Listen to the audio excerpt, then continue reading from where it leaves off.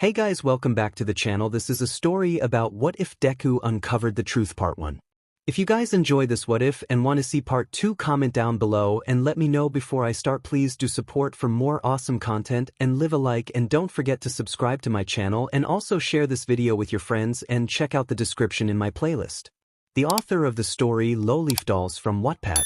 So let's start the video. I bet I could beat you at a Quirk battle any day, Bakugo. 4-year-old 𝗧𝗪𝗧𝗟𝗘 challenged her frenemy. The playground had multitudes of kids watching the duo. You wanna bet? The young, striking blonde retorted with confidence. Alright then.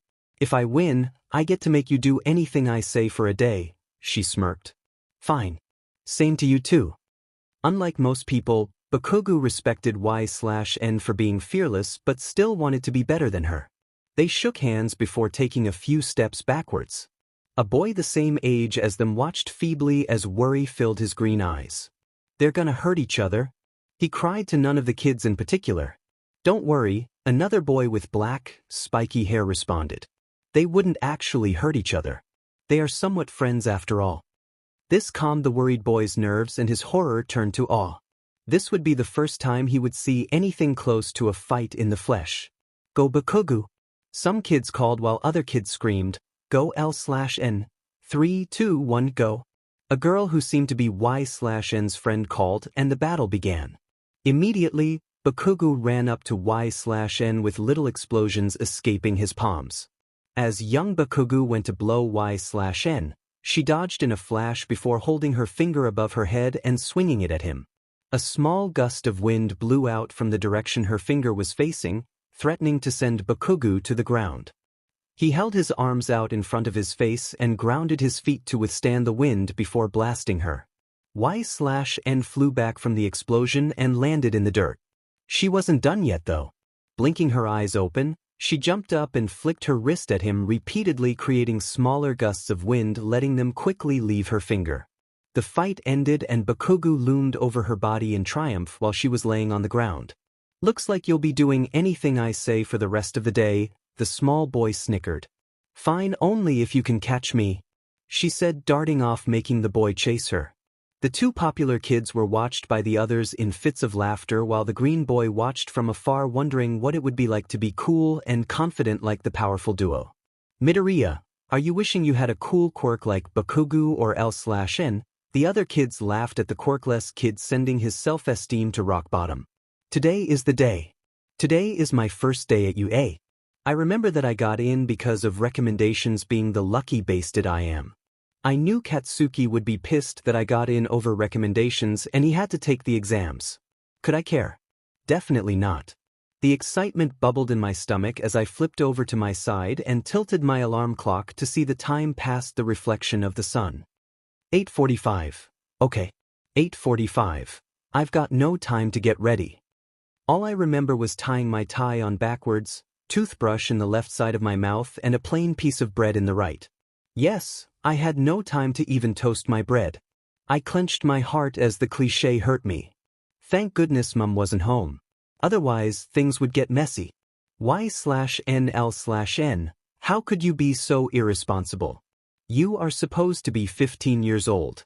Start acting more your age. The older woman screeched at the younger girl who was curled into a ball on the floor. I'm so sorry, Mum.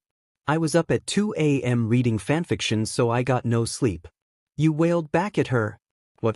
Your mother said, suddenly confused. What? You responded by pretending to be equally confused. Watch where you're going. You looked around for the owner of the new voice. It wasn't Mum this time. Do you have a death wish, kid? Another person yelled as I woke up. My feet had taken me to the train station and almost to school. A crowd of people were not too happy about a student walking into everyone without apologizing. I quickly called out sorry and my bad as I approached the large school. It looked terrifyingly large, yet so majestic. As I entered the grounds, it really made me realize how appealing the place is. Heroes that we all know and love today walk these grounds as students like myself. So nervous about what could come beyond the classroom. Speaking of classroom doors, I had just walked straight into mine. I lay on the floor as the door still rattled from the impact. Sighing, I already gave up on the day. I should have just got up, went home and gone back to bed right there and then. That was until the door opened. Awkwardly tilting my eyes up, a boy with indigo hair stood in the doorway. Great. Imagine how he must see this. Hears a rattle from the door. Walks over and sees a girl on the floor with a red freaking forehead from smashing into it. I wasn't gonna ruin my reputation yet, so I quickly stood up and smiled. Hi there. I'm 𝗎𝗪𝗢𝗎𝗛. I held out my hand and he took it, surprised by my maturity. Tenya Ida. Nice to meet you. It seems that we are going to be classmates from what I'm guessing. I shook my head from running into the door, making him assume I'm in this class. I quickly read the door and sigh in relief when it says, 1. Yup. This is my class. The two of us entered the room and I looked around at the desks and people. Unsure where to sit, I just continue to casually talk to Ida like we've been friends forever. It hadn't even been a minute and I see 𝗎𝗪𝗢𝗎𝗛 already making friends. I can see confidence shine through the way she looks at people, how she speaks, how she acts. Sometimes I wonder how she does it. What's her drive? I've never actually talked to her before, only watched throughout the years. Deciding to focus my attention back down at my notebook, I feel a tap on my shoulder. Hey Deku. The voice calls cheerfully and openly. I turn around to see Uraraka, the first real friend I made here. This place is super cool, right? She asked me, jumping up and down in excitement. I didn't look her in the eyes, but instead at my twiddling thumbs underneath the table. It really is, I guess. It's way cooler than what they say. A small smile grew on my face as I spoke the truth. It really is amazing. Behold. Someone called from across the room, stealing my attention away from my thoughts. It was 𝗎𝗪𝗢𝗎𝗛 standing in front of the open window and more students were watching. Thus I show you how to fly, she finished. Kaken rolled his eyes at her as I sat in horror. 𝗎𝗪𝗢𝗎𝗛 always did this in middle school and most of the time failed sadly. 𝗎𝗪𝗢𝗎𝗛 was trying to fly. Kaken mimicked my thoughts in speech form, but ruder. Idiot, you can't fly. You'll just fall and hurt yourself. One moment I saw her sticking her nose up at Kaken, then the next I saw her running to the back of the room, clearing desks out of the way to make a runway. She stood against the back wall of the classroom before letting two huge gusts of wind escape her palms against the wall, shooting her across the room and out the window. Everyone got wind lashed before running up to the window to see if she was okay. When I was little, I always thought her and Kaken were so cool, so I went back to my old ways, running up to the window to watch too.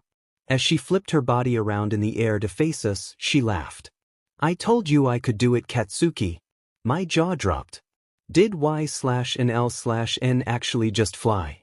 Did it take her 2 years to finally work it out? Every time she got knocked down or failed, she always would get up and try again. Her fearless smile radiated confidence and her eyes showed pure joy and accomplishment. She always stands tall and proud, ready to face anything. That's why people admire her. That's why people like me admire her. I was cut from my thoughts as I heard a loud thud and everyone giving an oh no look. Refocusing on the outside world, I realized that 𝗎𝗪𝗢𝗎𝗛 was laying with her back flat against a tall tree. She must have hit it as she went dizzy and began falling. This caused her to scream on her way down. I watched in even more horror as she went into a pin drop position, shooting herself straight back up. I'm not done yet. The only problem was, she didn't stop going up. She zipped around for a minute before she went up and out of sight. We leaned our heads out the window to try spot the poor girl, but saw nothing. That was all until I heard a loud "look out." I looked back out in front of me to see 𝗎𝗪𝗢𝗎𝗛 coming right at me. I had no time to move before she knocked right into me, screaming, sending us both tumbling to the back of the classroom. I shook my head and opened my eyes as I felt a small weight on my chest. 𝗎𝗪𝗢𝗎𝗛 had fallen right on top of me. My face just went a deep red as she began to flutter, one eye open. She looked right at me and we couldn't help hold eye contact for just a moment before she quickly got up and her face matched mine. I was embarrassed because I was just knocked over by one of the most popular kids in our class, if not first year.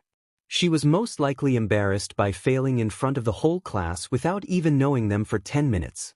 I blinked before realizing that she had got up and was holding her hand out to me. Sorry about that. She rubbed the back of her neck with her free hand. At least you cushioned my fall through. So in a way, thanks. Her awkward smile acted like nothing happened, but also it did. I gladly took her hand and it sent an electric feeling through my body. It was like a new feeling that I had never felt before. Was it the confidence that 𝗧𝗪𝗢𝗎 radiated? Or was it that I've never really touched a girl before and a girl had never touched me? Whatever it was, she turned to the class and said, "See, I told you I could do it.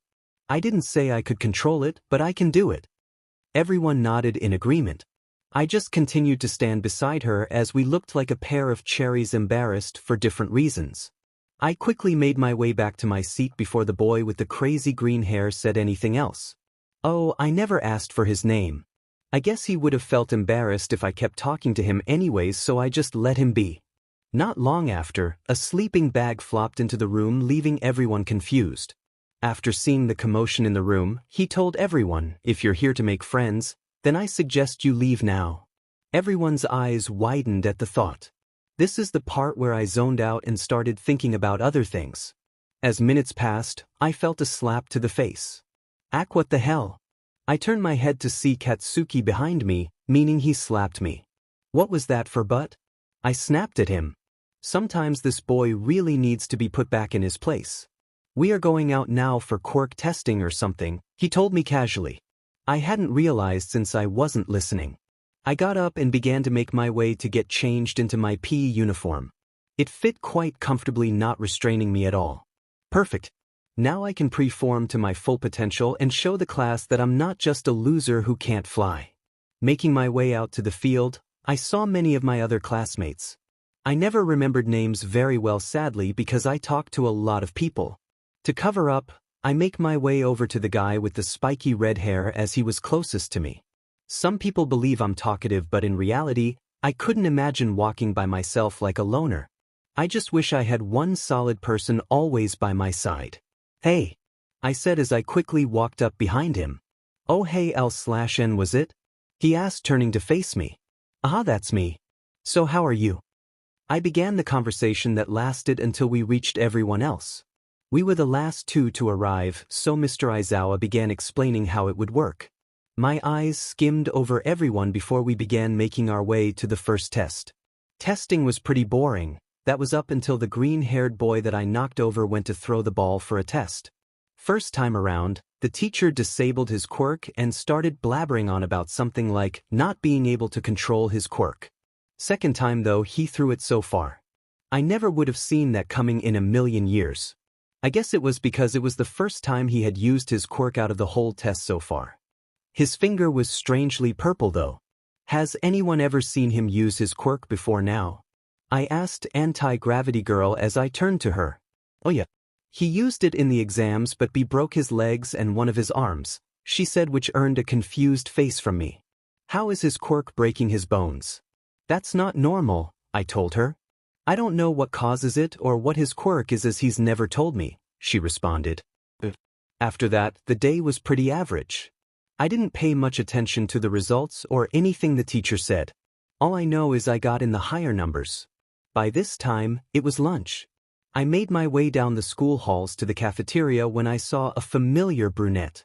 I began to make my way over to her group, who consisted of herself, Ida, and the 𝗎𝗪𝗧𝗛. I was cut from my thoughts as I was being dragged away by Katsuki. "Fine, I'll sit with you, lonely wannabe," I giggled. "You wanna fight me, punk?" he yelled, causing majority of the people around us turn to look. My hands went up to cover my face from embarrassment. "Keep it down, will ya?" I whispered to him before being dragged over to a table. I glanced over and swear I saw 𝗧𝗪𝗢𝗎𝗄 coming over to us while looking at Uraraka, but I must have been wrong. All I saw, or should I say heard, was Kaken dragging her along while yelling. It's no surprise, seeing as 𝗧𝗪𝗢𝗎𝗄 is like his only friend here. Can I even call them friends? It's hard to tell sometimes. Anyway, I turned my attention back to what Uraraka was saying. "Don't you think it would be a fun way to get to know everyone?" She smiled. Beforehand, she was saying how we should have a little catch-up with a few of the people we know from class to get to know each other better. Ida said it would be a great idea, as I just nodded. "I'll be back in a second," I said to the others as I went to go back to the classroom to grab something. I wanted to ask Ida and Uraraka some things about their quirks so I could quickly write them down in my notebook. Making my way into the classroom, I saw 𝗧𝗏𝗏 looking around for something. Kaken's desk was where she was going through some papers. I quickly snuck in and tried to stay unnoticed, not wanting to make a fool out of myself again. I messed up once already in front of her, I don't need to mess up again. I thought I could go unseen until I tripped over my own feet and slammed into the ground. Her head shot up from the papers and looked over in my direction. Luckily, I slid under a desk quickly.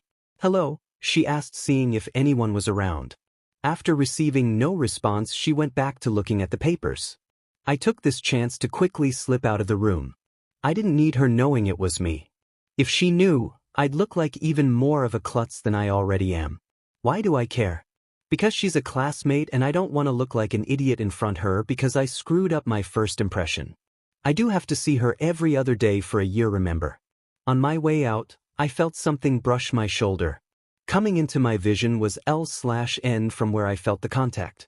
Her shoulder had brushed mine, making her turn her face towards me and giving a toothy smile. Everything stopped. Just her smiling at me with her signature grin. I couldn't tear my eyes away from hers. Blinking myself back to reality, she left the room. There I go again. Now she knows it was me that tripped over. I'm so glad she's not a judgmental person. I started high school at you. Around a week ago now. I've been talking to a little bit of everyone but mostly Katsuki. The only person I hadn't talked to was the boy with the fluffy green hair and the little freckles on his face. Remember him?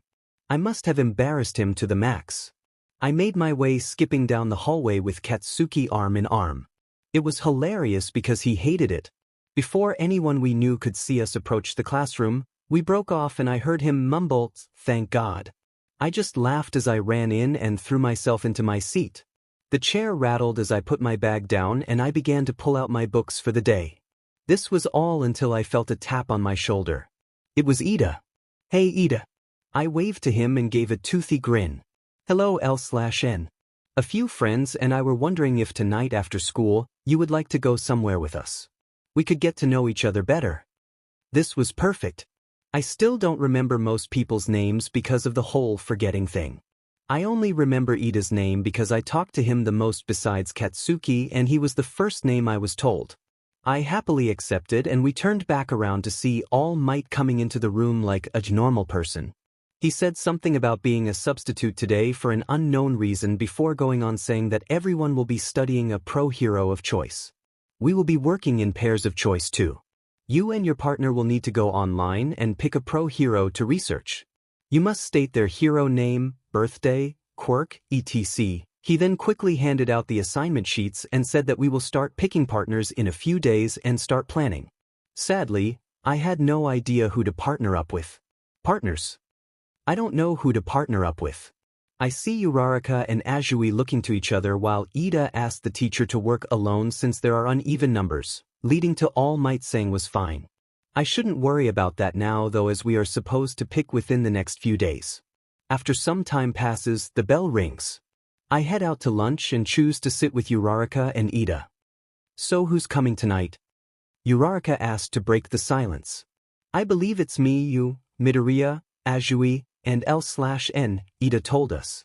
Uraraka must have invited Azui as they are friends and Ida must have invited 𝗧𝗏𝗏 because they are friends. Come to think of it, I haven't talked to 𝗧𝗏𝗏 in ages. She must think I'm a total idiot and doesn't want to get embarrassed by being near someone like me. Well, sounds good. I commented before we finished up. Just in time for the bell. I made my way down the streets of the city after school trying to find this place the others were talking about. Looking up from Google Maps to see a small ramen store made me stop. "This is the place," I muttered to myself wandering in. "Hey 𝗧𝗏𝗏, I saw Frog Tongue call me over." As I smiled and made my way to them, I took in the sense of the place. It smelt amazing. I sat on the long bench next to the large-handed girl and said hey. I leaned over to see Gravity Girl, Ida and Green Boy. "Sorry to be the last one here," I apologized to the group before they all gave "don't worry about it, and no worries." I heard Gravity Girl talking to Frog Tongue and I heard her call her Azui. "Hey, 𝗧𝗪𝗧𝗪𝗧 began before I got cut off from her smiling saying, "Just call me Tsu." Dropping the formalities already. It would be only right to let her call me by my first name too then. Alright, Tsu, you can call me Y/N then. The two of you laughed before you began to talk about your new school. I'll be back in just a minute, we heard the one with the freckles say while he was getting up. We all nodded before he walked off and we went back to our conversations. So now I'm at UE, Tsu concluded her backstory, making my jaw drop. I'm so sorry that you found it hard to find friends, but it's awesome you still keep in touch with her, I said to the frog girl before she asked me about my story and why I want to be a hero. I left out the most important part of her question, my backstory, but instead went on about my motive. Well, I'm attending you. Did I become a hero because I want to be stronger? Then everyone will be able to trust me and I'll be able to save the ones I love most. Of course, I will save everyone. But I would do anything to never lose the most important people to me. I concluded, smiling down at the floor. Although this isn't entirely the truth either, it actually doesn't sound bad. Tsu ate a bit more of her ramen while saying through chews, "That's an awesome motive. You said you would do anything for the most special people to you, right? Even I would be too worried to risk my life for someone. I'd want to live as long as I can to save as many people as possible." She has a point. Maybe I would chicken out if it meant my life. About 20 minutes had passed and everyone had finished eating. I went to speak to Ida, but something caught my eye. The green boy's food was sitting untouched and cold. He had been gone for 20 minutes. He said only a minute. That can't be right. He wouldn't just ditch us like that. I felt something churn in my stomach. Was that worry? Or was it the untouched food making me more hungry? I should probably go check on him. I'll be right back, I told everyone, quickly getting up and ducking out to where I saw him leave. How did I know he went this way? It's kinda hard to miss him with his whole look of bright green. The corner I turned lead to an elevator. Oh no. This place was like a skyscraper. 50 floors to be exact. How could I know what floor he went to? The only way to find out was to check each and every floor. I guess this would be kinda like a fun little adventure. As I reached the 11th floor, I began to get sick of this. A homeware store. Why the hell is there a homeware store, restaurant, arcade and pet store all in the one building? That I could never answer. By this time, I had checked every floor. Where the hell is he? He couldn't have left because he would need to pass us to leave out the only open door, and we were all on the ground floor. I stood in the elevator looking at the rows of buttons until my eyes trailed to one that said roof. Why would he be on the roof? I clicked it anyway and went up to the top of the floors. The doors opened and sunlight slowly crept its way into the elevator. I looked out and instantly felt uneasy. I felt myself grow shaky. Hot tears streamed down my face slowly and silently. I saw him. I saw the green boy. But what was happening on that roof was the scariest, sad and horrible thing I had ever seen. Why couldn't I have turned up sooner? I'm only doing his work. I heard someone call as the terrified boy backed up with what strength he had left. I quickly slipped out of the elevator and hid behind an air vent before I could be spotted. I bit my lip to hold back the sobs that threatened to escape my lips. The boy backed up on the ground, even further pushing himself along the concrete with his only leg that was still intact. He was being attacked by a villain while both of his arms, all fingers and one leg were broken. I couldn't stand this anymore. Felt my palms develop a small layer of sweat and my breathing grow shallow. My head span and I felt like I was going to be sick. This could be the end of me. I could easily die here. I didn't care. Before I could change my mind, my legs made me jump and I became fully exposed. I saw two green eyes look right into my 𝗧𝗪𝗧𝗟𝗍 mine. His eyes said a million words at that moment. Fear, terror and happiness that I had shown up. I jumped in between him and the monster that loomed before me. I looked up at my opponent. He was disgustingly glad to see me. The way his long tongue curled out from his razor-sharp teeth sent shivers down my spine as BLD from his claws dropped to the floor. I followed the drop to see me standing in a pit of BLD. The rank smell immediately filled my nostrils at the realization of seeing wet and dry BLD lying around. I looked back up his tall, black body to his paper white face. The black rings around his eyes terrified me, but it didn't hold me back. I couldn't let it because I was here now. Get back, you freakishly tall monster. I screamed at him, pulling my hair out to let 2 small curls of hair poke out of my head like horns. They would tell me the way the wind blew. His cackle made me feel wheezy and sick. Don't worry, little girl. I'm not here for you. I'm here just to take this boy home. His lips curled into a devilish smile. I didn't know what he meant, but I knew that the freckled boy didn't like it. I held my finger in the air, creating a large spiral in the clouds, making the city go dark. The dark clouds made their way down to my finger like a magnet.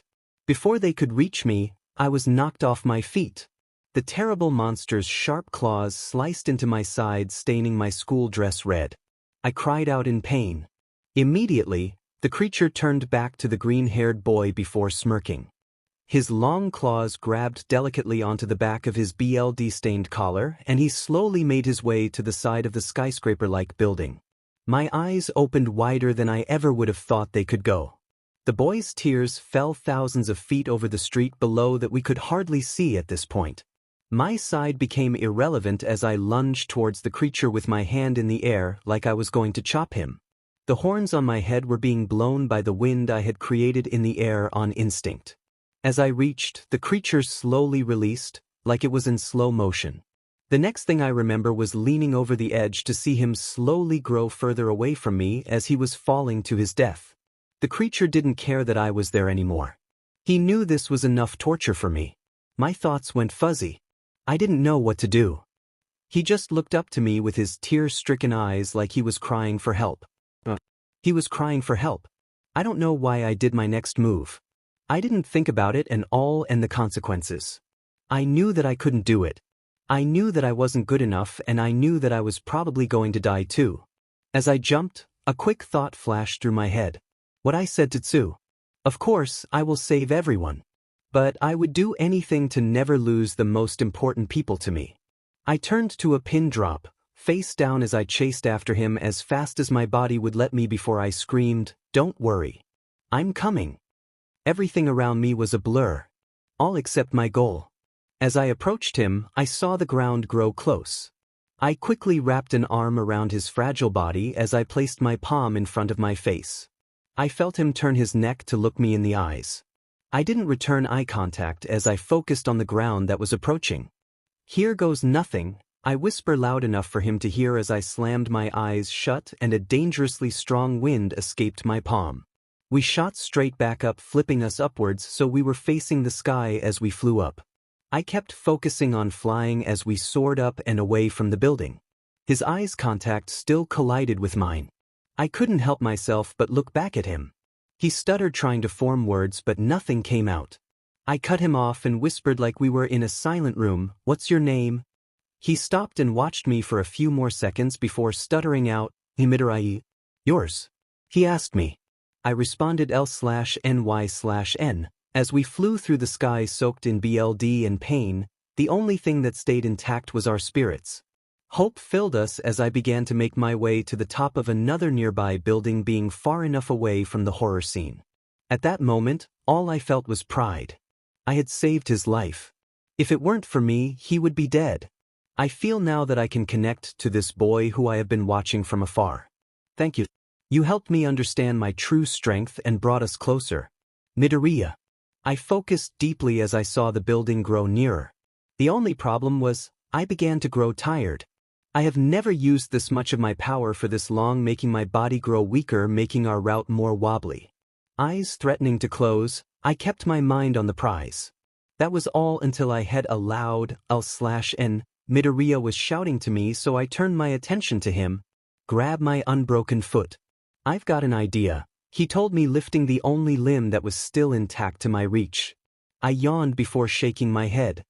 "No way, Midoriya. You must be in so much pain right now that I can't let you break any more bones." He mimicked me and shook his head before kicking his foot up and forcing it into my only free hand, causing us to suddenly stop and start falling. At this point, I was so tired and sore that I just fluttered my eyes closed and let the air grasp me, throwing me to my fate below.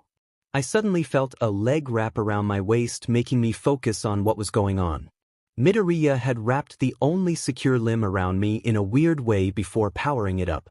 My arm was now in a position to be a catapult. He screamed at me to let go of his foot, so I obeyed and did so. I felt us fly back up from the force of my leg. By this point, she had grabbed onto my waist and hugged me before softly snoring. We were catapulted right up to the top of the building and we landed with a thud. 𝗧𝗏𝗧𝗟𝗘 was now sprawled out on the ground asleep, and I was laying near her unable to move in pain. There was nothing we could do unless she woke up and somehow got us to the hospital. My limbs hurt greatly, which didn't help the situation. I screeched at her with all my energy, 𝗧𝗏𝗧𝗟𝗘. I saw her head fling up luckily, and she was spitting her hair out of her mouth while adjusting her eyes to the light. She looked as if she'd been out for hours. 𝗧𝗏𝗧𝗟𝗘.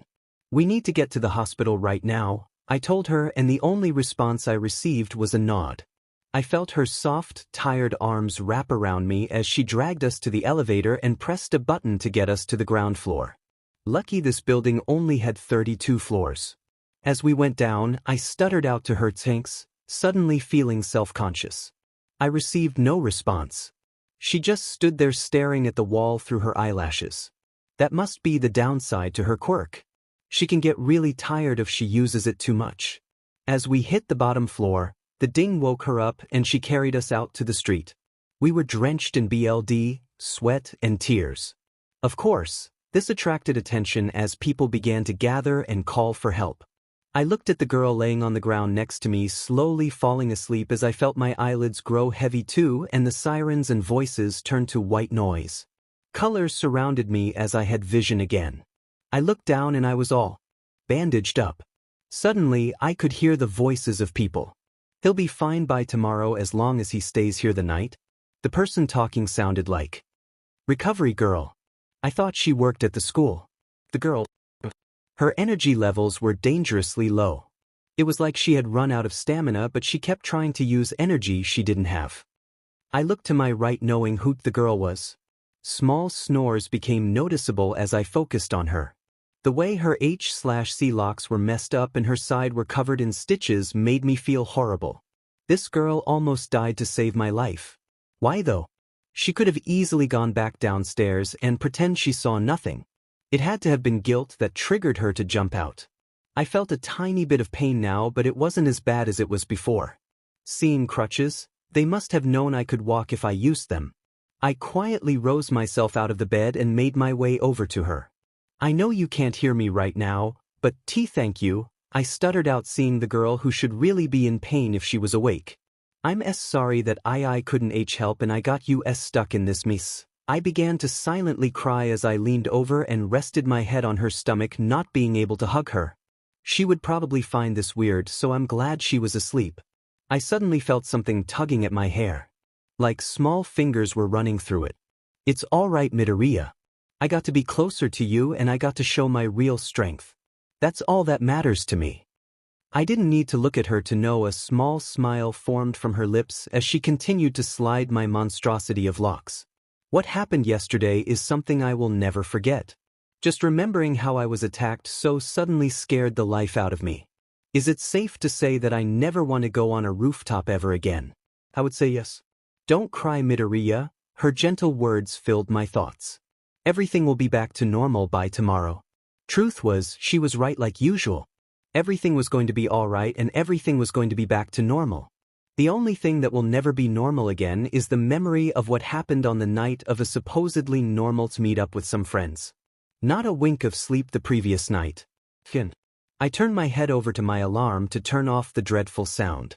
The all-so-familiar day had started forcing me out of bed to get ready for school. Wandering out to the kitchen, I saw my dad making breakfast. Good morning, Dad.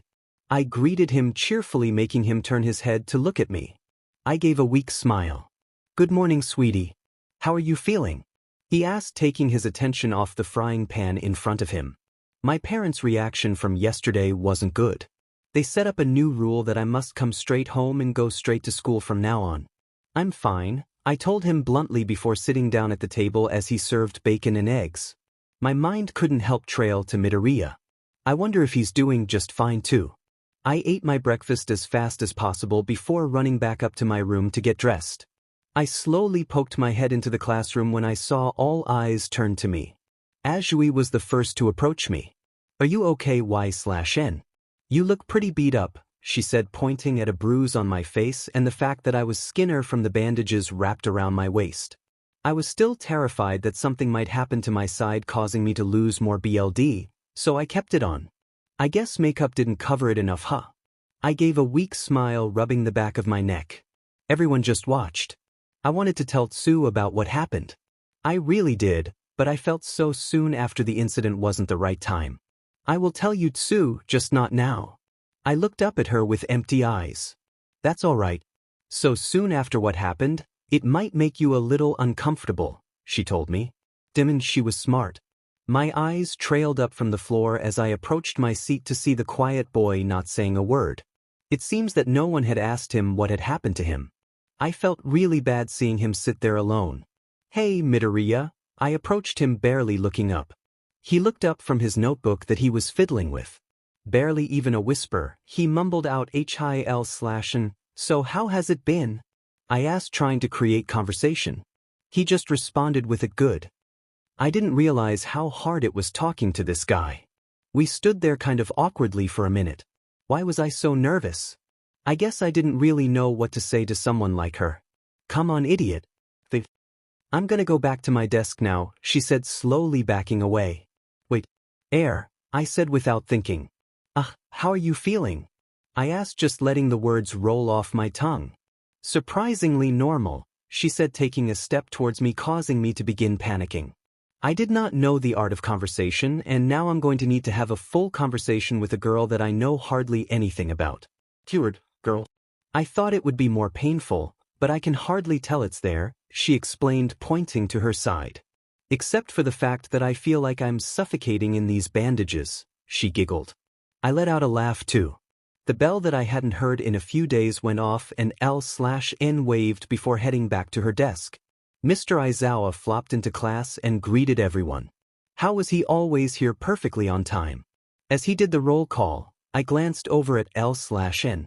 She was looking down at a piece of paper, drawing something. A wide smile was spread across her face, making a small smile plaster my face too. Her head shot up and she started to look around. I quickly darted my eyes back to my thumbs under the desk. Out of the corner of my eye, I could see she directed her focus back to her paper.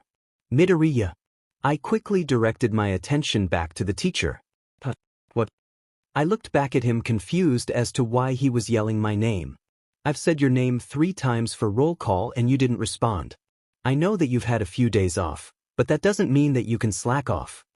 Tiny amounts of laughter could be heard going around the room for a moment before he went back to the roll. My face brightened in color from embarrassment. As Mr. Aizawa concluded the roll, he didn't waste any time. "A few days ago, All Might should have introduced you to your pro hero assignment. Today you will be picking your partners and this morning you will be getting started," he told everyone. I began to grow worried. I rolled my eyes.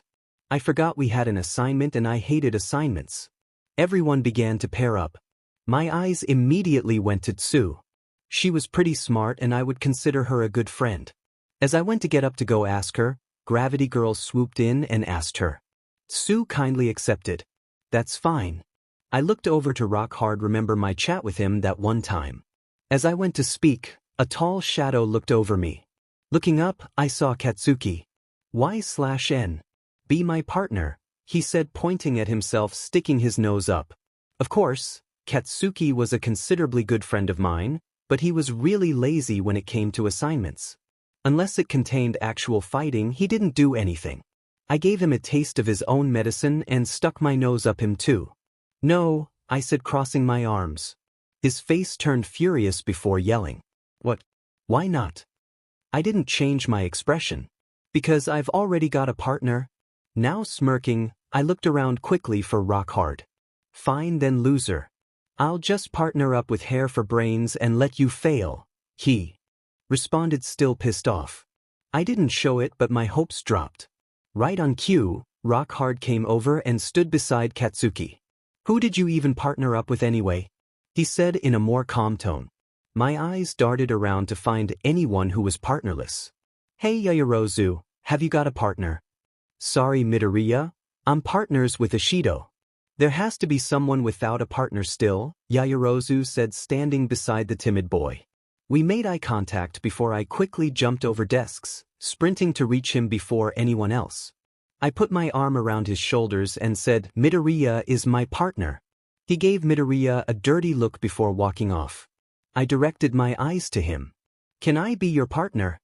He laughed before saying, I guess we don't have a choice now. Do we? We were sitting down across from each other at Midoriya's desk. Who are we gonna pick for our hero to research? I asked him swinging back in my chair. WIM, he stuttered out. Come on. Spit it out, I encouraged him. All he did was reach into his bag and looked around for a minute before pulling out a notebook. He placed it in front of me on the desk so I could read it. I wondered aloud opening the book. It's pages full of information on pro heroes. Did you write this? I flipped through the pages in awe. He rubbed the back of his neck before turning a familiar bright color. I am maybe. He was looking anywhere but me until I pointed to a page in the book. How about we do MD Lady? She seems super cool. We turned out attention to Mr. Aizawa to see him shake his head. Sorry you too, but Mineta and Kaminari already chose her, he said.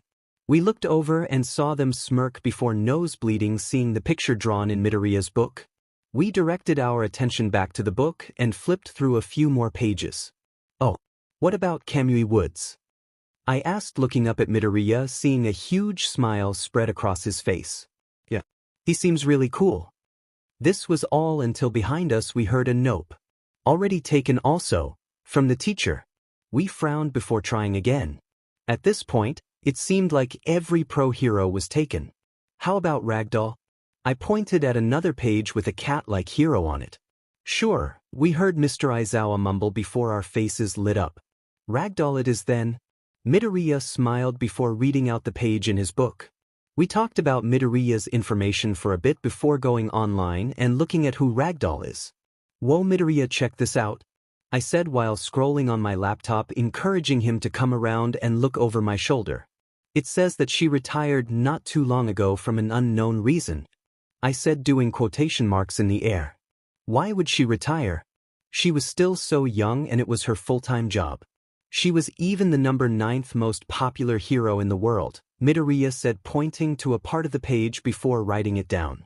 I'm gonna do some more searching, I said as Midoriya sat back down and continued to look at his own screen.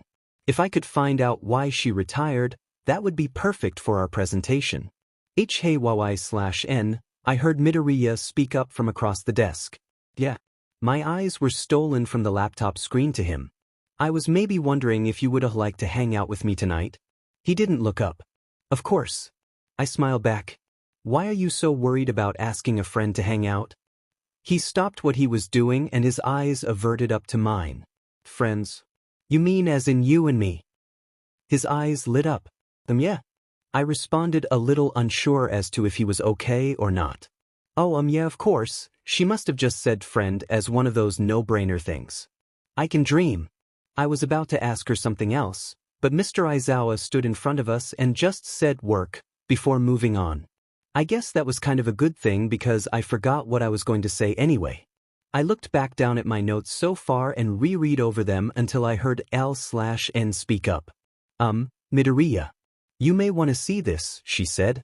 I peeked over at her screen and began to read the highlighted part of the article. The famous hero, Ragdoll, was kidnapped by the League of Villains but was luckily saved by her kitty team and heroes MT Lady, Kamui Woods and Best Jeanist and company. After the incident, she retired saying that she had lost her quirk. People believe that the lady was being given some kinds of drags making her not think straight. Strange, I said after reading. I haven't found this anywhere else and this is on the 57th search results page. This could make an awesome story and be a cool addition to our assignment. She exclaimed looking like she was gonna jump out of her seat. Before she could, Mr. Aizawa spoke up. Alright, pack up everyone. Lunch is in a few minutes. As we were packing up, L/N came up behind me and tapped me on the shoulder. Hey Midoriya, mind if I sit with you at lunch? Of course. I don't mind, I told her. If anything, I was happy to have the chance to sit with her. Why would she want to sit with me though? I'm just a nervous, clumsy clusterfuck and she knows it. It's probably to discuss the project. Comes to think of it, why did she even accept to hang out tonight? Probably from of peer pressure. So Midoriya, what were you planning for us to do tonight? She asked me exiting the classroom before we made our way down the hallway side by side while the bell went. Well I was cut off by seeing her be whisked away by Kaken. She was being dragged along the ground while giving a sorry smile and waving. I stopped in my tracks and gave an awkward wave back with merely a smile. I forgot that she was good friends with Kaken. I highly doubt he would let me hang out with her if he could help it. I guess there was always next time. I couldn't help let a sigh escape my lips before I saw Uraraka and Ito waving me over. My smile grew slightly bigger as I ran to catch up to them. Katsuki, you are so desperate, I giggled at him as my feet dragged along the floor behind him. He dragged me over to a table with rock hard, pervert Pikachu, stick, and I assure you this is white mud. I threw myself into a seat before Katsuki could sit down and said, "Sup Mother's Club," or should I say, Baku Squad. Got that right, the one with yellow hair said. I seriously need to start remembering names better. I guess I only really have the energy to remember the important ones. So L/N, alien girl started leaning over the table to get closer to me. We are thinking about going to a major cool party, she said, throwing her arms up at the end. That sounds cool. Where is it at? I asked, feeling interested. The Nara Dreamland, obviously. She said it like it was something everyone knew. The Nara Dreamland? I echoed, having no idea what they were talking about. It's an abandoned theme park called Nara Dreamland. Closed down in 2006 and it's been left to rot ever since, Katsuki said from his seat, feet on the table. So why do people go there? I asked, genuinely curious about this party place. Because it's right between Nara and Mizudafu. Police don't know who it belongs to and no real crime ever happens for heroes to be able to get involved, so it's become a party hotspot, Sticky said. We only found out about it last week though, as some of the second years showed us there. He continued explaining how they found out about the place. This place sounds super fun. Then I'm in, I said, raising my hand. When is it? I processed to ask the obvious question. Tonight. Alien girl answered simply. Oh CRP. I promised Midoriya I would hang out with him tonight too. I don't think Katsuki would want him to be at the Nara Dreamland with us if that's the case. What's it gonna be? Midoriya or the Baku Squad? One person I hardly know, or a group of people with one person I know far too well? Looks like I'm going to be having a tough time tonight. I'll totally be there. I cheered, super excited about this Nara Dreamland. Now the real test. Hey, you guys mind if I go quickly grab something? I asked as everyone was eating away. Go ahead, Rockhard said as I dashed off. My eyes darted around the room as I looked for Midoriya and the gang. I easily spotted the fluffy green hair as I saw heads of indigo, brown, and teal too. Hey guys. I ran up to them out of breath. Their eyes averted to me as anti-gravity said, Hey L/N. You want to sit with us? She asked, gesturing to the seat between her and Midoriya. Well, actually I was here to have a quick word with Midoriya, if that's okay? I said, looking at him hopefully. Sure, he said, getting up as I dragged him into an empty hallway away from the cafeteria. I could hear him gulp deeply as there was no one but us. My face was quite serious until I had to hold back a fit of laughter. Don't worry, dude. It's nothing wired, I swear. It's more about tonight. I don't think this helped his worries at all. I was thinking that maybe instead you would like to come to the Nara Dreamland with me. He blinked twice before asking, what's that? This was going to be fun to explain all over again. It's basically an abandoned theme park that's turned into a party hotspot. I told him in the simplest terms possible. Peepeepa, he said, stuttering, terrified out of his mind now. I'm sorry L/N. I'm not much of the party TT type, he said, looking down at the floor, slightly sweating. I placed my hand on his shoulder, making him look straight up as he leaned against the wall. It's a huge theme park, Midoriya. We don't have to hang out at the main part if you don't want. Maybe just give it a chance though. Try something new. For me. I asked him with hopeful eyes.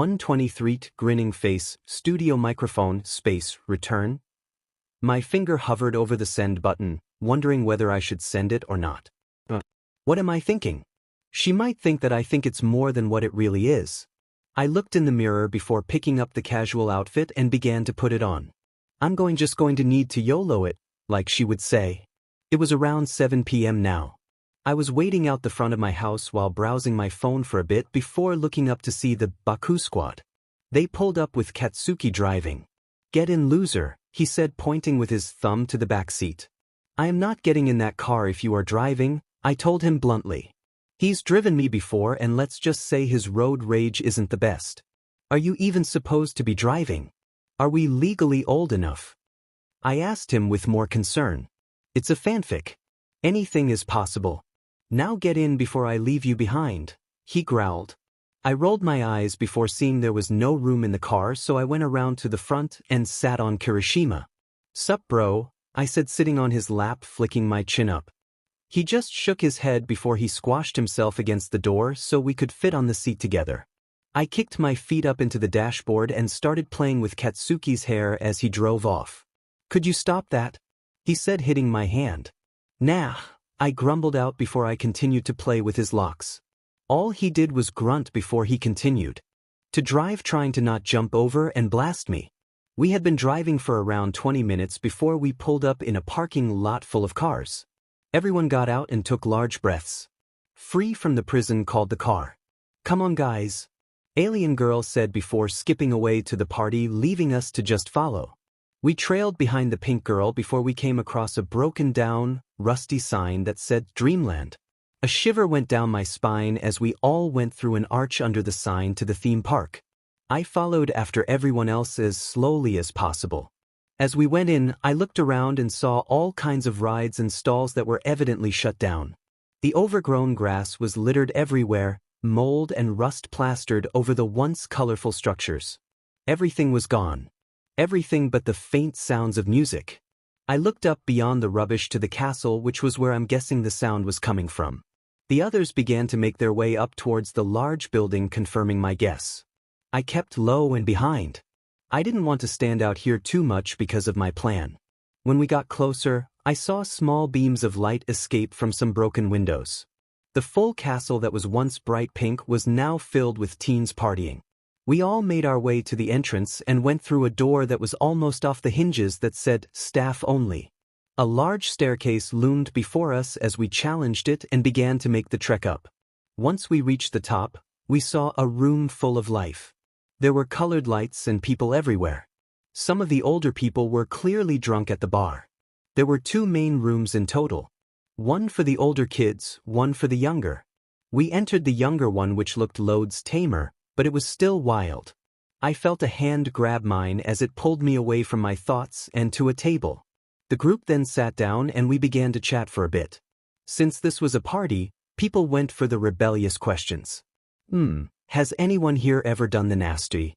The guy I believed called 𝗧𝗪𝗧𝗟𝗘 asked, causing eruptions of laughter from us. Most of us laughed out a no before he rubbed that back of his neck and went a slight red color. "Ah, cool. Me neither actually." He was lucky, as wannabe Pikachu asked the next question. "Anyone got any crushes?"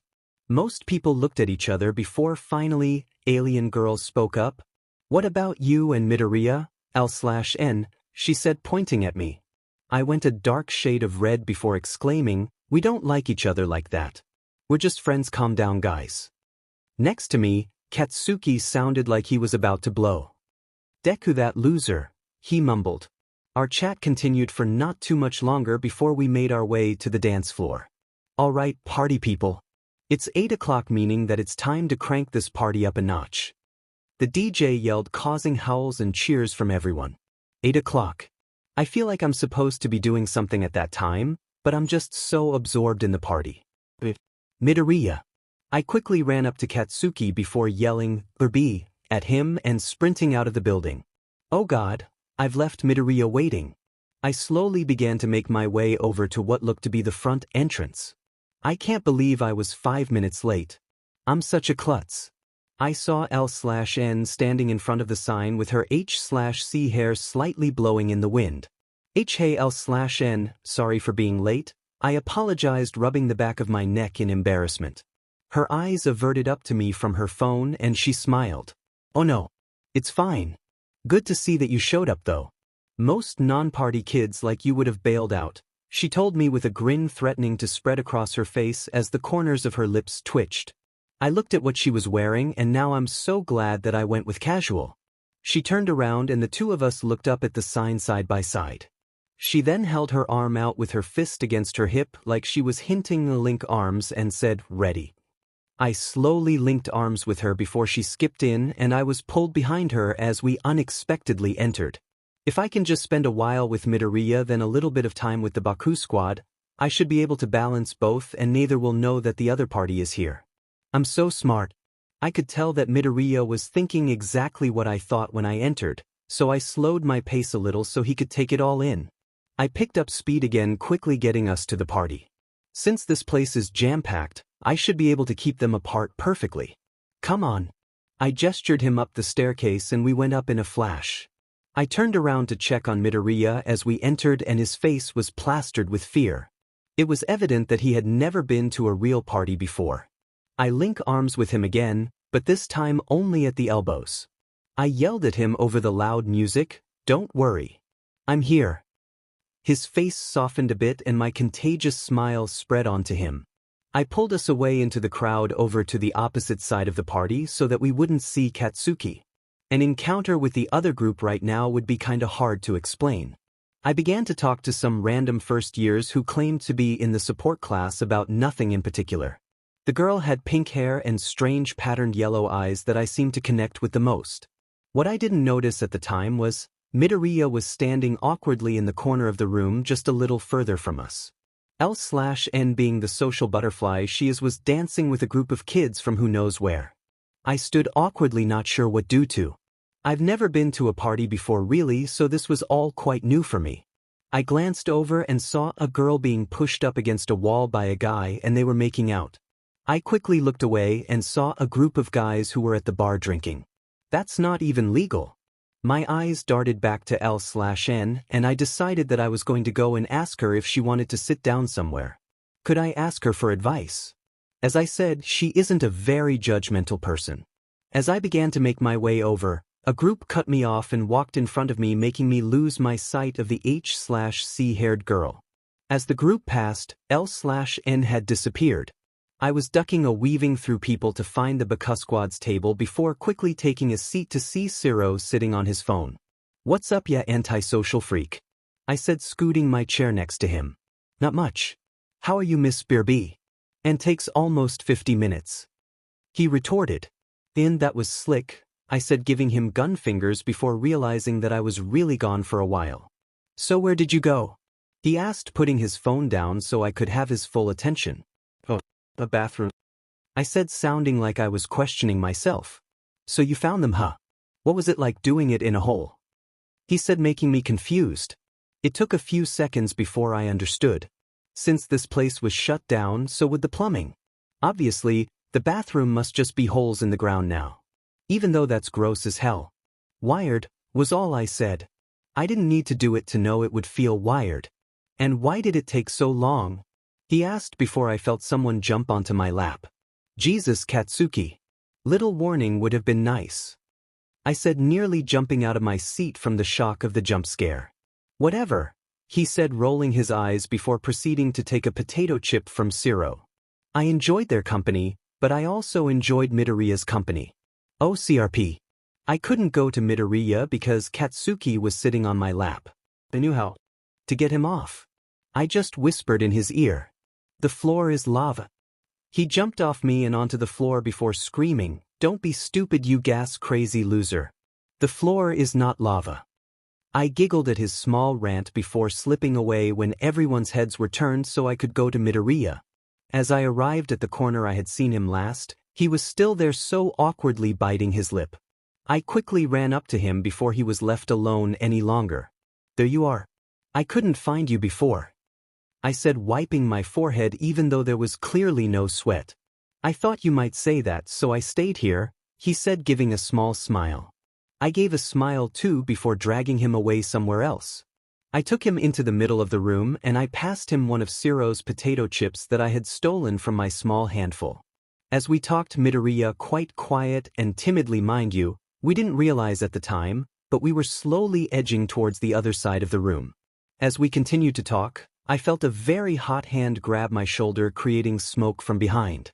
"Why is Deku here?" I heard in a low growl as I saw Midoriya's face turn to fear. "Katsuki." I slowly turned my head, already knowing what to expect. Any color that was previously in my face had disappeared. "Katsuki." "Oh, I stuttered out, not knowing what to do or say. I swear I saw actual flames flaring out of his eyes. I turned back to Midoriya to see an expressionless face. Was it hurt or fear? I should probably go," he muttered out after Katsuki had screamed at me, "Tell me, Demonite." I saw the fluffy green head disappear as he slipped away through the crowds and headed down the staircase. Whipping my head back around, I looked right at Katsuki, who was still pissed. "Are you serious? You have serious anger issues." I yelled at him even though I had known this as long as I had known him. "Says the one who is ditching me for a loser." He screeched back, causing a few heads to turn. I sighed before lowering my head. "Look, I'm sorry for what I did. I thought I could do both without the other noticing, but I should have just realistically asked you if he could join us. Even if you said no." He dropped his hand before turning his back to me. "Get out of here. I can't even think about facing you right now," he said in a low growl. "You're my ride home." "I can't just leave," I said, starting to move my body around him so he would face me. "I don't care. Just walk home, loser." I began to grow angry myself. "Excuse me. I live 25 kilometers 5 miles from here. You think I'm going to walk home?"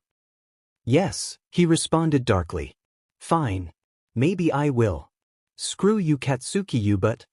I screamed before turning and storming past all the people to the staircase. As I slowly made my way out of the castle and I drew further away from it, I realized how foolish I was. Why did I have to make everything so difficult? I tried to find the exit, but I couldn't quite recall it at the time.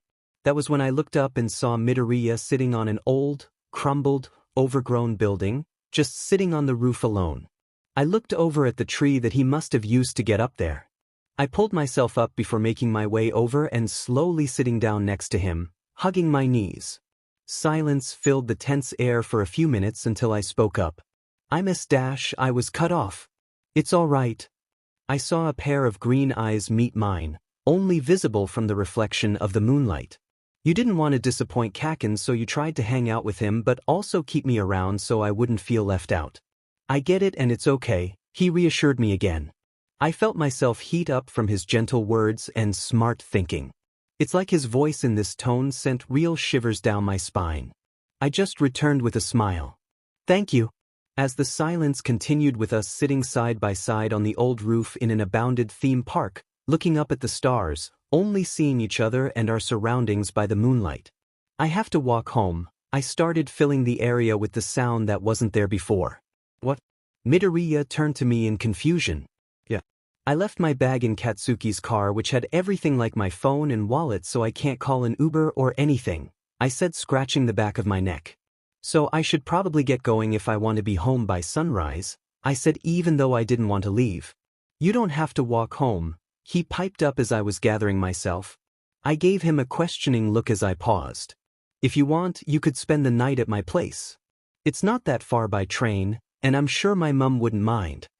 I felt a small smile grow on my face. "Really? I don't want to intrude," I said, slowly waving my hands around. "Would you rather walk home in the dark, cold night for 25 kilometers with what you're wearing right now?" He questioned me. He had a point. "I really don't want to turn this down, but I don't want to sound greedy." "That would be awesome," I said as he got up. I threw my arms around him in a hug and exclaimed, "Thank you." We began to make our way to the train station when I told him that I have no money and that we may need to sneak on. He told me it was fine though and he would pay, which was honestly so kind of him. When we approached his apartment-like house, I took my heels straight off as we entered through into the dark place. "Sweetie, is that you?" "How did it go with L/N?" A voice called out as we made our way into the living room to see the owner of the feminine voice watching television. "Well, actually Mum," Midoriya started. The lady on the couch turned around and saw me before having a small jump. We had a little laugh before we introduced ourselves to each other and Midoriya explained why I was even there in the first place. She told us it was all okay and to call her if we need her. I saw a small bead of sweat form on his forehead as we walked down the hallway to Midoriya's room. "Is everything okay?" I asked as we approached his room. A small All Might-themed name tag hung with his name on it. "It's kind of embarrassing, you see," he said, opening his door very slowly. I saw his room had All Might posters and figurines and all kinds of heroes everywhere. "Oh, this is so cool," I said, admiring his collection. "He really has his mindset." "Anyway," he said as he sat down on his bed and I sat next to him, "want to get ready for bed before doing something maybe? It is getting late." I shrugged a sure before watching him get up. I have no other clothes so I'll just sleep in this, I said like it was no problem. No way. You're going to get way too uncomfortable in that. He threw me a green sweater that somewhat matched his hair color and some drawstring all-night pajama bottoms.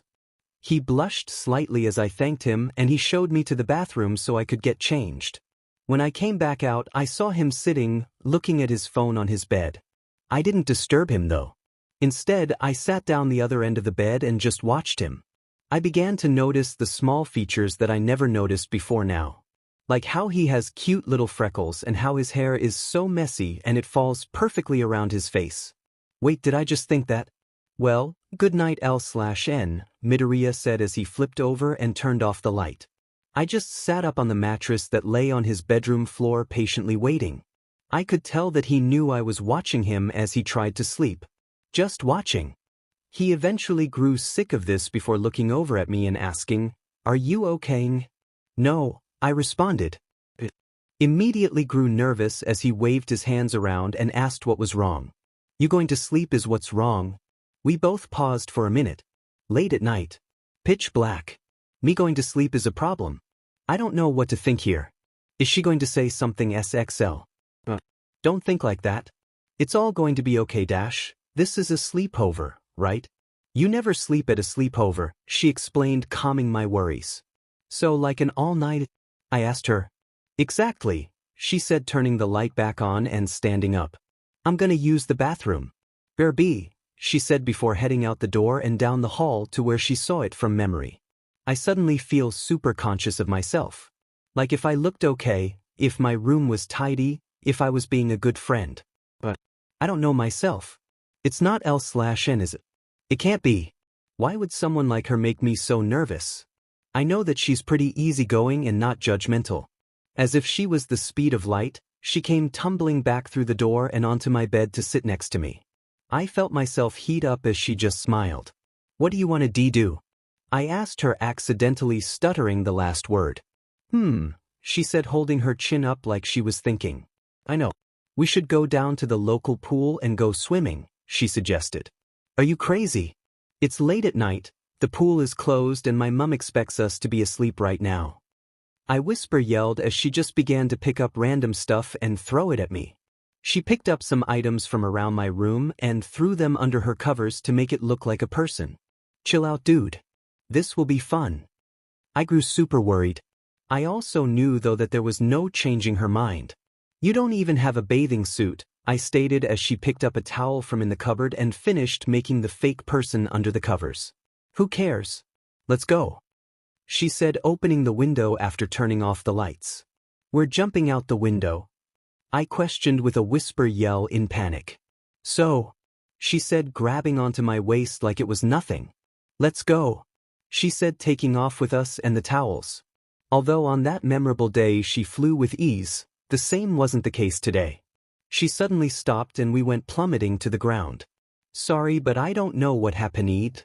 She was yelling as we hit the ground.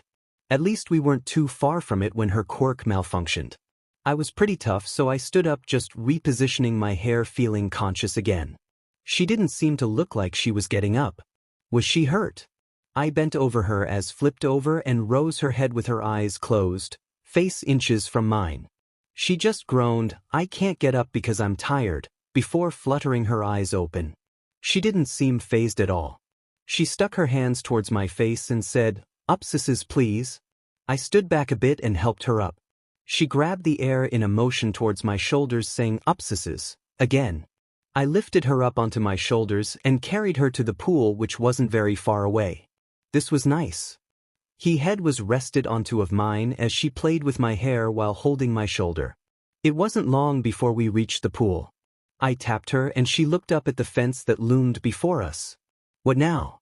I asked, trying to make her change her mind. She jumped off my shoulders and began to climb the fence. We can't just break into the pool. What if someone sees us? I shouted at her once more. No one will see us, silly. Now stop being a wuss and give me a boost. I just sighed as I did what she said. She was on the other side before I climbed hesitantly and followed. Pretty daring for you, Midoriya. I'm proud, she said before placing down the towel and standing by the edge of the pool. I was quite surprised myself if I'm being honest. Her praise made my face dust itself pink before I hit the ground on the other side and stood next to her. We sat down for a moment and we talked. We talked about all kinds of stuff. I found out that she can't stand waiting for something to happen. She also told me that if she wants something, she will do anything to get it. I told her about how I never give up and I live to achieve my dreams, and she told me that she admired that about me. Speaking of admiring, do you admire anyone in our class? If you know what I mean, she asked, and she literally wiggled her eyebrows at me. Now that I think about it, do I like anyone? 𝗎𝗪𝗢𝗏 is cool, but a bit too in your face, and I don't know 𝗧𝗜 very well. Do why dash? She cut off by me pushing her into the pool as a small squeal escaped her lips. I began to laugh until I was gripping my sides. Her head popped above the water and she just gave me a look that I couldn't describe. She was up to something. You want to play that game, huh? She said before grabbing my ankles and dragging me in with her. I felt myself get eaten by the cool water as it sent a shiver up my spine from the sudden temperature change and because 𝗧𝗏𝗧𝗟𝗘 held my ankles. We looked at each other before we both burst into fits of laughter, sending echoes through the surrounding area. All was fun and games until we heard the pool gate open. The eerie creak making us turn slowly to the person at the gate. I knew someone was going to find us. We saw someone slowly walk in. He must have had a key to unlock the gate that was previously locked. His torch shone brightly, but not towards us. I whipped my head to Midoriya and on instinct, pulled him under the water to stay unseen. His eyes were clamped shut but slowly reopened when we were fully submerged. He looked at me in panic. I wasn't sure if it was from getting caught being places we shouldn't, or he couldn't breathe. Probably both. I immediately looked up and tried to pull oxygen down into the water through large bubbles. This worked and I directed them over to Midoriya. He swiftly inhaled the air from them before holding his breath again, me the same. We waited a few more seconds until we saw any light disappear from above the water. Slowly, our heads rose above the water to see we were alone again. "W almost got caught," Midoriya began, but I accidentally cut him off with obnoxiously loud laughing. He looked at me confused. That was so sly of us, and he was so stupid to not see us. I burst out laughing again, him slowly following and letting out some chuckles too. "Maybe we should go now. Just in case that guy comes back," Midoriya suggested, still clearly worried. "Agreed. Let's get out of here," I said as Midoriya pulled himself out of the pool. I tried to do the same, but I struggled. I felt an embarrassing blush creep its way across my face as I tried to pull my body weight out of the water. "Need some help?" Midoriya asked, holding out his hand. I took it and he pulled me up instantly. "Dimon, he's strong." "Thanks. I guess I don't have much upper body strength really. I kinda just depend on my quirk all the time instead," I said nervously before making my way over to our towels and wrapping it around myself and my soaked clothes. He smiled and didn't judge me. Instead he followed me and did the same before we began to make our way over the fence again. Walking side by side with Izuku Midoriya in the dark wasn't on my bucket list, but it seemed like it should have been. He was such a friendly person once you got to know him, and deep down, he had courage. I just knew it. I guess he just doesn't like to come out of his shell very often. As we walked in silence, we just watched the sleeping neighborhood with what light we got from the lampposts. It was nice. Even the chill from the wind was nice. When we approached his apartment house, he looked over to me and finally spoke. "Thanks," was all he managed to say. I looked up from the ground as we walked into the lobby and my eyes trailed up to his face with confusion. For tonight," he finished. "If I'm being honest, that was actually pretty fun." A small smile crept onto his face as he looked back down at the ground, me the same. "I should be thanking you too. It was fun because I had a friend with me," I smiled as I saw his face dust pink from the corner of my eye. When we reached his apartment, we slowly crept in, feeling grateful that his mother was asleep. I crawled back into the bed, still damp. I felt my eyelids grow heavy as I rested my head on the pillow. "What happened to an all-night?" I heard Midoriya giggle with a playful smirk. "Too tired," I groaned out, flipping onto my stomach, letting sleep eat me whole. I mean, it was 3 a.m. As I fell slowly asleep, I quietly muttered out a good night, even though it was technically morning. It's so strange how Midoriya and I have only really been friends for a few weeks. It honestly feels like longer. The important part is that we are friends though, and I am deeply grateful for that. I saw her doze off into slumber as I said good night, back to her. I looked down at her and saw that the sheets were starting to get soaked as she shook. Her clothes were still wet from swimming. I quietly got up and grabbed her a soft blanket that my mother bought for me when I was younger. It had prints of all kinds of pro heroes on it. Normally I wouldn't show my hero stuff to people because I would be scared of what they would say. I wasn't scared of what 𝗧𝗪𝗧𝗟𝗘 thought though. I knew she wouldn't care because she's honestly just as much of a nerd as me. I found out that she loves heroes and researching them and discovering how their quirks work. I remember her telling me that if she didn't get into you, she would have become a scientist researching how quirks work and what brought them here in the first place. I lay the blanket over her, seeing her shaking slow down. I smiled at myself before heading into the kitchen to try making a hot chocolate. I would make her one of course, but she was asleep. As I put it together as quietly as possible, I began to just think. It wasn't just about hero work this time. It wasn't about my power and all might. It wasn't about school or yesterday's big fight. I thought about 𝗧𝗪𝗧𝗟𝗘 for some reason. I know that I have only known her a few weeks and I know that we have only been friends for a small portion of that, but even since we were young, I have always felt like I was attracted to 𝗧𝗪𝗧𝗟𝗘. Like a magnet. I followed her and listened to anything possible. Not like a creepy stalker though. Now that I think about it though, every time she compliments me or gets really close, I feel myself heat up. My stomach feels like little bubbles are exploding, tickling at my insides. My mind fills up with thoughts and I stutter. It can't be what I think it is. I hardly know her compared to others. I might just wait this one out. As I finish up my drink, I feel warm inside, crawling back into my bed. I turn my head to the side and glare at 𝗧𝗪𝗧𝗟𝗘 for a moment. That's not it. Not yet at least. It's just silly feelings that all guys feel when around girls. I feel myself slowly drift off to sleep as I begin to think about how I am going to one for all ASAP. I began to flutter my eyes open, slowly darting my focus around the room. It then occurred to me that I was in Midoriya's room. I slept over. I looked over to his bed to see him sleeping soundly. Dragging myself out of the bed, I sat down by him and shook him slightly. Midoriya. Midoriya. Come on. We have school today, I prodded him. I heard him groan a little before muttering Detroit smash. This earned an eruption of laughter from me. His head shot straight up and he looked right up at the rowdy me before frowning. What? I wiped some tears from my eyes. Detroit smash huh? I responded before laughing again. I could see him grow embarrassed, so I slowed my laughing before sitting back down. Want some breakfast? He asked after chuckling a little at my outburst of laughter. Sure, I said, getting up and jumping over all of the stuff scattered on the floor. He followed me until we reached his door. He leads me down the hall into the kitchen before he picked up a loaf of bread and put 4 slices of bread into the toaster. We sat around and talked about general stuff as we waited. How long have you and Kaken been friends? He asked me as I sat on the bench, kicking my heels against the door under me. Kaken. You must mean Katsuki. We've been friends as long as I can remember, I told him. Why? I asked, genuinely curious. As the toast popped, he told me to know. You guys just seem pretty close. Knowing Kaken, he is usually really rude to everyone else. You're gonna need a uniform, Midoriya said to me as we sat down trying to figure out what to do. Easy, I said, picking up his uniform from his bed.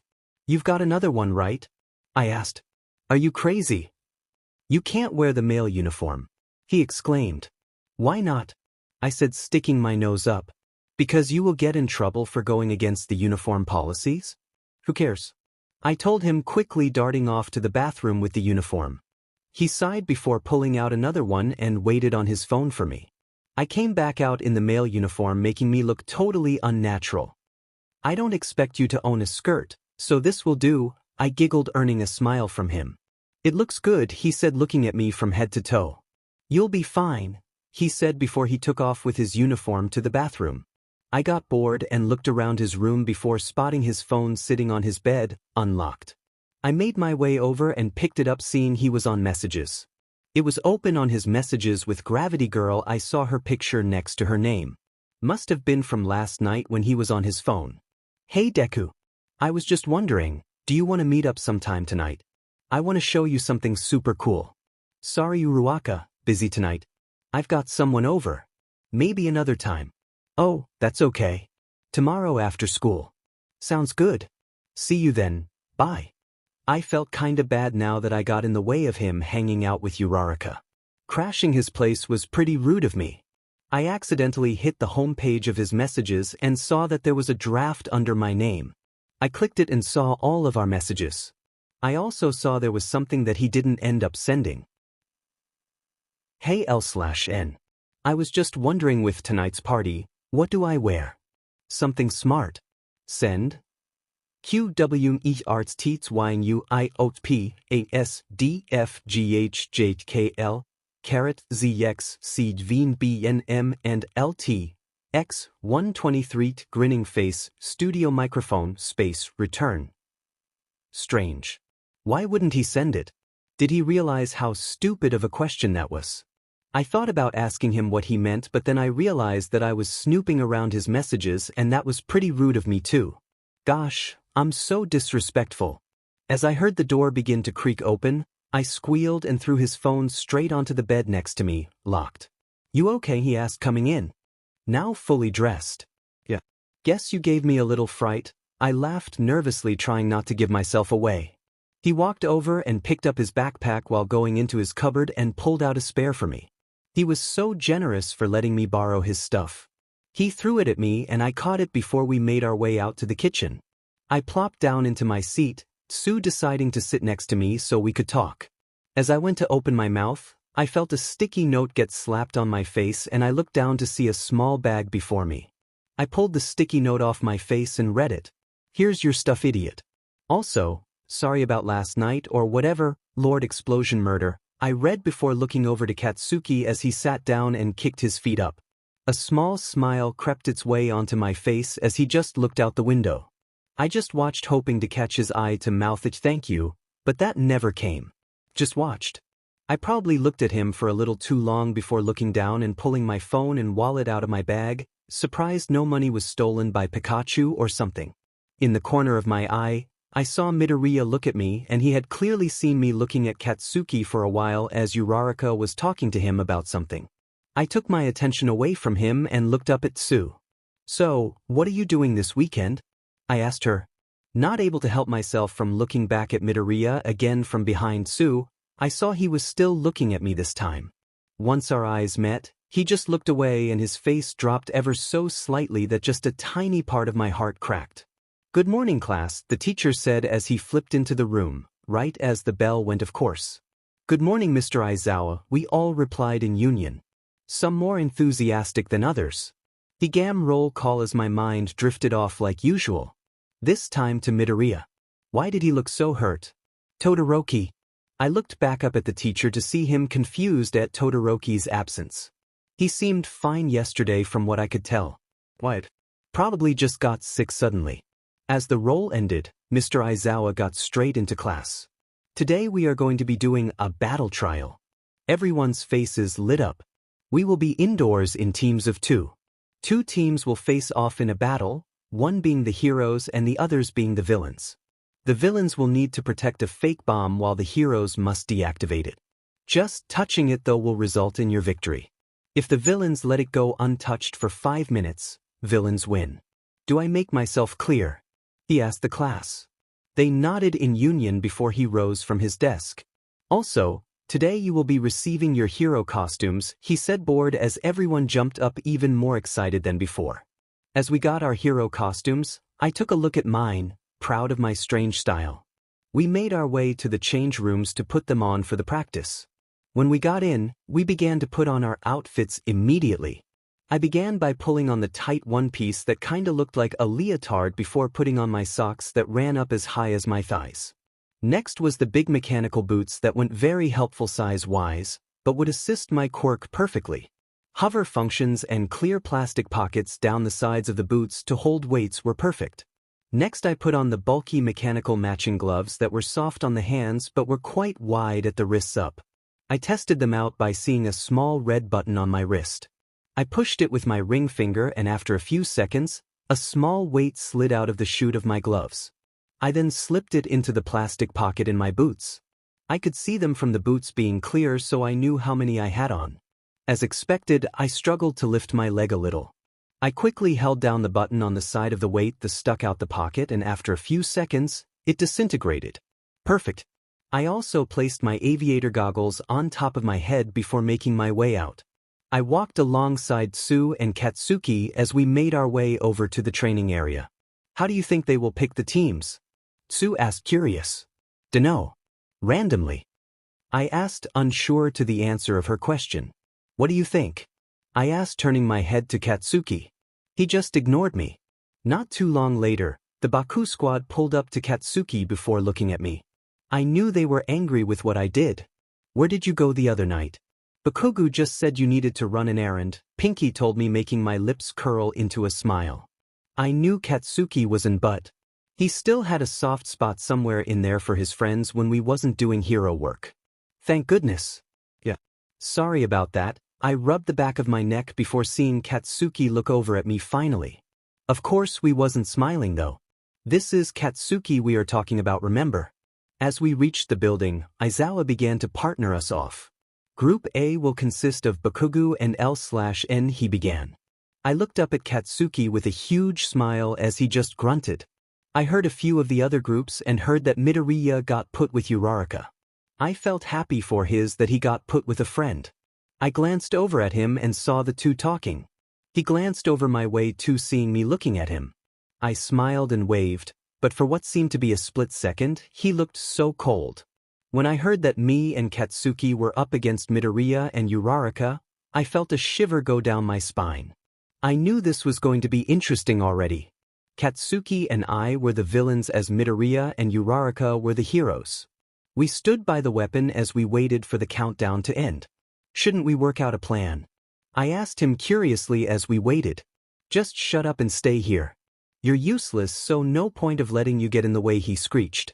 I just rolled my eyes, knowing that there was no arguing with Katsuki, so I just slid down the weapon and sat on the ground. Fine. But this could result in us losing if we're not careful, you know. I knew that if I tested him, he would surely blow, giving me an opening to get my way. Are you questioning me? He turned to me, growling deeply. Of course I am. This plan of yours sucks, so why wouldn't I question you? I replied, smirking slyly. Oh really? What's your genuine plan then? He yelled in my face, giving me the opening. I say that we both go down there.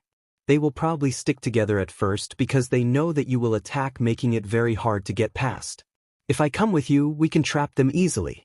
Just prevent them from coming to the 7th floor and we are good. I suggested, making him think before looking down and clenching his fists.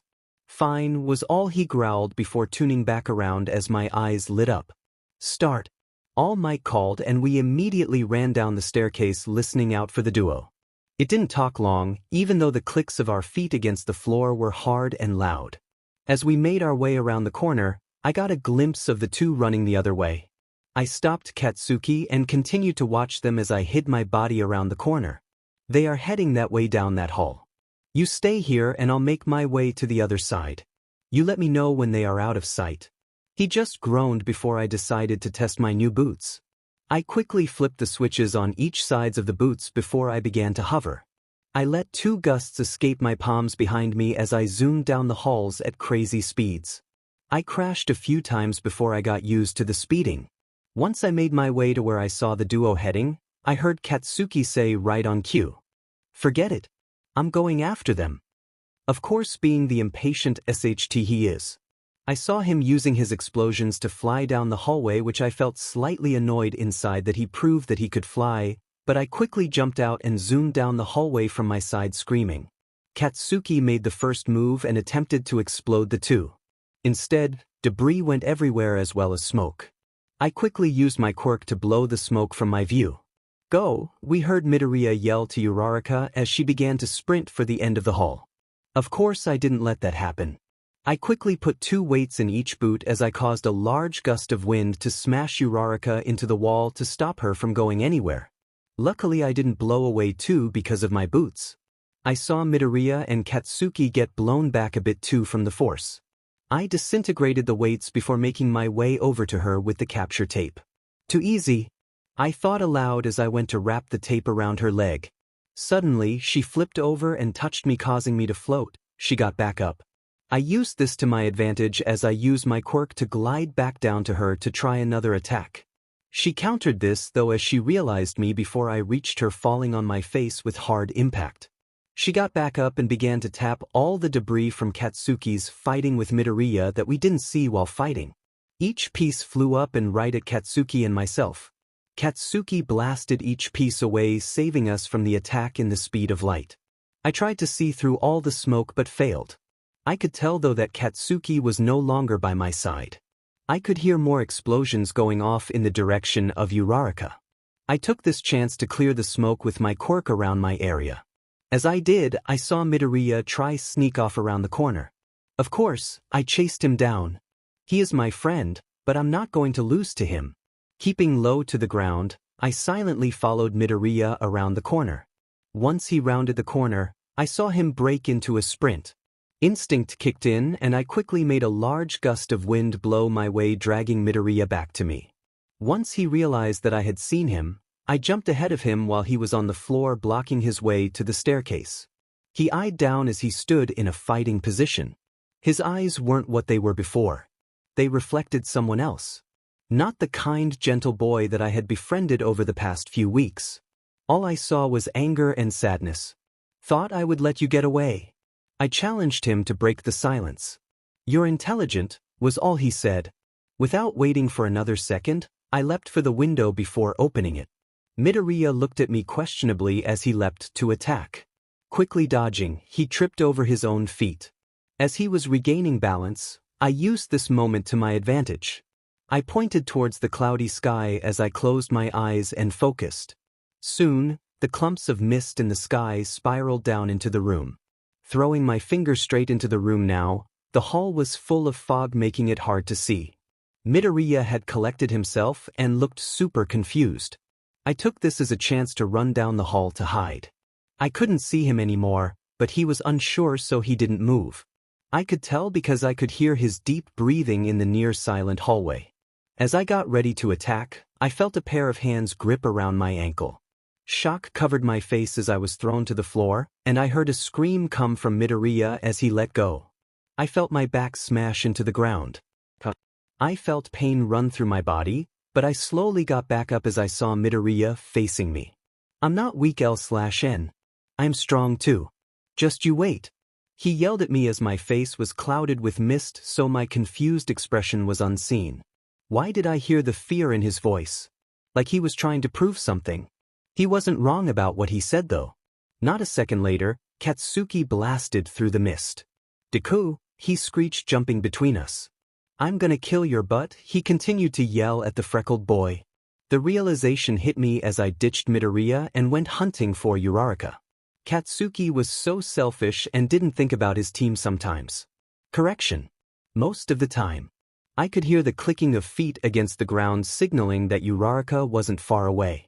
The echoing of the staircase made me flick the switches on my boots to hover mode as I glided as fast as possible to the girl's location.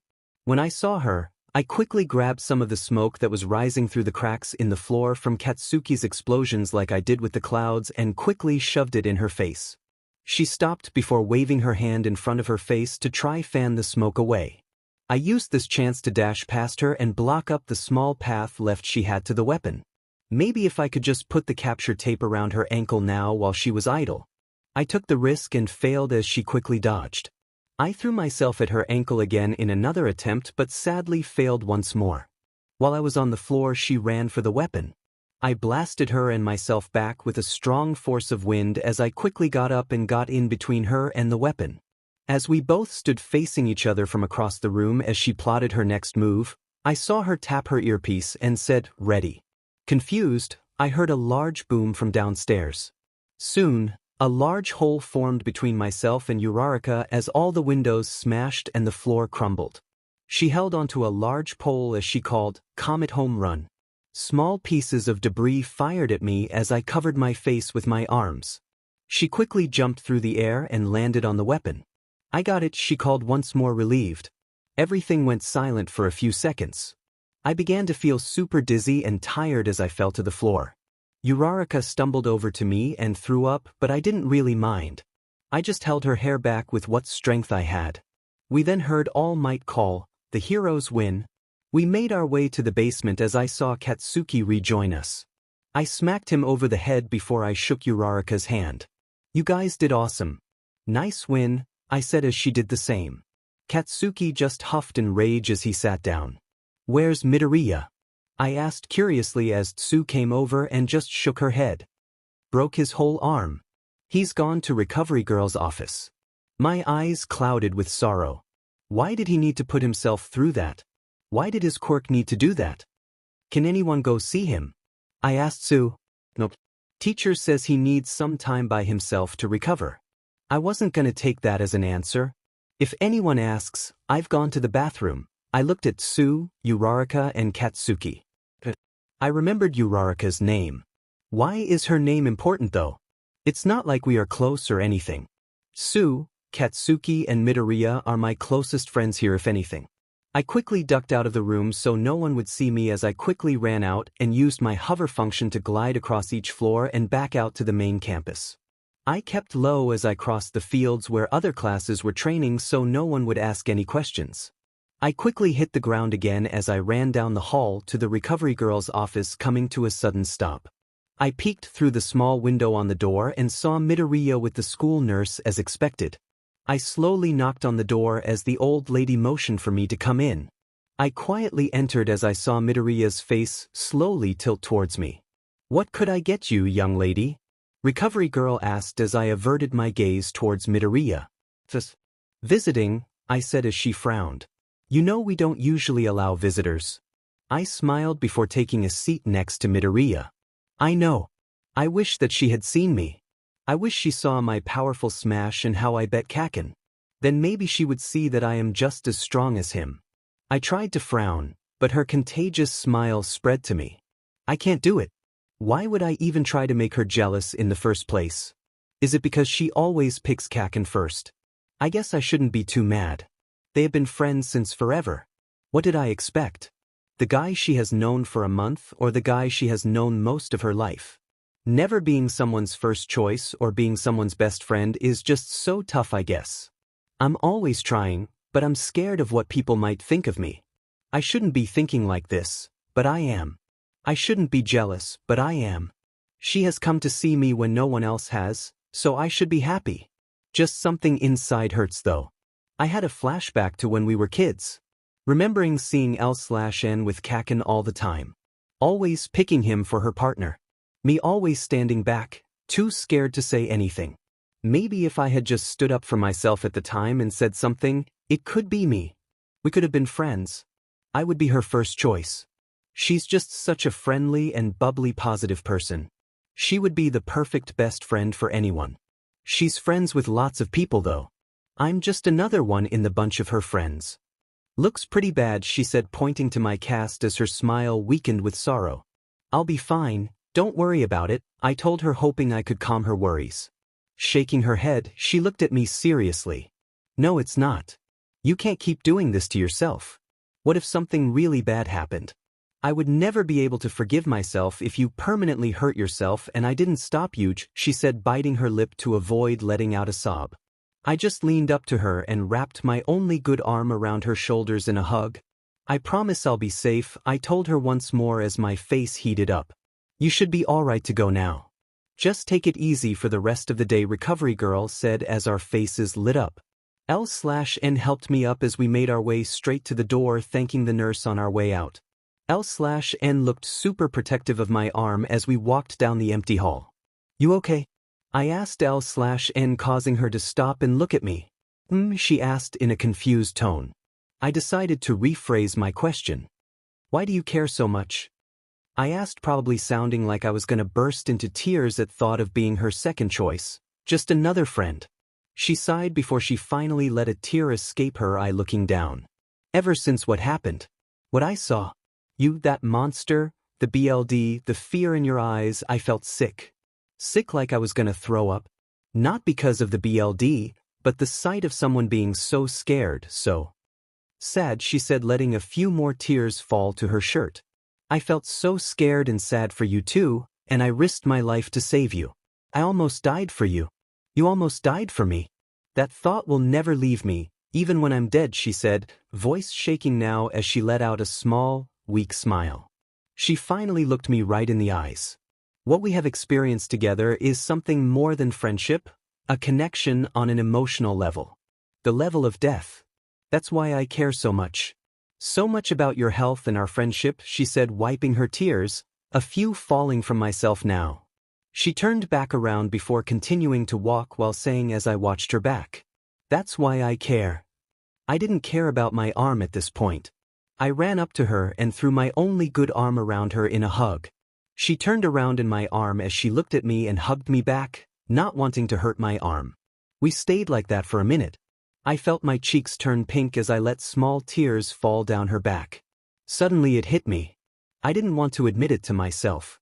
I've been telling myself otherwise this whole time, but now I couldn't turn it down. I like 𝗧𝗪𝗧𝗟𝗘. Like I like 𝗧𝗪𝗧𝗟. I didn't want to tell myself this though, as I knew that I wouldn't be able to confess to her. I knew that she wouldn't be able to return my feelings. I knew that I was nowhere near her level, but I liked her. I just wished that I didn't. As we arrived back at the classroom, everyone began to swarm Midoriya. I used this chance to slip in so hopefully no one would see me. This didn't work though, as I felt a hand grip around the collar of my shirt. Were you in the bathroom? Mr. Izuku asked as he noticed I came back with Midoriya. I felt panic rising in me as I just nodded and replied in a high voice. Yup. I made another attempt to escape, but his hand wrapped around my collar again. Don't do that again, was all he said before letting me go. I dashed from my seat hoping that no more questions would be asked. I looked over and saw Midoriya looking at me through the people. I looked back at him with empathy as he was being asked a million questions a second by the rest of the class. Not long after, I heard Katsuki say from his desk, "Oi, bloody icy hot is in hospital," not looking up from his phone, clearly talking to me, trying to avoid looking at Midoriya. Wait, Todoroki's in hospital? I asked, genuinely curious, leaning back to look at his phone. Murder attempt, it says. Idiot, he read from the news. I looked at the image of Todoroki under the title of Young Boy Attacked by Villain and Almost Murdered, as I saw something terrifying. A girl with half and half hair who seemed to have this small mark on her cheek, same at the monster that attacked Midoriya. My eyes shot over to him as I saw him look at me with worry, as he clearly heard what Katsuki said. As I arrived at the train station, backpack hauling behind me, I waited with my ticket in a corner so I wouldn't be in the way of the masses of people. I was scared that Midoriya wouldn't even show up. We were ditching school for this, possibly going on our permanent records. I had Tsu and Uraraka cover for us though. I couldn't trust Katsuki to keep our secret. As I waited, silently praying that Midoriya would arrive, I looked down at my phone. The image of Todoroki being attacked by the villain, clearly being taken quickly on an iPhone by a bystander.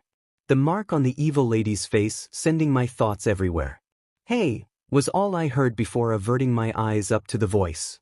"Midoriya, you came," I exclaimed as a large smile spread across my face. "Of course. Why wouldn't I be here?" he asked, tilting his head. "Well, I thought you might not show up because you didn't want this to go on your permanent record," I mumbled to the ground, not making eye contact. He lifted my chin to make me look at him. "You are really invested in this. I want to help support you through whatever is going on because that's what friends do," he said, smiling. A weak smile spread across my face too. How had I not met this boy earlier? "You know what? You can call me Y/N," I told him, feeling that he valued our friendship just as much as me. I saw his eyes light up before saying, "All right then, Y/N, you are allowed to call me Izuku from now on," he said, laughing a little. "Sounds good to me, Izuku," I said, mocking him, causing laughter to escape from me too. The two of us made our way around the station and picked up milkshakes before heading over to get ready for boarding the train. My eyes trailed over to Y/N as she began to smile like an idiot for no apparent reason. "What's so funny?" asked her, wondering why she was giggling. "Because of how crazy we are," was all she responded with as we began to get on the train as the doors opened. How so? I continued wanting to know more. Well, we are secretly going on a train halfway across the country to go to a hospital to see Todoroki and ask him about how he was almost murdered, she explained as we took our seats. This made me begin to smile too. I guess you're right. We are crazy. I looked out the window, seeing 𝗎𝗪𝗎 open her bag in the reflection. She pulled something out and placed it on her lap. I then see her take her straw out of her milkshake as she leant over to me. I turned to her to see her take a little bit of my chocolate milkshake with the spoon end of her straw and place it in her drink. I looked at her as she held her drink out to me. I did the same with her milkshake and placed a bit of her strawberry milkshake in mine. We swirled the straws a bit to mix them in, and we both ended up having chocolate strawberry milkshakes as we had taken off. What do you think Todoroki will say when we see him? 𝗎𝗪𝗎 had asked me, not leaving any silence. I don't know, I responded, taking another sip of my drink. If he says anything, that is, I finished with quickly to not leave her in the lurch. You do have a point, she said as she sat with her legs sitting like a backrest for her book. I leaned over and saw her drawing something. It looked like two familiar people, strangely enough. One with messy hair, and she was still drawing the other person. When she saw me looking over her shoulder, she quickly shut her book to stop me from seeing as a small blush crept its way onto her face. Selfie, she said, pulling a camera out of her bag and making it face us. We smiled and held up peace signs as she snapped the photos of the two of us. When we got off the train, we took in where we were. Niigata let us see out and over the sea at some places. Why was Todoroki here in the first place? Wasting no time so we could be home before school ended, we quickly took a few trains to the hospital. Upon arrival, 𝗎𝗪𝗎 went up to the front and asked where Todoroki's room was before the lady responded with, "Floor 5, room 506. We made our way to the elevator before slowly making our way up. 𝗎𝗪𝗎 looked over at me with a nervous smile, hoping that they would come away with something. I returned her smile before we reached the right floor, and we made our way to the room at the start of the hallway. We peeked inside the small window to see if we were right, and we were. 𝗎𝗪𝗎 lead us as she knocked quietly on the door, letting us in. Todoroki's head slowly rose from his pillow as he looked at us before recognizing us. 𝗓/and Midoriya. What are you guys going all the way in Niigata? Shouldn't you be at school? He asked, slightly frowning. We looked at each other before looking at him. We came to see if you were okay and to talk about the villain you encountered, I said to him, taking a seat next to 𝗎𝗪𝗎 to face Todoroki. His expression changed as he looked at us. I appreciate you coming, but what do you want to talk about? What about the villain? What can you tell us about her? 𝗎𝗪𝗎 prodded. Her quirk was kinda strange. I remember walking beside an ally before I was pulled in, stabbed in the side, and my quirk was disabled. Then she somehow went partially invisible as she shot light beams at me in an attempt to burn me. She didn't know I was immune though. I couldn't attack because I was deeply wounded and I could hardly move. She also slashed my chest, but didn't stab it, he explained. Not like that. I mean what she did. Anything weird that she did. Was it where she attacked you? 𝗎𝗪𝗎 pushed. No. Just a murder attempt, Todoroki responded, causing both of our faces to drop. So this whole trip was for nothing. But she did say some crazy stuff like he'll have to come now and I'm just doing his work. We looked back up, losing our frowns. What else? I asked. Now we were on to something. We watched Todoroki waiting for a response. He looked as if he was thinking. She said something along the lines of, he wants to see his son again, and you are my ticket to him. Izuku and I looked at each other before back at him. Who is looking for their son? Izuku asked. Dunno. That's all I know. All I know is that the boss wants his son back. Saying our goodbyes to Todoroki and wishing him the best, we made our way as quickly as we could back to the train. We had around an hour to get back before school would end and we would need to get home. I was already grounded as it was for going to Izuku's house for the night without telling Mum. Who do you think the son is? I looked over to Izuku as he got comfortable in the train seat. Not sure. We will need to wait a little longer, I guess, he said, looking down to the ground. I opened my notebook and read through the notes that I had written down from Todoroki. All we know so far is that someone must be sending out villains to attack you. Students to get their son back. I said questionably as I looked up from the book. Seems so, Izuku said as he just looked out the window. He didn't look like he was in the talking mood, so I just kept silent. I decided to pull out my camera as I looked through the photos that I had taken. I saw one of me and Tsu swimming in the lake. Then there was one of my running away from an angry Katsuki. There was another of Katsuki and me as we were in a small shop and Katsuki looked grumpy at all the cute stuff. The photos kept coming of me and my friends, then I saw the one I took earlier. Izuku and I on the train holding up peace signs. I smiled at the photo, feeling my gaze soften. I looked over at him, noticing his features as I did that night at his house. He turned around to look at me and blushed profusely when he realized I was already looking at him. I quickly looked away and did the same on accident. The rest of the trip was silent once more. We started to walk home still in silence. I tried to catch Izuku's eye multiple times, but he just kept his head down. It felt like he was avoiding me in a way. I began to feel my spirits drop as we continued to walk. The wind began to slightly pick up in the moment and the clouds overhead began to grow dark. I quickly slapped a smile on my face. It's going to be okay. He's not avoiding me, just shy. As I took deep breaths, the weather slowly calmed once more, keeping my weakness hidden. Well, I'm off, I said quietly to him as I began to walk towards the platform for my train. Alright. See ya, Izuku said before keeping his head down and making his way towards his platform. I boarded the train and I stood up holding onto the railing as I just thought. Ever since he had that private talk with Todoroki, he's been keeping his head down. What did Todoroki say? If he was upset, why doesn't he trust me enough to tell me? I felt myself grow angry when I realistically shouldn't have. I remember us gathering our bags as we were ready to go until Todoroki spoke up. Hey, can I talk Midoriya privately for a minute? Nothing personal 𝗧𝗏𝗏. I looked down before saying alright. After that, Midoriya looked pretty upset. I began walking the rest of the way home before reaching my house. I walked inside and removed my shoes before trudging up to my room. 𝗧𝗏𝗏. Is that you? I heard a voice call me. No way getting out of this now. Yeah, that's me. I said in probably a more higher voice than usual. How was school? She asked as she reached the staircase and looked up at me from the floor as I stood halfway up.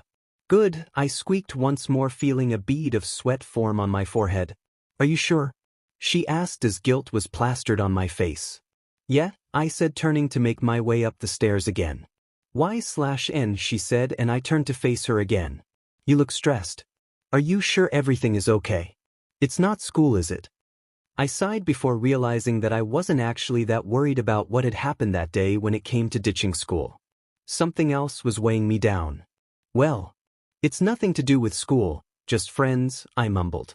She looked at me apologetically before saying, do you want to talk about it? I gave her a weak smile before saying, not right now thanks. She just returned by smile, letting me know that I could go. When I got to my room, I threw my bag in the floor and looked in the mirror. Mom was right. There was something wrong. What is it though? It then hit me. Recently, Izuku has been looking a little down. It's making me feel like I'm not doing my job properly as a friend. I looked at myself in determination. I'm going to do something super fun with Izuku on the weekend. Maybe that can help cheer him up. As 𝗧𝗏𝗏 and I were picking up our bags, Todoroki spoke up. Before you go, could I talk to Midoriya for just a moment privately? Noting personal 𝗧𝗏𝗏, I saw her cheerful smile drop ever so slightly as she said, all right, and she made her way out of the room, shutting the door behind her. So, what is it? I turned to Todoroki, slightly shivering. It's about 𝗧𝗏𝗏. What about her? I asked Todoroki as he said he needed to speak to me about her. He sighed before slowly saying, I see how you look at her. I felt my face grow red as I asked, what do you mean? All he responded with was, you know what I mean. I hate to break it to you, but she's out of your league. Haven't you seen how much she hangs out with Bakugo? I felt myself grow really shaky. If she likes anyone, it's clearly Bakugo. Sorry. I wanted to cry because I knew it was true. I just didn't want to show anyone that I was weak, even if it was just Todoroki. I figured that I would tell you now before you got heartbroken, he finished. I looked down and bit my lip as it quivered. I see. Thanks, I said before picking up my bag and turning to leave. I heard Todoroki call my name one last time, but I ignored him as I recomposed myself to go back out. When I went out that door, I looked up and saw her smiling at me with her famous toothy grin. Sadly though, I knew that whatever happened, she would never know how I feel. That's what slowly ripped my heart in half. As I heard my alarm clock go off, I turned over and took a look.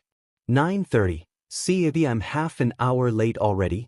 Jumping up and picking up my school uniform, I ran downstairs, jumped into my school shoes and ran right out the door. Running down my street in my PJs wasn't the nicest thing, but I put my school jacket on over my pajamas and I tied on my tie.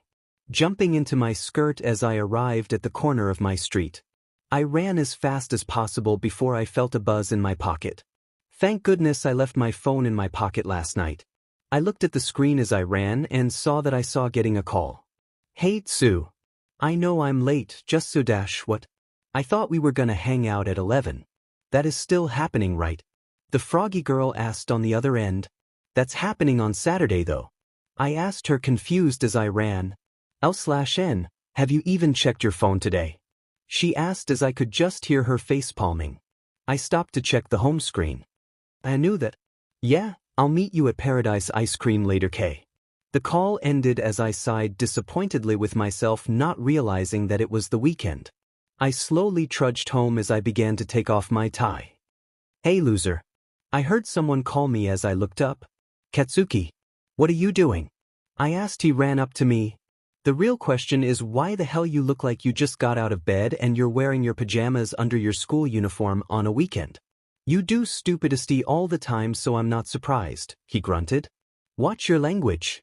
I hissed at him as he cut me off. The real reason I'm here is that I need you to come to my house so we can train.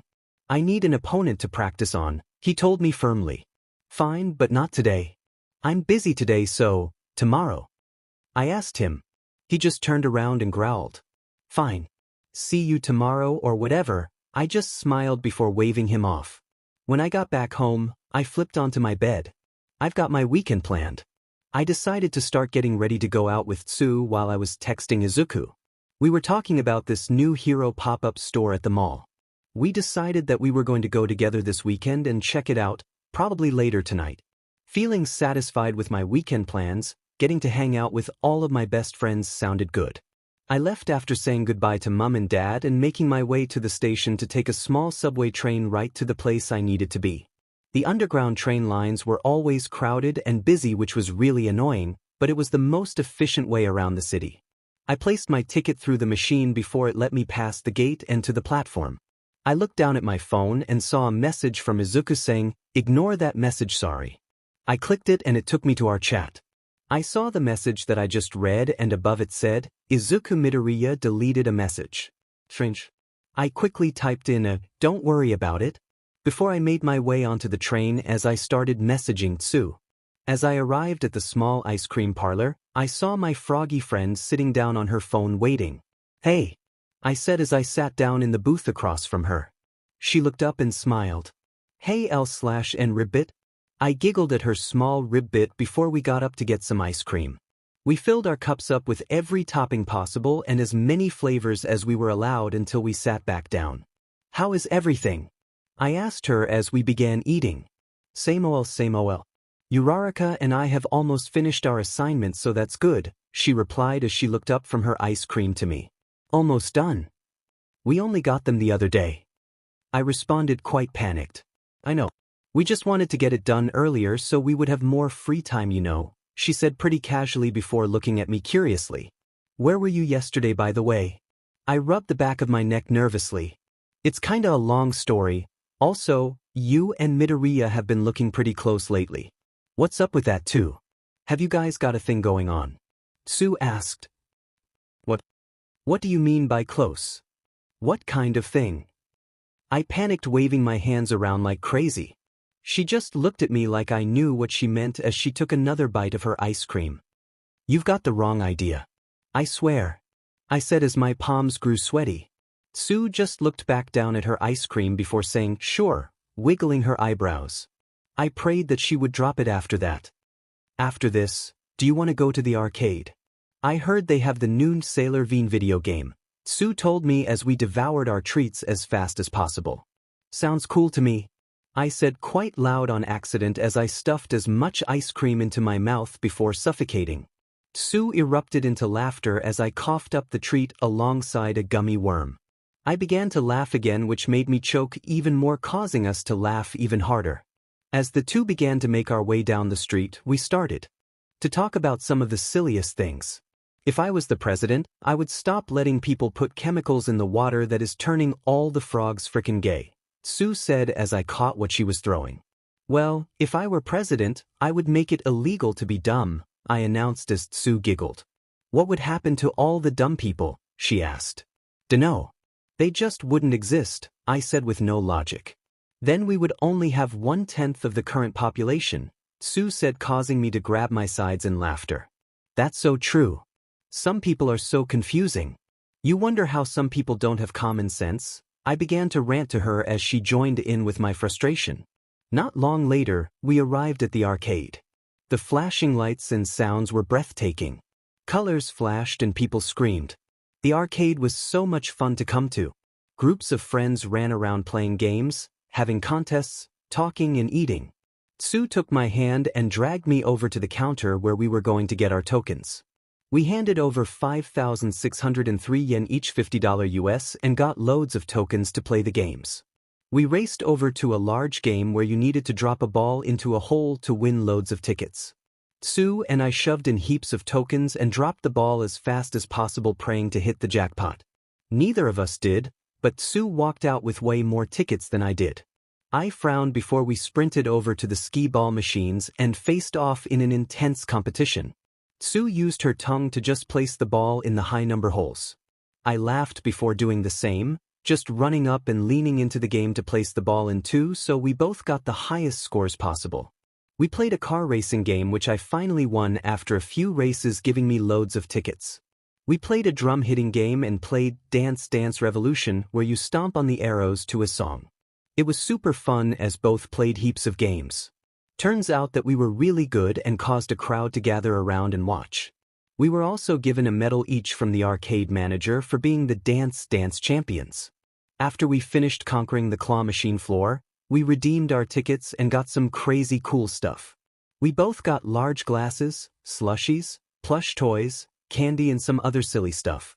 That was loads of fun, I told her as we began to walk down the street in the now late afternoon. Sure was, she said, pushing large glasses back up onto her face. The walk back to the train station was slow. Normal topics came up, one very common that caught my attention. You think anyone is in any relationships yet? 𝗬𝗪 asked as she chucked some Skittles in her mouth from our large bucket. Not yet, I don't think, I said, curious about the topic.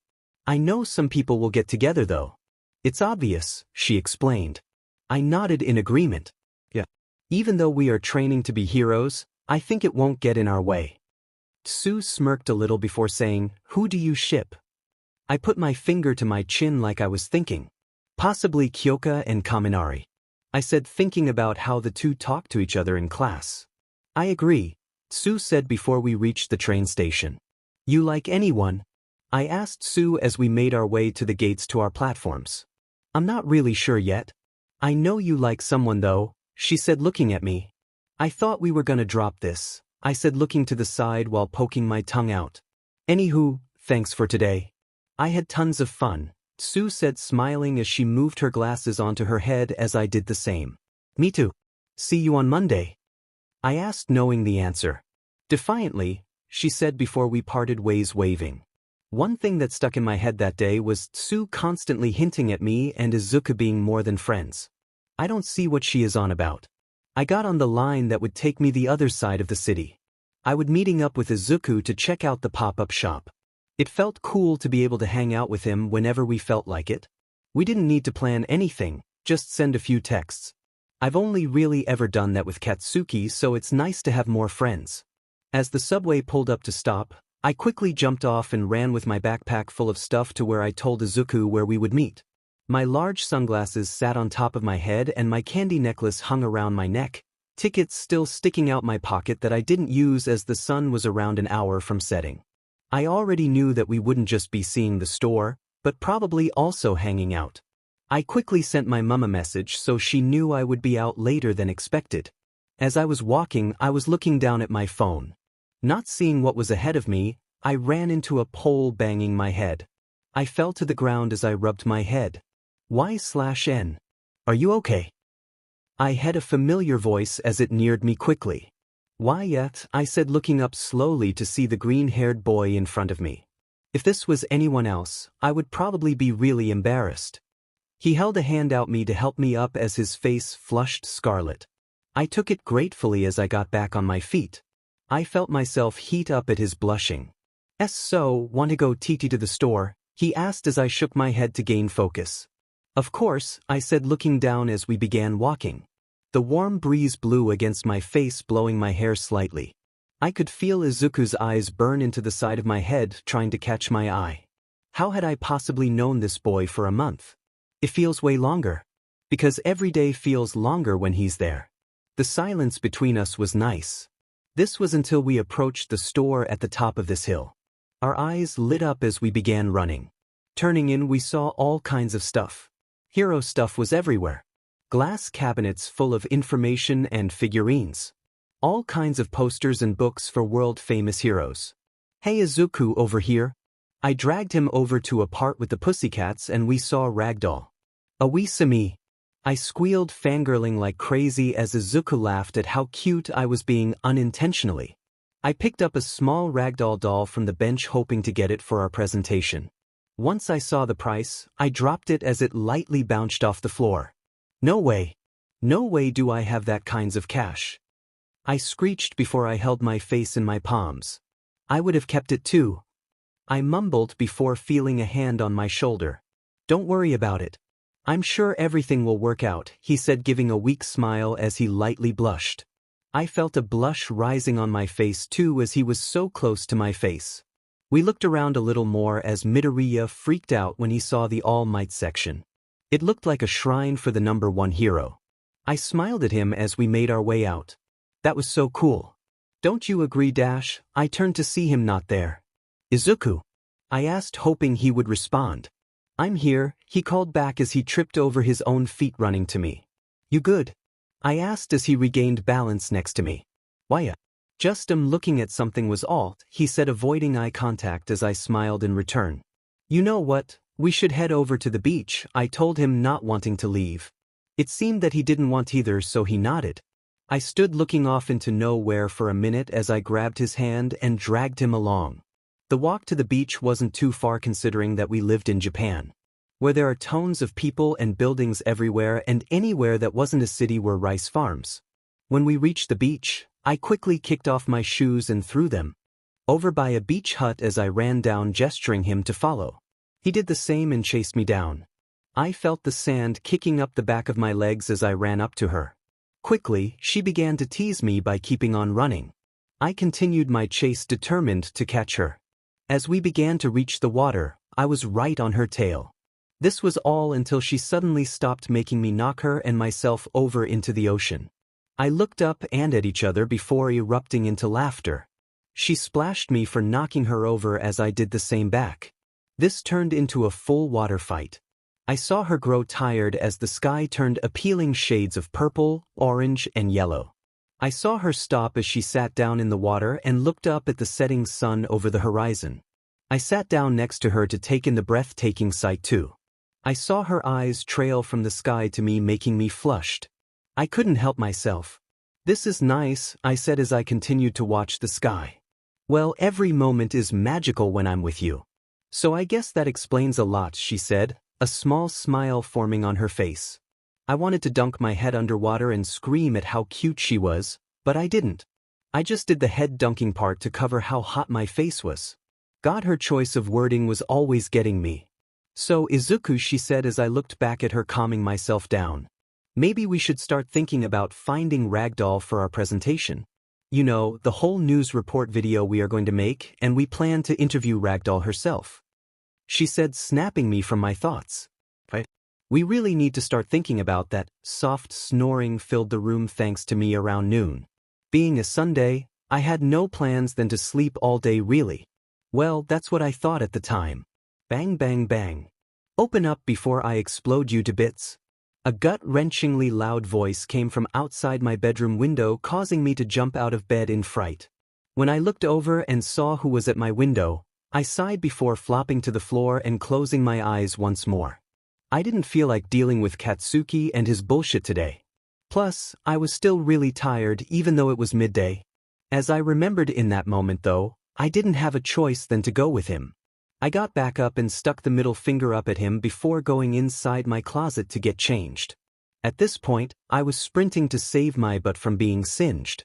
It's not my fault that I forgot to meet up with Katsuki today. I can't control my thoughts in my sleep, thank you very much. As I ran around my house, Katsuki sat on the couch barking at me to hurry up every 5 seconds. Sometimes I wish I could use my quirk in here. I tripped over my shoes, my toothbrush fell out of my mouth and I burnt the toast as I set it for too long. I groaned before Katsuki yelled at me again. Hurry up 𝗧𝗪𝗢, we don't have all day. When I was fully ready, I panted holding my knees from all the running. A second later, I flopped to the floor once more as Katsuki gave me an evil glare. He wasn't wasting any time as he grabbed my ankle and began to drag me through the house. I was dragged down the street and across the city to Katsuki's house. Once we got there, he chucked me out the backyard before saying, "Let's do this." I trained with Katsuki for a little while, using our quirks and such. I'm still practicing to fly, even though I could do it perfectly that day. It was honestly quite fun practicing my quirk on a strong opponent like him. I wiped a few beads of sweat from my forehead before Katsuki and I began to walk back inside. So 𝗧𝗪𝗢, I see you've been hanging out with that loser a lot recently, he grunted to me looking at the ground. My eyes shot over to him as I cocked my head. What do you mean? I asked curious. You've been spending loads of time with Deku is what I mean, jealously evident. And why do you care? I asked him once more before he growled. Because now you're hanging out with me less, damn it, he screeched in my face. Shut up Katsuki. Mitsuki, his mother, screamed through the house as we got inside. I looked back down to the ground as Katsuki looked over at me like he wanted to respond. I glanced up at him and saw her. I felt guilt bubble in my stomach as he was waiting for me to say something. I'm so sorry Katsuki, I choked out. I didn't realize, I felt so bad for leaving my best friend my whole life in the dust. I felt 2 arms wrap around my middle and saw Katsuki. This is the strangest thing to come from him. I hugged him back before I began my walk home. I couldn't help thinking about Katsuki and how I left him for Izuku. Heck, I even had plans with Izuku after school tomorrow. Now that I think about it, I have been spending a lot of time with Izuku. A sigh escaped my lips as I continued my trek home. The bell school rang the next day, signaling that it was lunchtime. I made my way to the cafeteria as fast as possible so Izuku wouldn't spot me walking alone. I dashed into the chaotic room and over to the Bakusquad's table. Hey guys, I said, placing my lunch down. Everyone looked up and greeted me. Long time, no see, Kirishima said. It felt weird to call people by their names, especially not remembering for so long. I guess studying them from the class photo was a good idea. My eyes darted around looking for 𝗧𝗪𝗢. She wasn't in the classroom and she wasn't at our usual table. Why wouldn't she sit here? Sue, Uraraka and Ida are here. All of her friends. Shut up 𝗧𝗪𝗢, that was nothing. I heard from across the room. I saw Kaken with 𝗧𝗪𝗢. I felt a tiny part of me shatter in that moment. I have been hanging out with her loads recently, I know, but I still can't help but feel jealous. My eyes were glued to her for a moment before I felt something beside me. Uraraka was standing there trying to see what I was looking at. Her eyes trailed to 𝗧𝗪𝗢 before her face dropped. You want 𝗧𝗪𝗢 to sit with us, don't you? She asked, eyes not looking away. Kinda. Yet, I admitted, looking down. Eyes leaving 𝗧𝗪𝗢 to see Uraraka, I saw something new in her eyes. Like anger. Pleasure. If she's going to pick Bakugo over you, then she's not worth your time. Simple, she said, dragging me away. My eyes laid on her one last time. I really like 𝗧𝗪𝗢. I've got to learn to let her hang out with other people too. I was taken back to our table. The others looked at me with worry as I sat down with a smile. I want 𝗧𝗪𝗢 to be happy. So I need to accept that she is friends with Kaken and that she's going to hang out with him. A sigh escaped my lips. I miss 𝗧𝗪𝗢. I let a small sigh escape me as the others were laughing and chatting. I miss Izuku. It doesn't help that I fell in love with that hero-loving boy. I haven't seen much of 𝗧𝗪𝗢 recently. She's always been with Kaken, which intimidates me. I guess I'm no better as I've been hanging out with Uraraka a bit more instead. She's been so kind to me, even though I have probably overstayed my welcome. As the school bell rang for the day to end, I picked up my bag and waited around at my table for a moment as 𝗧𝗪𝗢 was laughing at something Tsu had said. She waved off everyone as she looked over to me, eyes filling with something different as she saw me. I felt Uraraka tap my shoulder from behind and she said goodbye. After she left, 𝗧𝗪𝗢's positive attitude returned as she bounced over to me. "Hello, Izuku," she said, like we hadn't seen each other in a long time. It felt like that. I mean, we had been side by side for quite some time now. Tonight we were going to interview Ragdoll for our assignment as the last part. All Might had contacted her and she told us to meet her in the park. Izuku. I snapped back to reality. Oop, there goes gravity literally. Fu in this story, Uraraka 𝗧𝗪𝗢's face was abnormally close to mine as she tried to catch my attention. "Oh, I'm sorry." "Hi 𝗧𝗪𝗢," I responded, feeling heat up. A blush spread across her face as said, "Should we get going? We don't have much longer left on this assignment." I nodded as we made our way out and put our shoes on before we left the school. Everyone was given quite an extension after all. As we began for the park, 𝗧𝗪𝗢 looked down, not looking to start a conversation. I guess I wasn't either. Kaken could have said anything about me. What if I say something wrong about him? What if she gets mad? Oh God. Best stay quiet. The air between us stayed tense until we reached our destination. We sat down on a bench under a cherry blossom tree and waited. I looked over to 𝗧𝗪𝗢 and felt my heartbeat grow faster. The small petals of the flowers fell around us, our hair lightly blue in the wind. She looked so nice, even in the school uniform. I felt like saying something. I wanted to tell her how much she has done for me in the past few months and how much I love her. My mouth opened as I went to speak, but no words came out. In that moment, all I could think about was Kaken. How when they are together, they have loads of fun. I feel like 𝗧𝗪𝗢 has fallen for Kaken and it hurts me so much. I slammed my fist on the chair beside me in anger. In the corner of my eye, I saw her flinch from the sudden aggressive move. I wanted to say something. Anything. Nothing came out. I was scared. "Are you okay?" she asked as she moved herself to face me. I held back any further signs of anger as I simply said, "Yeah, I'm fine." I wasn't fine though. Why couldn't I just ask? Speak up. I felt uneasy with his answer, but he genuinely seemed fine. I should be saying he's not because that is such a out-of-the-ordinary move. I should be asking for an answer and helping him. But I'm not. Why though? Is it because I feel like it would be something Uraraka would say? The thought made me feel sick. I looked up at him one last time before I heard a voice approach us. "Hi there. Are you Midoriya and 𝗧𝗪𝗢?" the female asked.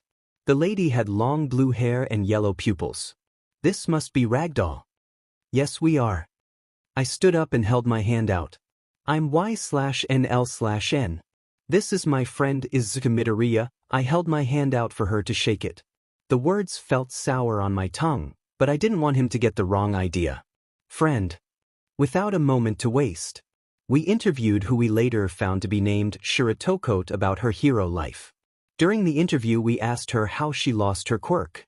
Her breath hitched as she answered the question. "I lost my quirk to a man. A crazy man who steals quirks." She spoke. Izuku and I looked at each other before looking back at her. "Explain." Izuku prodded her before she continued. It was like his quirk was to steal quirks, she told us.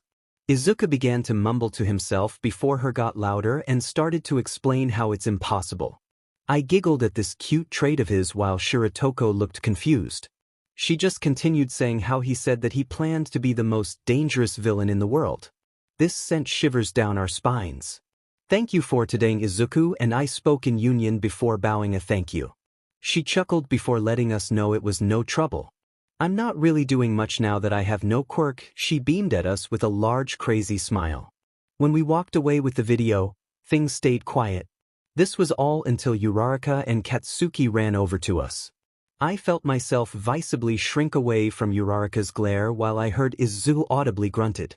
The air was tense before Uraraka spoke up. "We've been looking for you guys," she said. The only thing she really explained was that she wanted to hang out with Izuku while Katsuki wanted to go somewhere with me. I smiled and took the offer greatly, but I felt a little upset that Uraraka was going off with Izuku. We quickly parted ways to keep things calm. As I saw Izuku and Uraraka walk off together in the distance, I felt myself grow slightly quieter when Katsuki asked me a question. Them together made me feel sad. Not angry, not depressed, just sad. Little did any of us know, someone was watching as soon as Shirotoko brought him up. Is that? It can't be. Goodness, he's all grown up. A devilish smile spread across his face as he spat toxic words. I've found my lost gold. Distance. That's all that I've felt between me and Izuku over the past 2 weeks. That, and the reality sink in that he most probably likes Uraraka. We have hardly talked. Maybe once or twice in the hallway. Especially after we handed in our assignment, which we actually got a pretty good mark on. It's like he's avoiding me, but it's probably because I've been avoiding him. I know I am. I sat at my desk, scratching a little, saying into it that I said to Izuku not long ago. You shouldn't go breaking things that aren't yours. Underneath had a small vase cracked in half with a hardly noticeable heart on it. I heard some shuffling before averting my eyes up to see my froggy friend sitting on my desk. Hey 𝗧𝗏𝗏, I've noticed that you and Midoriya haven't been talking like you usually do. I pulled in. What are you talking about? Face, although I full well knew. She held her chin like she was thinking, not looking at me. I'm so glad to have a friend like Tsu who notices the small things and ends up caring a helping. I know. How about tomorrow night, you and Midoriya go to the carnival? You know, the one on the pier. She asked me about her brilliant idea. That would be nice. I trailed off, a small blush creeping onto my face. She tried to catch my eye as Katsuki came and rested his head on my shoulder. What are we talking? He asked, looking at my dusted pink face. I've planned for 𝗧𝗏 and Midoriya to go to the carnival together tomorrow night to help build back their drifting friendship. I cringed at the word friendship as Katsuki just spat. Who cares about that damned nerd? He asked, disgusted at the thought. Can you be serious for a moment, Bakugo? This is for 𝗧𝗏. Not you. Tsu sneered at the angry kid. He rolled his eyes. Fine. Only because 𝗧𝗏 is my friend. I looked over to him to see him looking at the roof. I've got an idea. Here, take 11,261 yen, $100, and buy me something nice. I told him, giving him the money. As I handed it to him, I whispered in his ear, don't pick something KY or I'll be writing that on your grave.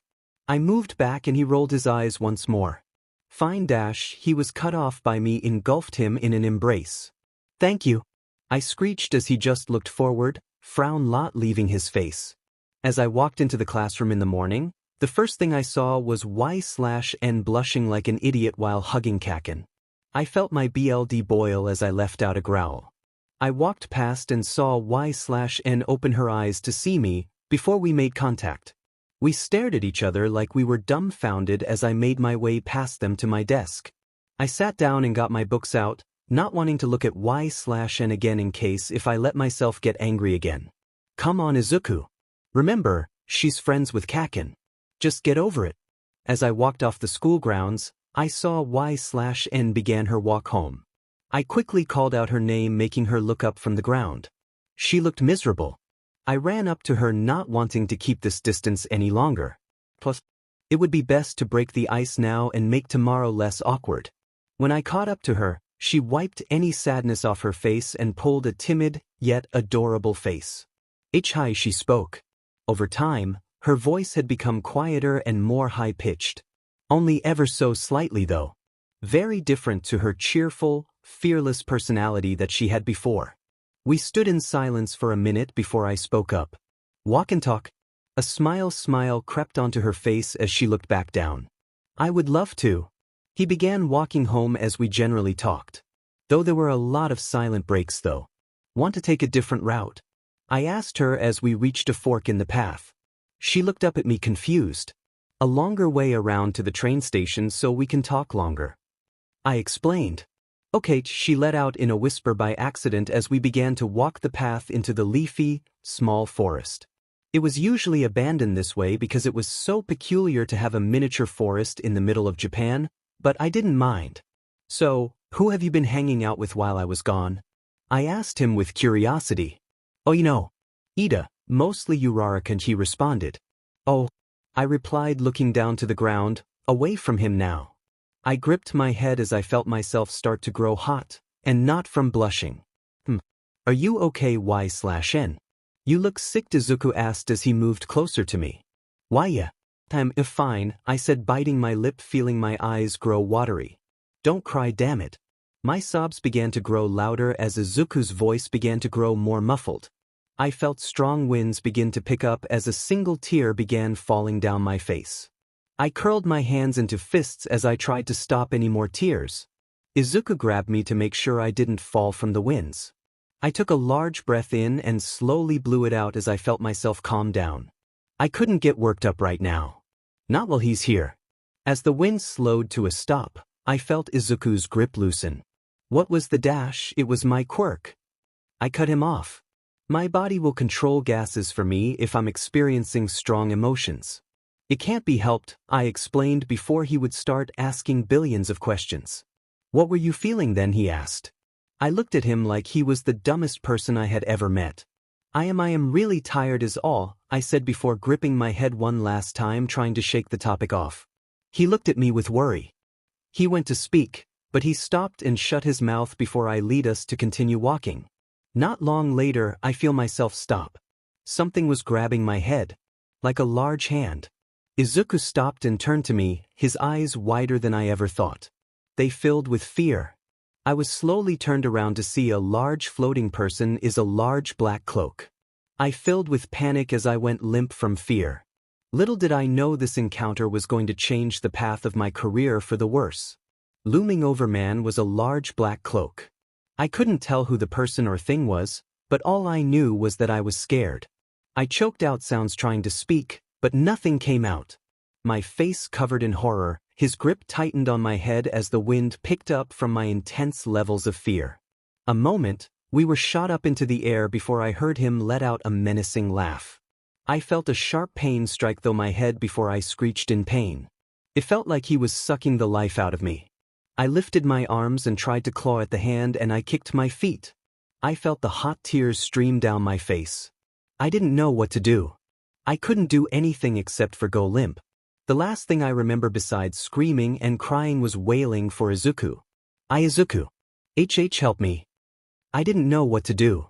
I just stood in pure shock. My face as white as 𝗎𝗪𝗧𝗏𝗛. Once she cried for me, I felt my fists clench and myself grow hatred inside me. I hated this man almost as much as I hated Kaken. I roared in rage before activating my quirk and jumping up to the two. I threw my arm back ready to punch. I don't remember much else besides my head throbbing as the fury reached its max. I loved 𝗎𝗪𝗧𝗏𝗛 and I was going to protect her. I didn't care about Kaken at this point. I didn't care about what Todoroki said. I didn't care about any of the people or things that told me that I can't. They were what made my passion grow stronger. Detriot, I screamed. I was going to save 𝗎𝗪𝗧𝗏𝗛 right now like she saved me that day. Smrias. I threw my fist at the person hoping to see him fall to the ground in pain. As I opened my eyes, my arm wasn't broken. I has missed as he had moved somewhere else.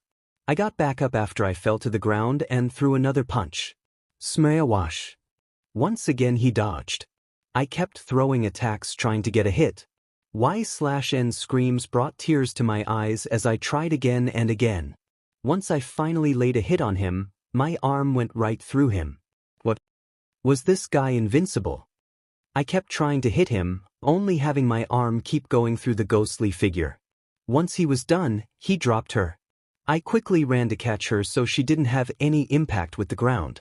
This was all before the person said, "You talked with Ragdoll, now you can join her," before he disappeared from existence. I felt the hot tears on my face as I screamed at the non-responding 𝗎𝗪 laid in my arms. 𝗎𝗪. 𝗎𝗪, please answer me.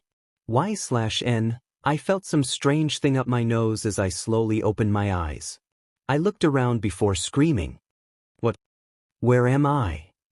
I saw a head of green hair rise from the table that he was resting on as his eyes widened, and he quickly ran over to me. 𝗎𝗪. Are you all right? He asked with concern as he observed me to see if I had any physical wounds. I feel lifeless, I said as I felt different. It's like I was in another body. I yawned as I stretched my arms out and curled my toes to wake me up from my sleep. My eyes flew open in surprise as I did this.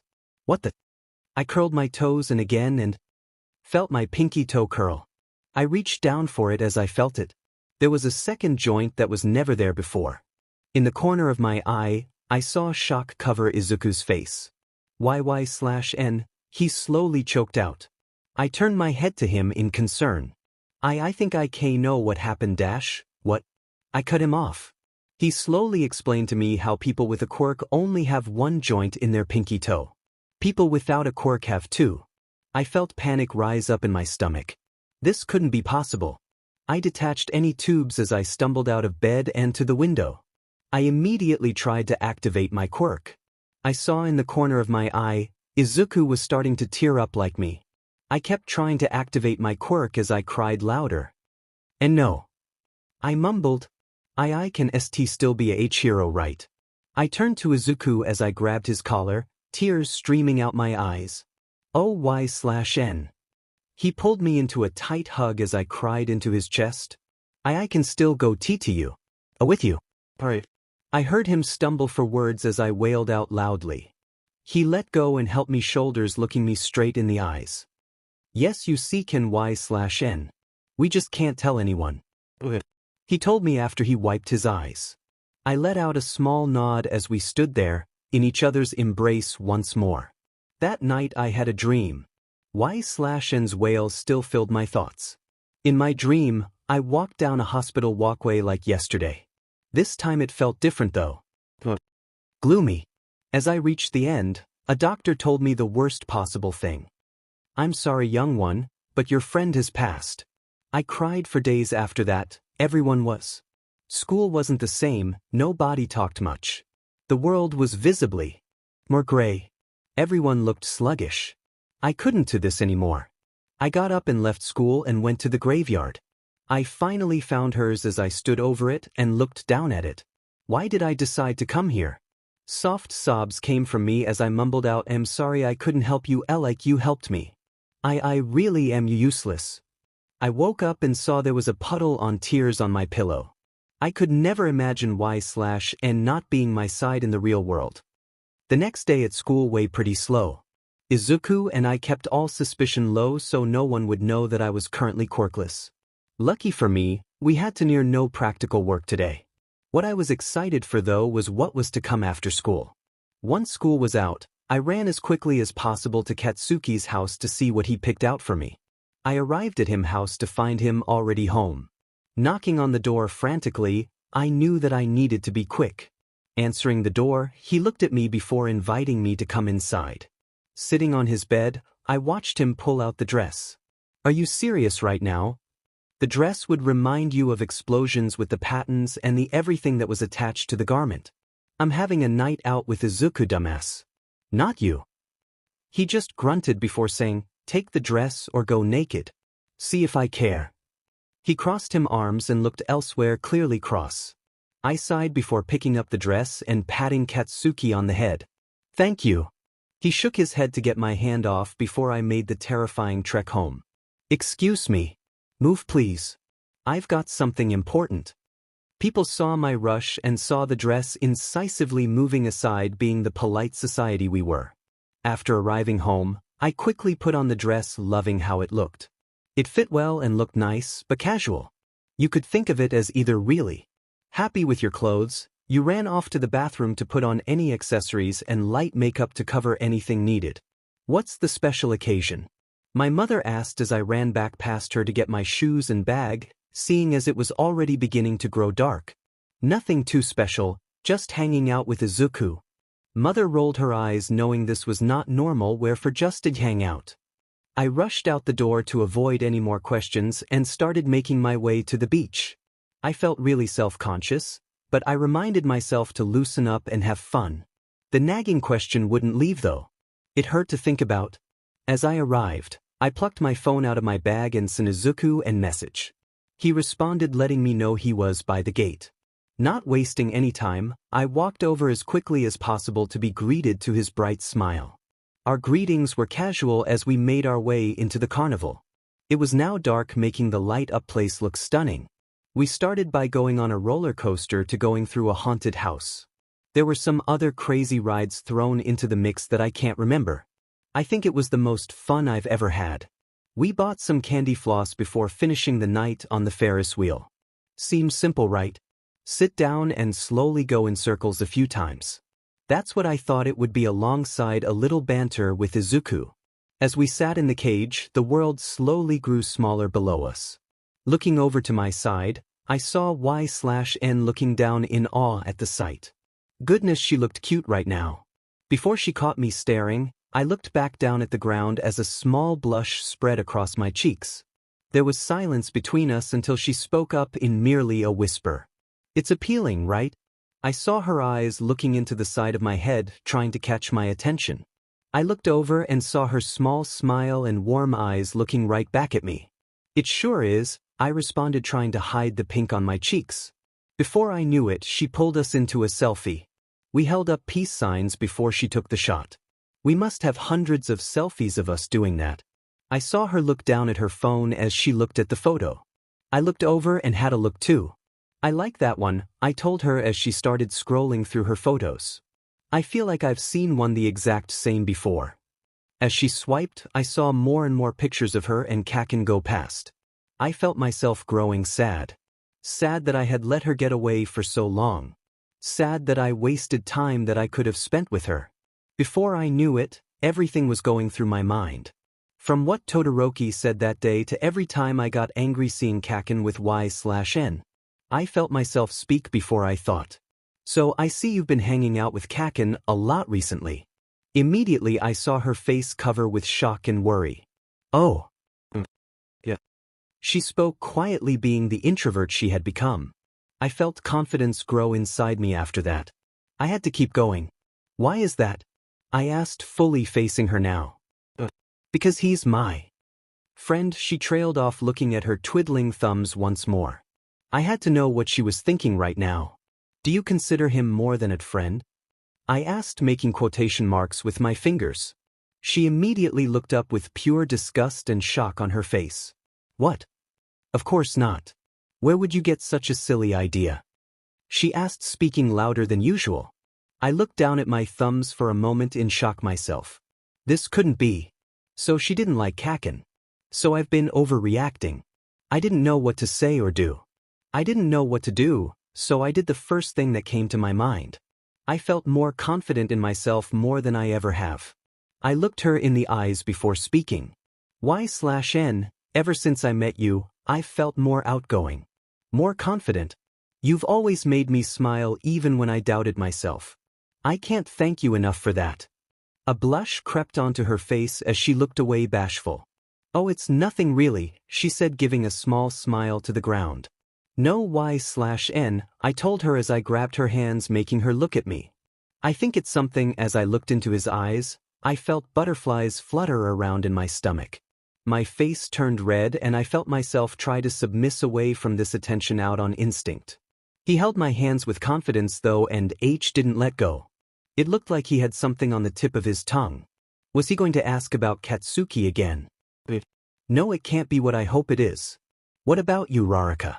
So many emotions bottled up in my chest that I didn't know what to do. It was now or never. She was right here, I have her attention, we are alone, get your mind out of the gutter, and I now know that Katsuki isn't what I thought he was to her. I felt myself heat up now, realizing what I was about to say after all this time. I tried speaking but felt too nervous too. What would she do before she became this introvert? I took a deep breath before spilling everything that had been on my mind about her. From the moment I met you 𝗎𝗪, I wanted to talk to you. I looked up to you when we were kids, my eyes trailed to the floor while a small smile crept onto my face. I did and still do admire you. Everything you do makes me want to become a better person. That's why I like you. A lot. ID finally said it, but when I did, I looked up to see tears streaming down her face. I went to quickly apologize, now realizing that I would probably get rejected until she cut me off. What about you, Raraka? Don't you love her? I looked at her with the most confused expression.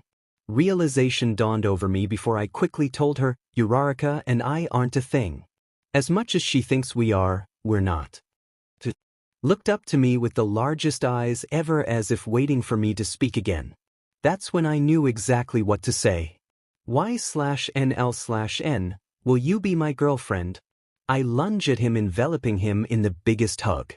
Now crying like crazy, yes. Of course I will, Izuku. It felt like my heart was going to burst. When I removed myself from the hug, I saw Izuku's eyes trail to my lips for a split second before looking back at me. Oh God, oh God, oh God. I've never kissed anyone. What am I going to do? I saw him slowly but surely lean forward, inch by inch. That's when I decided to YOLO it as the space between us closed and he gently placed his lips on mine. This is so painful to write. Help. I had never felt so loved by one person in that moment. He was the part of me that was missing.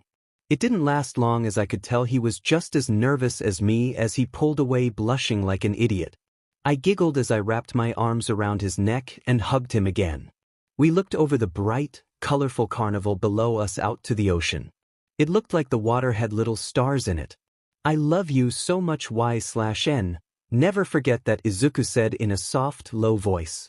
I snuggled in closer to his chest as I spoke. Me too. I heard my alarm clock go off, but I ignored it and shut it off. We stayed up so late last night that I was so tired this morning. I continued to try and sleep before I heard notifications come through on my phone at what sounded like 30 messages a second. I gave in and checked my phone to see Izuku spamming, "Get up, get up, get up." I quickly responded to shut him up. What is it?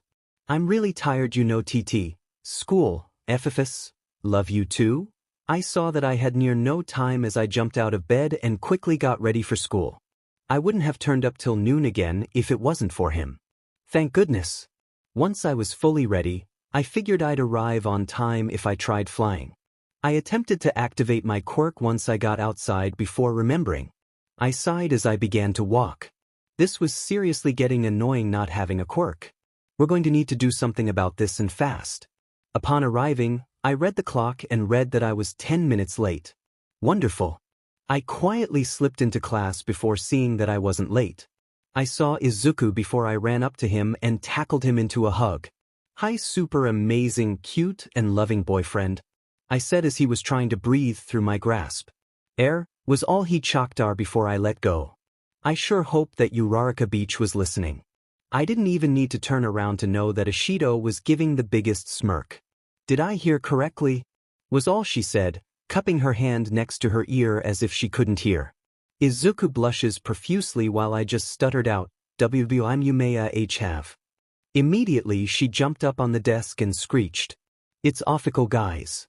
S/N ship name is real, she squealed like a fangirl, hopping in excitement as Ida just waved his hands around in anger at Ishido. Get off that table. You are disrespecting school property. The rest of the day was very much normal, besides of course Izuku and my relationship. It was so cute because lots of our classmates were congratulating and such for most of the day. Only a couple of people stayed silent for the day. Todoroki was one of them. Uraraka didn't say much all day, but she eventually said quiet and low-key that she was happy for us. Izuku, open your mouth, I told him as we were sitting for lunch. He looked at me confused as I gripped my stomach, laughing. I'm going to feed this to you, silly. He laughed a little too as he opened up his mouth and I shoved the chopsticks into his mouth roughly. He moved back a little from the compact and shut his eyes tight. /N you're literally deep-throating me with chopsticks, I laughed again as he giggled with tears in the corners of his eyes.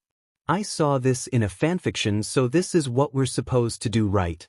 I asked him rather loudly. He choked out a response. And no 𝗧𝗪𝗢, he managed to say as I pulled my hand back. Sorry. I quickly spoke so he knew that I didn't mean to hurt him. He nodded in response and I sighed in relief. My eyes averted over the table to Todoroki. But because he was staring us down. You okay, Todoroki? I asked him as he just sighed. Yes.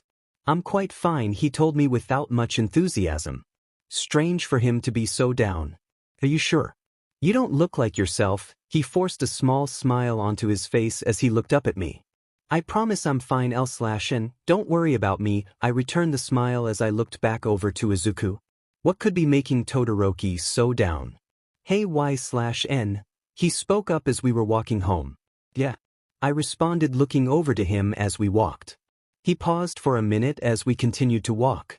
Imagine if we didn't meet each other, he said, which made me think. Finally, I responded. I can't. He looked me confused. I can't imagine a world without you in it, I said, giving a small smile. He looked like he was going to cry, but instead he kept walking with a toothy grin. How did I end up with someone as cute as him? We kept walking, hand in hand so we wouldn't lose each other in the city crowds. Once we turned into a back alley in hopes of a shortcut, we lost all the noise from the outside world. It was usually quiet and empty, making it a nice place to talk. Even if some shifty stuff happened down here sometimes. Little did we know that after that encounter in the woods, we weren't finished. An ear-splitting loud shriek was heard seconds before something hit me hard. I had no time to think as I was lying on the ground in pain. A villain had shown up. We had never seen this villain before, yet I remember seeing that symbol on his cheek. This was until a female showed up that looked identical to the male. Kind of like yin-yang. The male, who was mostly dressed in black, went to attack again until I saw Izuku step in and smash his arm, punching the villain away. The female dressed in mostly white stepped in while the male was knocked out. Pulling out a large hammer, she attempted to hit me, ignoring the fact that Izuku was there. Once again, he flicked his fingers, blowing the female out of the way temporarily. He tried to pick me up before the female got back up and whacked Izuku with her large hammer. I cringed as this continued to happen. The two of them trying to hit me as I couldn't do anything while Izuku kept breaking bones to fend them off. After some time, a pro showed up and scared the duo away as Izuku was sent straight back to school as Recovery Girl was still there. The green-haired boy slowly began to wake up with bandages as I sat beside him. Izuku, are you alright? I asked, bending down to him. Yeah. I'm fine, he said, gripping his head. I gently kissed him on the forehead as I told him, don't ever scare me like that again. He hugged me even in his state and said, I won't. I promise. Recovery Girl told us that he should be fine to leave. Once we left, I asked him, where do you think these villains are coming from? He took a moment to think about it before responding. Possibly from the League of Villains. It seemed legit, but why? The poor boy looked so tired that I decided to drop the topic until later. He'd been through enough that day. As I looked over at her, I thought about Todoroki. He said something a while ago about her being out of my league. Today he tells me something else that sticks with me. I remember that. From lunchtime, right before class. Is he jealous of us? Surely not. He's not that kind of person. That night all I could think about was him. Of course I love him so much. Beyond compare, in fact. But seeing him hurt himself was honestly so painful for me emotionally. My eyelids were growing heavy as my head dropped and hit my keyboard. 𝗧𝗪𝗢𝗢𝗧𝗏, I yelled as I looked around. Dang, I'm getting tired, I told myself aloud. Letting my eyelids droop again and my face drop, I looked back at my computer and kept typing. Ever since I lost my quirk, I've been studying as much as I can on this person who stole it. Sleepless nights became normal for me. Sometimes I would start to look into other quirks and how they work. What's the science behind them? It's fascinating. My mind went back to Izuku. My world revolved around him right now. He kept my quirkless secret from the teachers and students. He was always there to save me from villains, and he gave me the most affection. Of course I'm his girlfriend, that's expected, but even my own family is starting to care less and less. I found myself reaching for my phone as seeing a message from Izuku. I opened it to see him asking, we should have a sleepover soon. It would be fun. I smiled before responding, oh, you're such a girl. Tomorrow night. Seconds later, I get a response. Sounds good. Now get to sleep. It's too late for you to be up. A smirk plastered my face as I responded, and, what are you doing up at this hour? I burst into a fit of laughter as I just gotta love you, and he went offline. That was when I couldn't keep myself up any longer and just passed out on my desk. School came and went the next day. That night, I walked home with Izuku for our sleepover. Has anyone been asking about your quirk? He questioned me as I looked to the sky. No, not really. Everyone is so caught up in their own lives and their own training to care, I guess. He hummed in agreement before also looking to the sky. Say y/n has Todoroki talked to you much recently? He asked suddenly. Confusion washed over my face as I looked down to him. Oh, how come? Has he said something to you? I asked out of curiosity. He paused for a moment before responding. Oh, just wondering is all. I decided to let it go. He probably didn't want to go into detail about it. Boys can get pretty jealous of others if they want to, I guess. We shortly arrived at his house as we ran inside. We threw our bags inside the door as we ran down to Izuku's room. I dove for his bed as he jumped into his chair, making his spin a few times. So I've got some pretty interesting stuff you should know about. I started to get us going. He looked to me questioningly. Who we saw, the man that stole my quirk, is some crazy supervillain. I went on explaining little details that I found. Nothing too interesting. I saw Izuku glance over to his clock and saw the time. Oh, it's time for dinner. Pizza? He asked. He knew me so gosh darn well. Hawaiian please, was all I said before I heard Izuku say no. So, pineapple doesn't belong on pizza. I felt myself burst out laughing as I just said, of course it does. Now it's Hawaiian or boneless please. Izuku smiled ear to ear as he picked up his phone and went to order. I was left with my thoughts for a little bit, even though I saw pulling silly faces to Izuku throughout the whole call to try make him laugh. Izuku finished the call and came to me. What do you want to do now? He asked. You should know this by now, was all I needed to say before he handed me a 𝗧𝗏𝗧𝗟𝗃 controller. We began playing an intense game of Mario Kart before Izuku asked, who's your favorite character? I responded with F/C obviously as I asked him the same question back. Mine has to be the Inkling girl. I waited for him to elaborate. Wouldn't be cool to have a quirk to turn from a kid to a squid? SQR villains with ink from guns and rollers while you can hide in squid form. It's a force to be reckoned with. Of course there was some kind of quirk stuff related to this. Why the girl though? I asked once more. Woo me dup was all he said before we yelled you're a kid, you're a squid until the pizza arrived. I got my pineapple pizza while Izuku got his. I still don't know how you like pineapple on pizza, she said, though choose. You're right. Let's fix this, I said, dashing off to the kitchen. Izuku was confused as I returned with a package of marshmallow fluff. He laughed as I dumped a mountain of the dessert on top. What about some salt and vinegar chips with that? He laughed as I took the chips and put them on. Good idea, I said as they were now scattered on the pizza. By the end of it, it was a dessert pizza with pineapple, ham, cheese and sauce. What about we add bones? He asked. No, I responded. We must have a boneless pizza. We ended up eating the mess while we played his 𝗧𝗏𝗧𝗟𝗃 for longer. In the middle of an arms match, I felt my eyelids grow heavy and I rested my head on Izuku's shoulder. He was evidently tired as he did the same. The glowing screen on our faces, almost empty pizza box and us next to each other. Oh, how I wish it could be like this forever. Arriving at school, I made my way to the classroom to wait for Izuku in a fast manner. I really wanted to show him a really cool new video game I got. Of course, though, the becoming normal occurred. Weeks had passed since Izuku and I became a thing. Ever since that day, though, we had been encountering villains more and more. It seemed that they were always targeting us when no one else was around. Since I am currently quirkless, Izuku has had to fight for both of us and has walked away with major damage every time. Anyone seen Izuku today?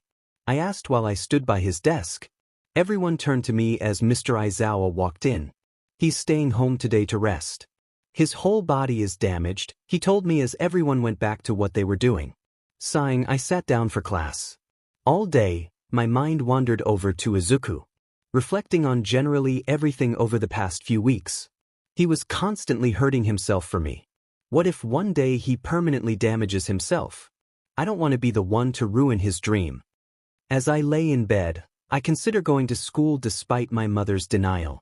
When I try to get up, I feel everything ache, which is enough of an answer. I let my head hit the pillow once more. My mind is in so many places right now. I know that All Might will want me to be focusing on my hero work. It's not like I'm not. It's just, 𝗧𝗪𝗏 is stuck in that mindset's place. I want to get her out of my head so I can focus, but it feels impossible. Even though we are dating, I'm still such a blushy mess and it's embarrassing. Are you alright, sweetie? I heard my mother call. Yeah, I'm fine. Can you just bring me something? I responded as she entered my room. Sure. Whatever you need. She smiled at me kindly. Just like 𝗧𝗪𝗏 does. Only thing is, recently she hasn't been smiling much. I loved how she reminded me of my mother. All up before she became this introverted character. A little like I used to be. Could you pass me the lotus flower? I asked her.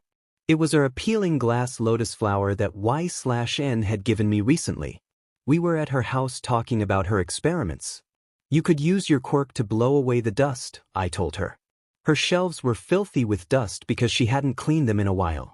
All of her focus had been on finding a way to get her quirk back, so she hadn't got around to doing anything else.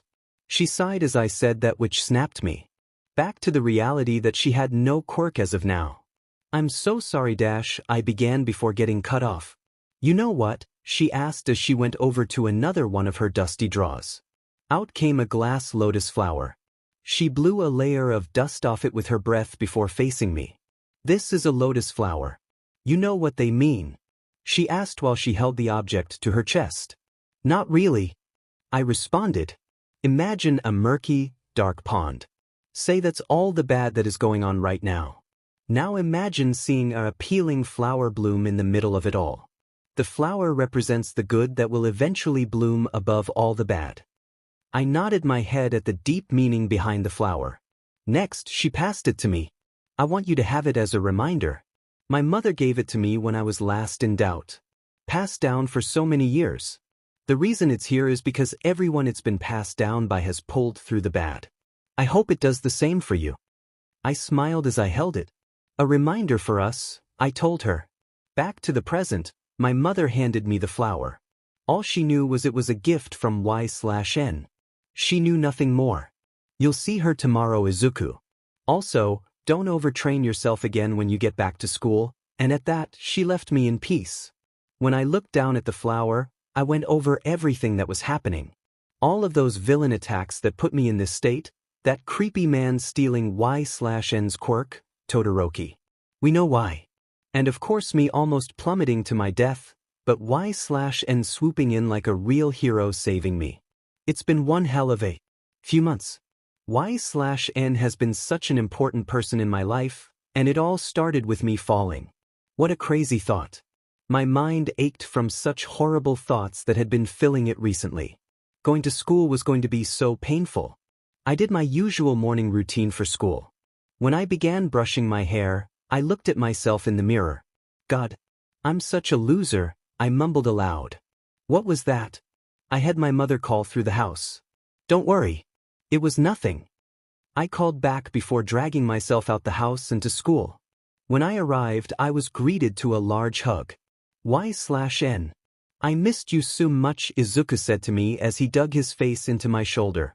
I giggled and smiled before it slowly faded, remembering what would happen today. It's only been a few days, silly, I told him, looking at the floor as I removed myself from his grasp. A few days feels like a lifetime when you're so lonely, he told me, lifting my chin for me to look at him. I let a small smile form again as I booped his nose. Let's get to class, I told him. Class went by normally and lunch came quick. I sat down with my usual group as I ate. We should go to my place tonight and play video games, 𝗧𝗪𝗏, Izuku was telling me. Mum, I mumbled as I chewed. It's a really cool one with heroes. It's got All Might and even 𝗧𝗪𝗏's favorite pro hero. I know how much you love 𝗧𝗪𝗏, he said at my side. Mum, I mumbled again before swallowing. I stood up and said I'll be back. I need to grab some books as I began to walk off. Let me help you, Izuku said with a smile as he got up and followed me. I love how we both love heroes. It makes me feel less like a nerd, you know. He kept rambling about us as we walked down the hall. I felt myself grow worried as I just nodded to everything he said. I wish we could be like this forever. I get reminded that good stuff like that will happen by the lotus flower you gave me. Look, Izuku. I cut him off, turning around to stop him in his tracks. What's wrong? He asked, confused as to why I was being so serious. I don't think this is working. I'm really sorry. I felt myself freeze. What do you mean? I choked out, hoping it wasn't what I thought it was. I'm sorry, she said one last time before beginning to walk down the hallway. 𝗧𝗏𝗧𝗟𝗘, wait. I called after processing what she just said. I reached out my hand expecting her to come back, but instead she broke into a run. I took a few steps forward as she went out of sight. 𝗧𝗏𝗧𝗏𝗏𝗏.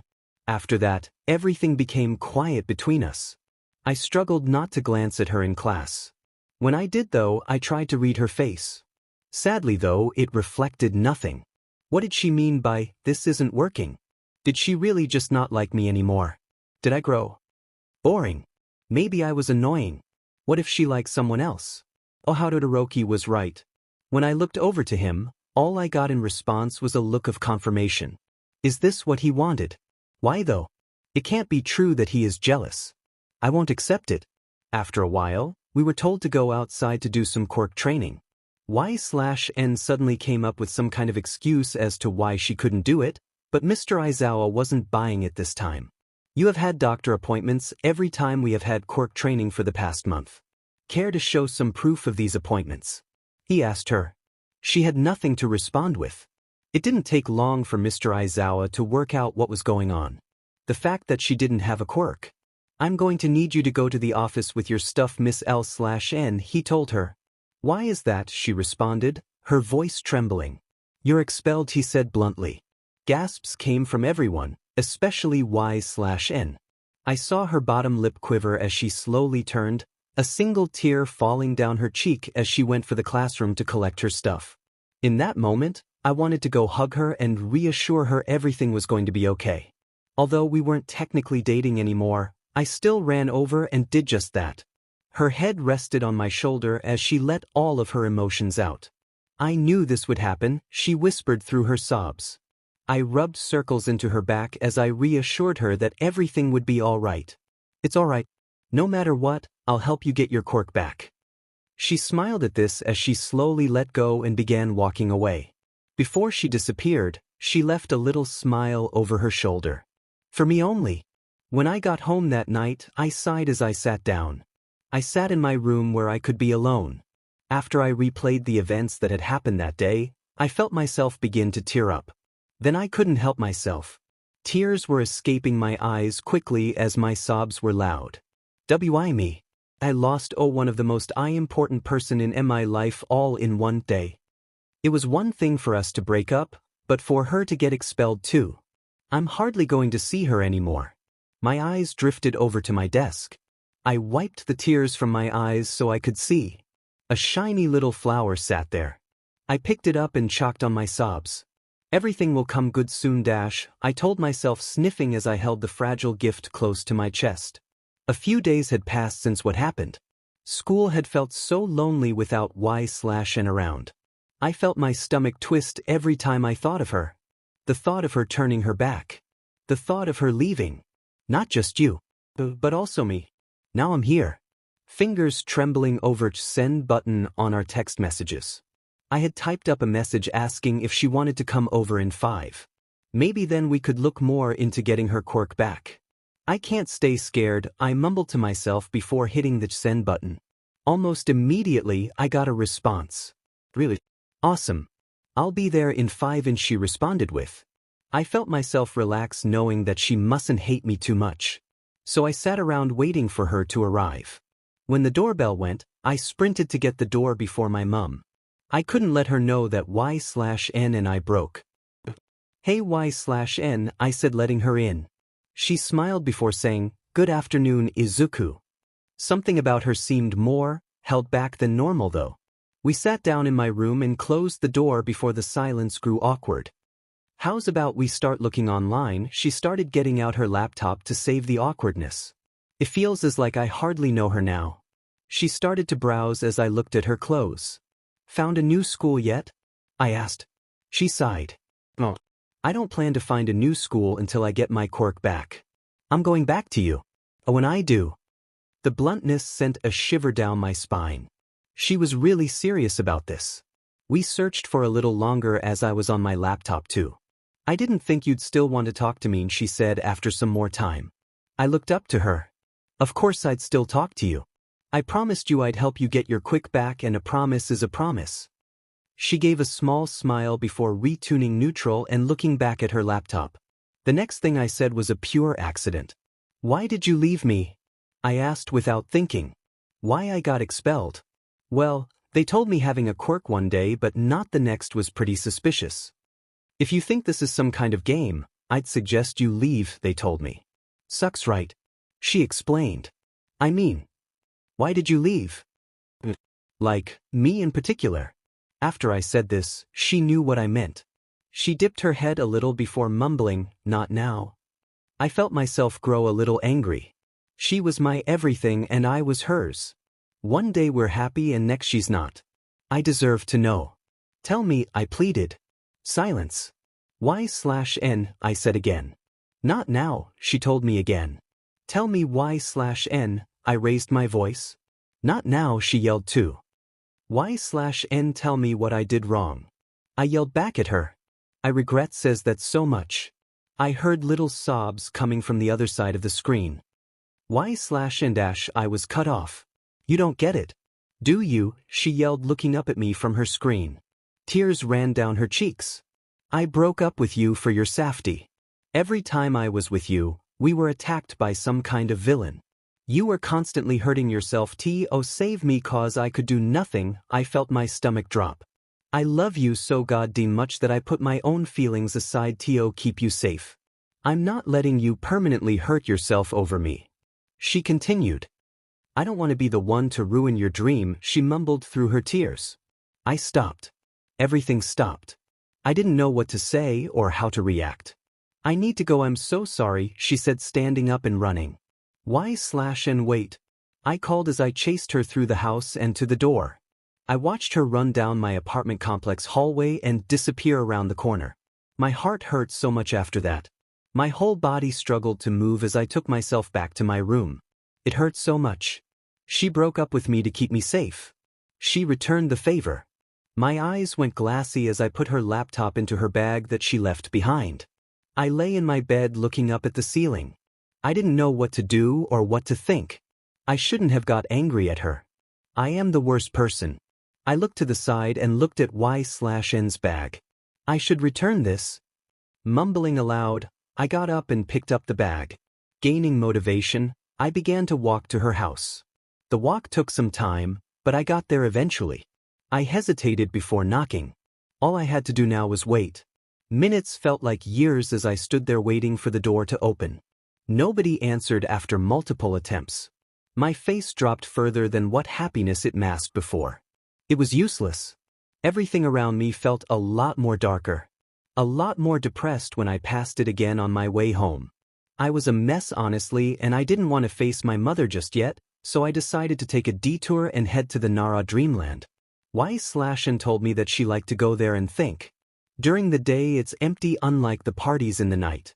Memories came back to me as I passed under the gate. That night when I invited her over because Kakin ditched her. I made my way around to the place we sat that night.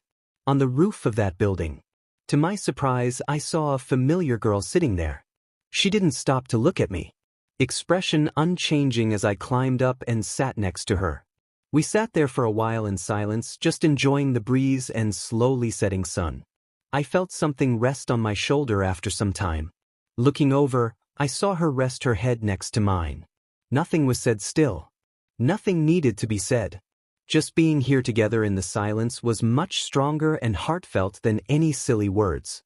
One moment I was looking at the sunset with Y/N. Next I heard a squeal come from beside me, causing my head to jolt. My neck went cold as it was exposed to the wind now. Y/N was gone. Y/N, I whispered as a shadowed man appeared. If you want her back, you'll have to come get her yourself. The growl he gave as he spoke spooked me, and he disappeared into thin air once more. I quickly got up, grabbing 𝗧𝗏𝗧𝗏𝗧𝗏's bag, and ran. Where I ran to? Nowhere in particular.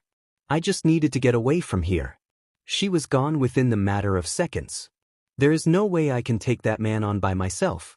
I wouldn't even know where to look to find him. Finding myself running into town, I crossed paths with Todoroki. Where are you off to in such a hurry? Todoroki asked, causing me to stop. I thought for a moment before blurting out, 𝗧𝗏𝗏𝗧𝗏's gone. She just disappeared, I told him in a panic. After I realized what I said, I slapped my hand over my mouth. I probably sounded ridiculous right now. He growled a little under his breath before saying, I knew this would happen. I just looked at him confused before he pulled me over into a smaller alley so we were out of people's way. What do you mean you knew this would happen? I asked him. Remember how I told you to break up with her? Like you weren't good enough for her. He asked me. It was hard to forget those things he said, so of course I remembered. Nodding my head to him, he continued. I said those things so that she won't associate with you. She was kidnapped, Midoriya, he said, causing me to freeze. This is my fault. I asked him. No way could it be. She was kidnapped because you care about her. I would assume All for One took her. He was cut off by me making a run for it. I had heard enough to know what I needed to do. My legs carried me as fast as they could to the school. Quickly making my way in, I stayed low, avoiding contact with all teachers. I ran into the classroom and grabbed some stuff from my desk as well as my hero costume. I'd need this stuff when I did the dumbest thing probably ever. I dashed back through the halls and out onto the field. I got out my phone and opened up my friend map. As I expected, her picture showed up on the map, giving me her exact location. It didn't seem she was moving, so I took a screenshot, just in case I lost any kind of connection. Once I reached home, I got changed and got a page up on All for One that I found a while ago. It was from a past All for One user written years and years ago, hidden deep in the web. The quirk works similar to One for All. It can be passed on by sharing a part of DNA. All quirks will be passed on to the next person that were stolen by the previous user. After rereading everything, I picked myself up and made another run. I wasn't sure where exactly I needed to go to get there, so I just followed my phone to where she supposedly was on the map. I dodged people and buildings as I ran down the streets. Through town. I got some strange looks, and some people recognized me from being a student. I've also been on TV a few times. My mind trailed to 𝗧𝗏𝗏𝗏 as I ran. How could I let this happen to her? Her words echoed in my mind as clear as day. No, that's not my excuse. I'm not going to let what she said stop me from helping her. It wasn't and isn't. I can't keep any promises to your word 𝗧𝗏𝗏𝗏. This time, you need me.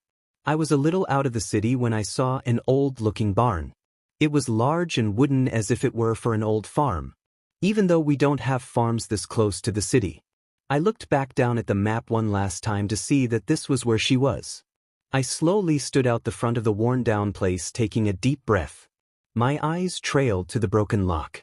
They're not trying to hide anything. This is what they want. Slowly pushing open the door, I see a large empty area with only the littlest of brightness from the old overhead lights. The place seems empty and dead. Is anyone even here? Was this all a trick? My green eyes are glowing in this light, and so the power from my quirk. I'm alert for any kind of attack at any moment. Anyone here? I call. I heard small muffled sounds in response.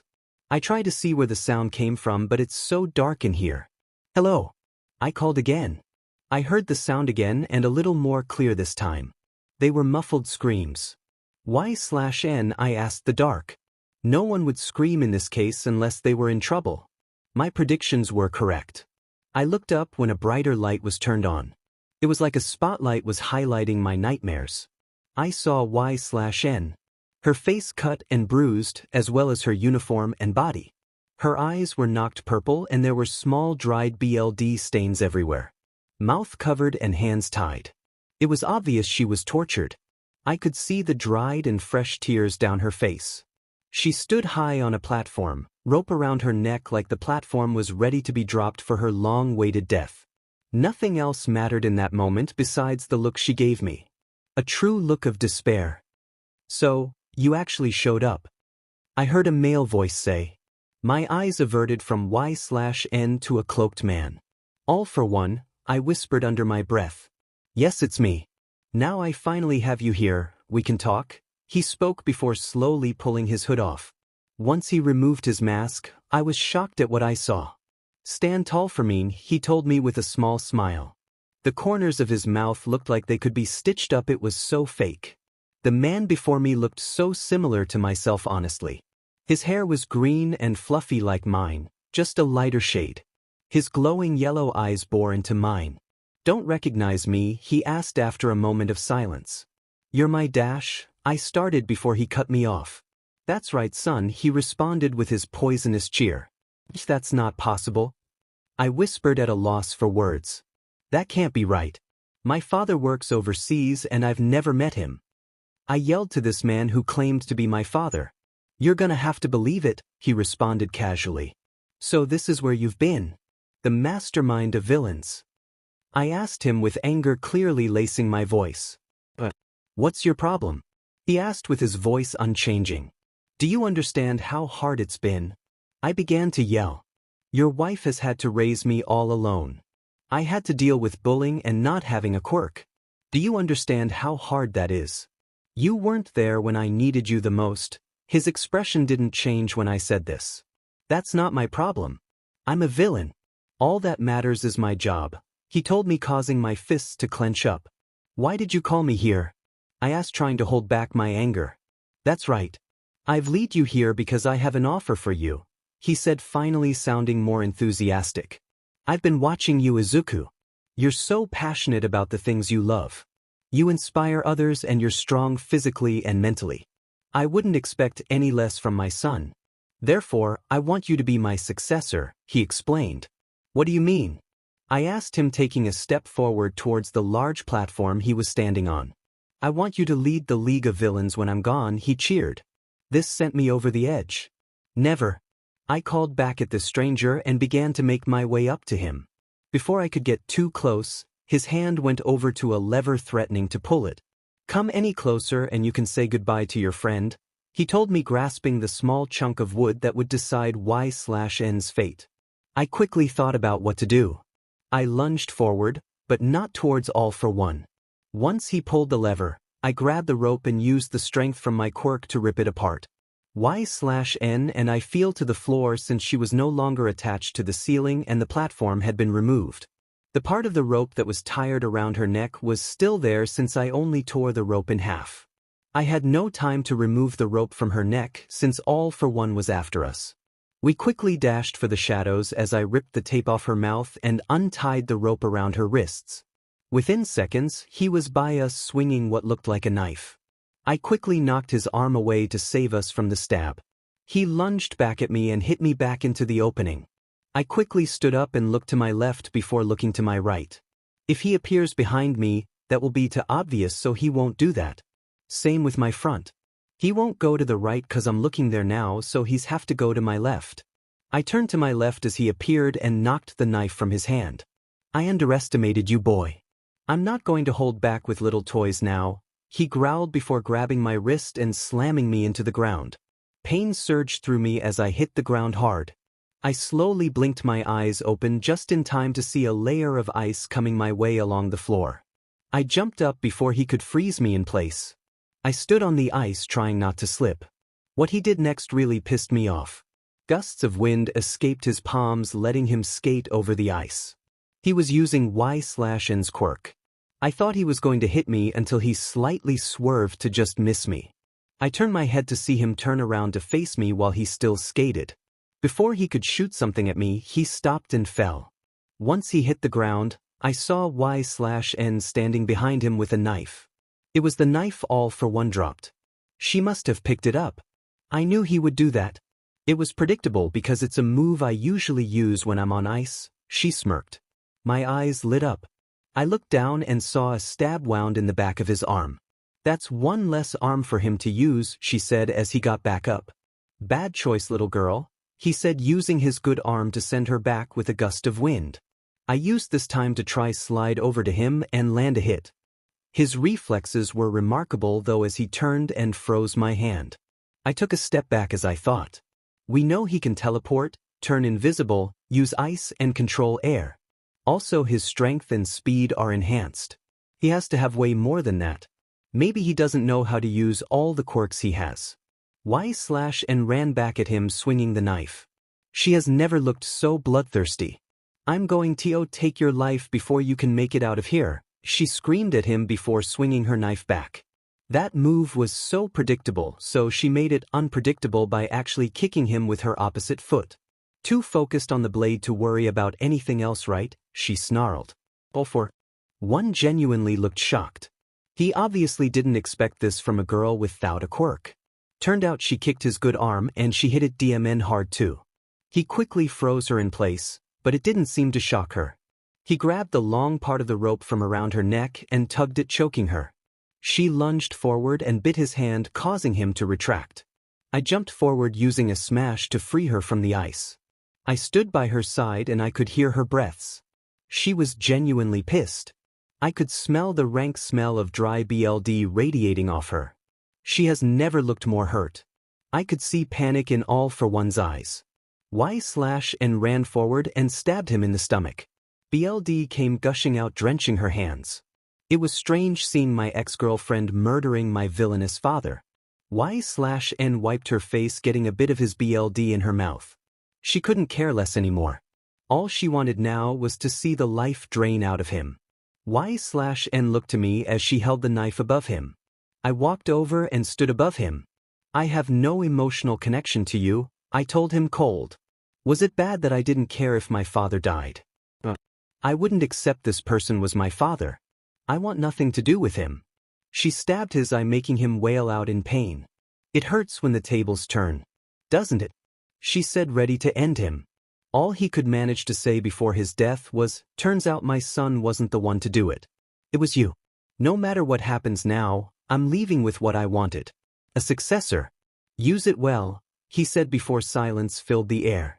The only thing that was heard was the breathing of 𝗧𝗪𝗧 and I. After what happened that day, I gained the power, all for one.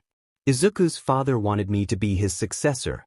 The way I had mercilessly murdered the father of the one I love was a signal to the man that I was worthy of leading a villain corporation. Of course, I never planned to become a villain though.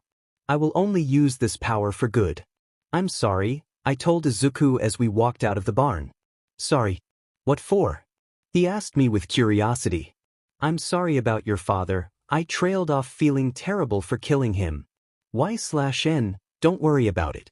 It had to be done. If you hadn't have killed him, we would be dead right now. If we didn't die, he would still torture us for the rest of our lives until we died. Also, it would be pointless to call up the police and arrest him. He's too powerful and he would just escape. Nothing else could have been done, he explained, making me feel a bit better. So in a way, I'm glad you killed him. He looked away. It was really brave of you, he blushed. I grabbed his chin and turned his face to be right in front of mine. His eyes still glued to the ground with his face as red as a rose. I could feel his shaky breaths on my lips cause of how close he was. Are you actually being all blushy and stuff with me now? I asked him, giggling. No. It's not like that at all, he said, waving his hands in front of his face as I let go of his chin. You're too adorable when you're like this. I smiled at him as I continued to walk across the field. I looked to my side and realized he wasn't following, so I turned my head to look at him behind me. I felt the wind pick up as I saw him staring at me, my hair flowing around me as well as my skirt. I held eye contact for a moment before I ran to him and knocked him to the ground in a hug. He snapped out of it as we giggled, laying on the ground. Don't mind my physical shape, I said as he looked at the broken rope still hanging around my neck. You know, you're still appealing even after being tortured and murdering a man, he smiled, untying the rope from around my neck. I burst out in laughter. I never thought I would hear you say something like that, I told him through my tears of laughter. It's not that funny, he stuttered out. That caused me to laugh even harder. Cute little Izuku Midoriya calling a girl appealing after she killed someone. So pure but also not. I stood up holding a hand out for him to take after wiping my tears. Is this the lotus flower's promise? He asked me. What do you mean? I responded. The lotus flower you gave me. It was a symbol that things would eventually get better. Is this it? Eternal happiness with you. My own face began to heat up as he took my hand to stand up. I think so. The rest of the year, Izuku and I remained best friends. Of course, we were still alert, but something let us feel freer. Was it knowing that All for One was dead? New Year's had shown up and so had the festival. Izuku and I had spent the whole night at the festival together. Playing games, getting food and generally hanging out. The fireworks are gonna be in not long, you know, I told him as we walked to the place the fireworks display would be. Of course. They always go off as soon as the clock hits 12, he reminded me. So cute. Did you also know that New Year's is the biggest celebration in our culture? I asked him. I've lived here my whole life /n-, he deadpanned before we both laughed. Well, let me remind you what New Year's is all about. I told him with the bubbly personality that had disappeared from me while Izuku and I were having trouble. Here we go -- he spoke before getting cut off by me. New Year's is celebrating a new year obviously. It is also a time to start fresh. To forget and move on from all the bad things in the past year. It's like starting over, you know. I explained, which is true. That's why New Year's is so important over here in Japan. What are you trying to say? He asked me, confused as to why I was explaining the obvious. Really? I asked and mocked his deadpan from earlier. I'm saying this because it means we can start fresh. For obvious reasons. He looked at me before understanding. We can start again.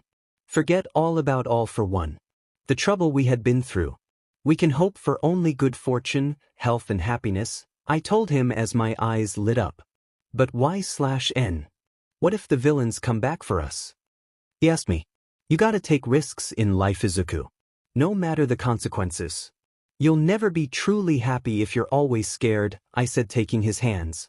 1 minute left. Are you sure about this? He asked, blushing lightly from the intense contact. 30 seconds left. Why wouldn't I be?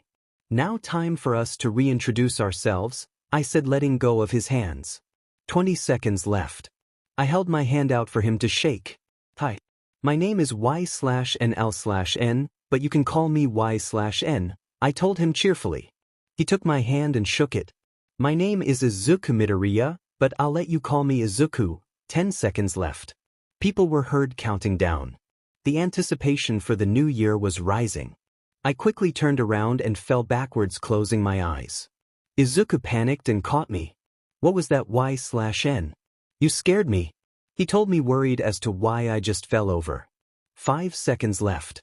I think I'm already falling for you, Mr. Izuku Midoriya, I told him, peeking one eye open to look at him. I grabbed his collar as soon as the clock hit 0 and connected our lips. I can't wait for my second-year training to be a hero with my super adorable boyfriend. I've decided to continue the story on here and not on another book.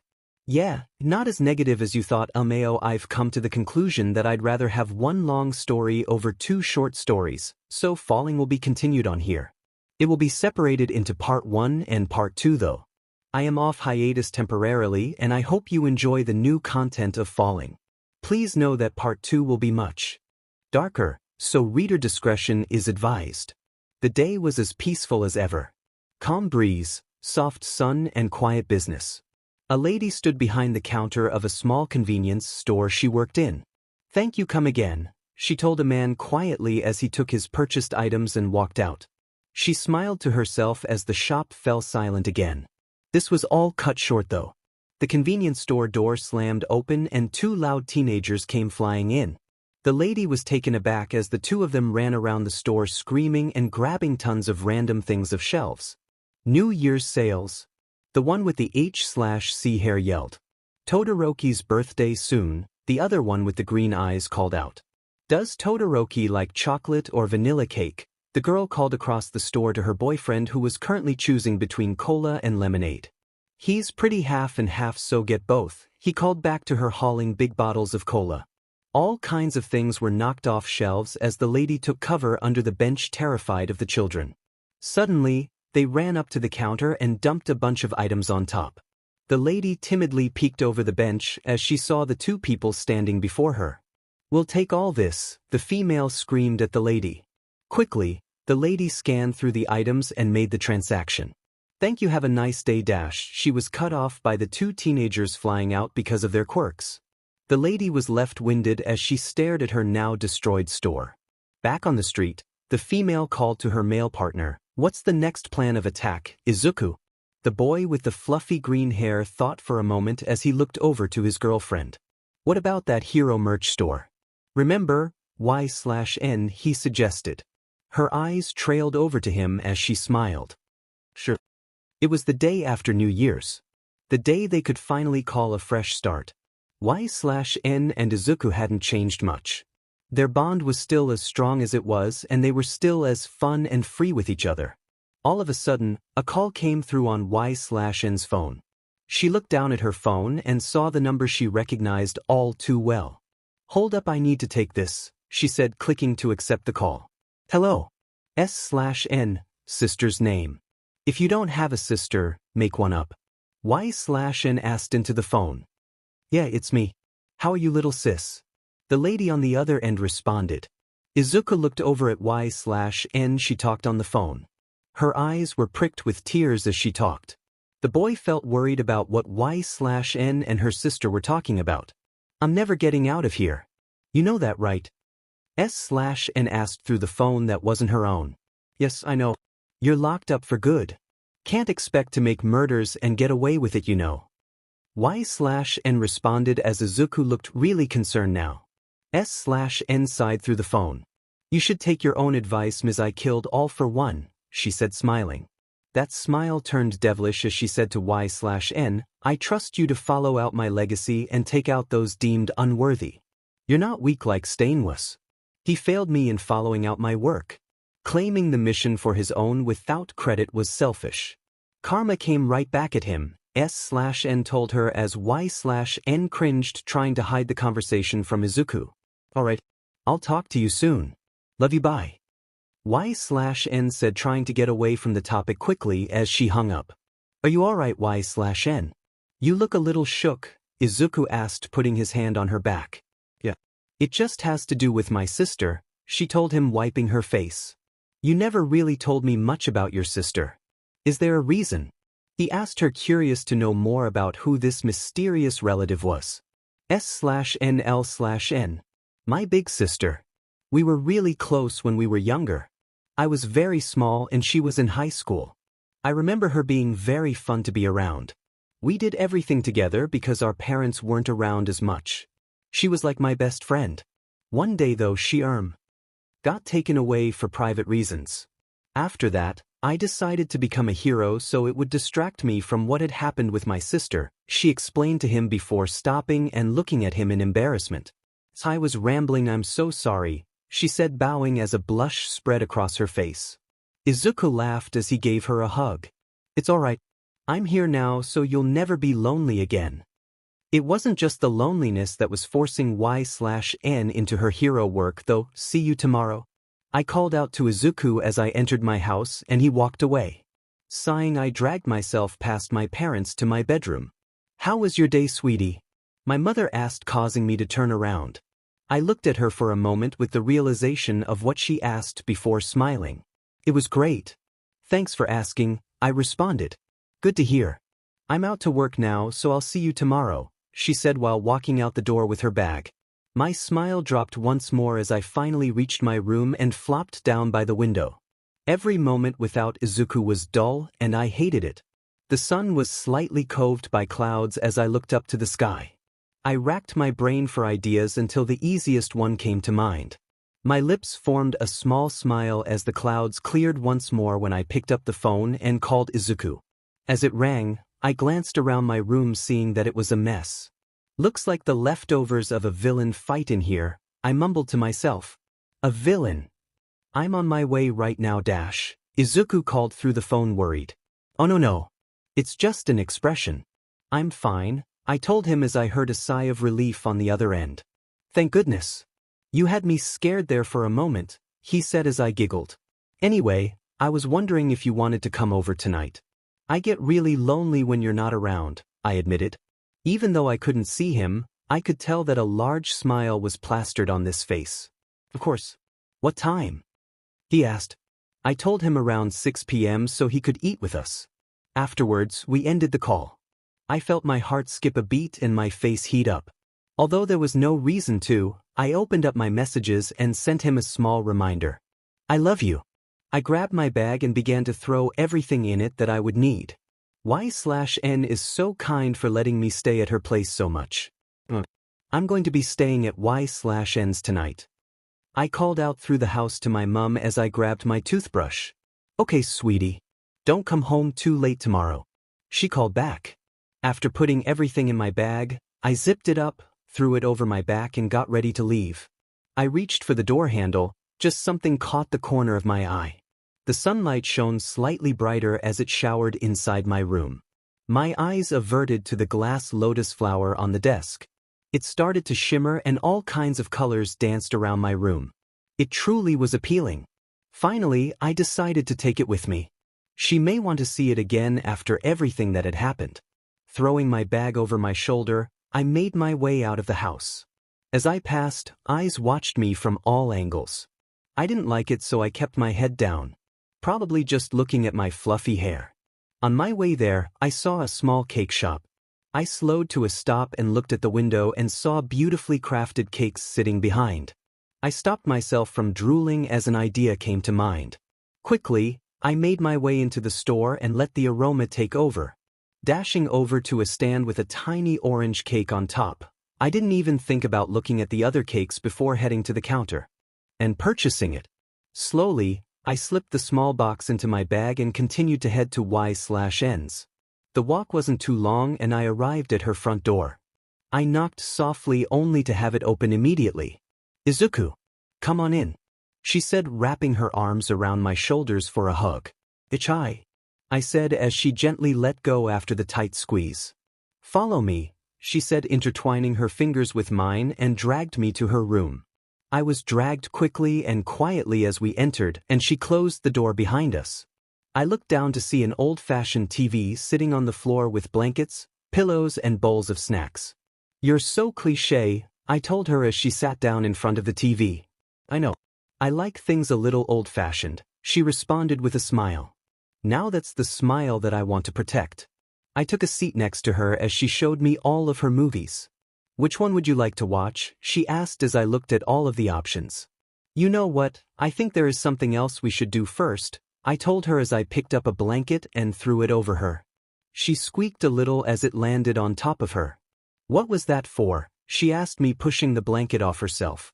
After a moment, something clicked in her mind as she jumped up and ran off to the kitchen. Running back in, she had a chair over her head. She threw it down as she yelled, "Fort building." I laughed as we ran out again to grab more chairs from the dining room table.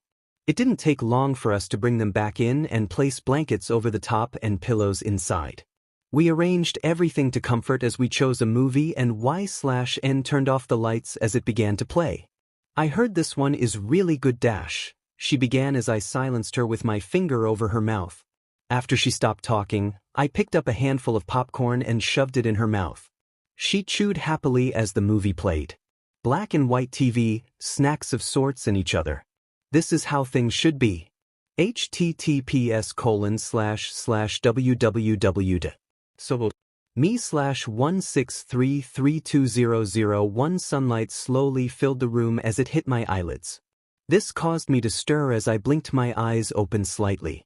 Looking over, I saw 𝗧𝗏 resting her head next to mine. We must have fallen asleep during the movie. I sat up trying not to wake 𝗧𝗏 and made my way over to my bag to check my phone. Moments later, I heard a groan from over in the fort, which means I did indeed wake her up. 𝗧𝗏, I asked as I made my way back over. She just groaned once more even though she was clearly awake with her stretching arms. Come on 𝗧𝗏, let's get up, I told her gently. Still, she didn't budge. This was until an idea came to mind. Getting back up, I went over to my bag and pulled the cake out. Taking the plastic lid off, I waved the treat under 𝗧𝗪𝗏's nose. Within seconds, I saw her nose twitch as she sniffed the cake. Slowly, she stuck her tongue out to try to get a taste, but I pulled the cake away from her a bit just in time. She pushed her neck out to try to reach the cake with her tongue, but I pulled it back a bit further once again. After this, she slowly opened her lazy eyes as she shifted her body forward to try to reach now. Once again, I pulled away. This continued until she was awake and wrestling me for it. Don't make me drop it 𝗧𝗪𝗏. We'll get none if you do.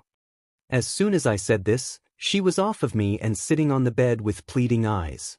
Hold on. Let me just try to find my phone first, she said looking around. I nodded and helped with her search. We looked under the covers, in the fort, in the drawers and probably every other place that it could be hidden under too. Maybe it's in the other room, she said. She looked back up at me again. Giving in, we went out to the kitchen to cut the cake. On our way out I saw 𝗧𝗪𝗏's mother. Oh. Hello Ms. L/N, I stuttered out with the cake in hand and 𝗧𝗪𝗏 behind me. She looked up and stopped her sweeping to give me her full attention. Behind me, 𝗧𝗪𝗏 was patting her pockets on a search for her phone still. Hello, Izuku. I didn't know you were here. Make yourself at home, the lady told me before getting back to doing housework. Awkwardly smiling, we continued out to the kitchen. Sitting down, I got out a knife and began to cut the cake into even slices. The whole time, 𝗧𝗪𝗏's eyes were focused on the blade. Slowing down, I spoke up. You alright? Something on your mind? I asked. She shook herself out of her daydream and looked away. It's nothing. Don't worry, she said frowning at the floor. I looked at her for a moment longer before deciding that she probably wanted to keep this as a private thing where her parents couldn't hear. Cake for breakfast, I smiled, placing a slice on a plate and handing it to her. Looking up, she gave a small smile and accepted it gratefully. We ate in a comfortable silence as I wondered what was going through her mind. After we finished, we cleaned ourselves up and got dressed. Want to go on a walk? It's a really nice day today, 𝗧𝗪𝗏 suggested as she put her socks on. Sure, why not? I responded, doing the same. We made our way out of 𝗧𝗪𝗏's room to see her mother in the living room with 𝗧𝗪𝗏's phone. It dangled from her hand as her mother had a passive-aggressive smile on her face. Excuse me 𝗧𝗪𝗏, can we please talk for a moment? In private? She asked. I looked over to 𝗧𝗪𝗏 to see a panicked expression on her face. Actually, mother, we're about to go on a walk. Once 𝗧𝗪𝗏 said this, her mother looked pissed. No, you're not. You're going to talk to me first, she said. At this, 𝗧𝗪𝗏 grabbed my wrist, snatched her phone from her mother and used her quirk so get us out of there. While all of this was happening, I decided to stay silent. Best to not interfere. It turns out that 𝗧𝗪𝗏 blasted us off to the local park. Slowing down, she turned to me. I can't go home tonight. Not until late at least. Whatever happened back there must have been pretty serious. No wonder she zoomed out of the house before questions could be asked. Alright. My mother will probably let you stay the night.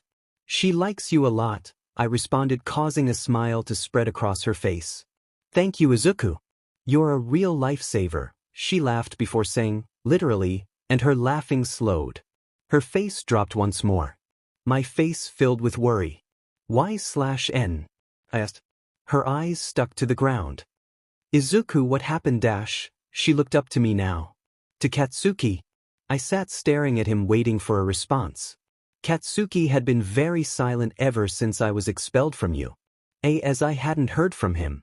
My expression was serious as I was genuinely worried about my friend. I don't know, Izuku said, looking me dead in the eyes.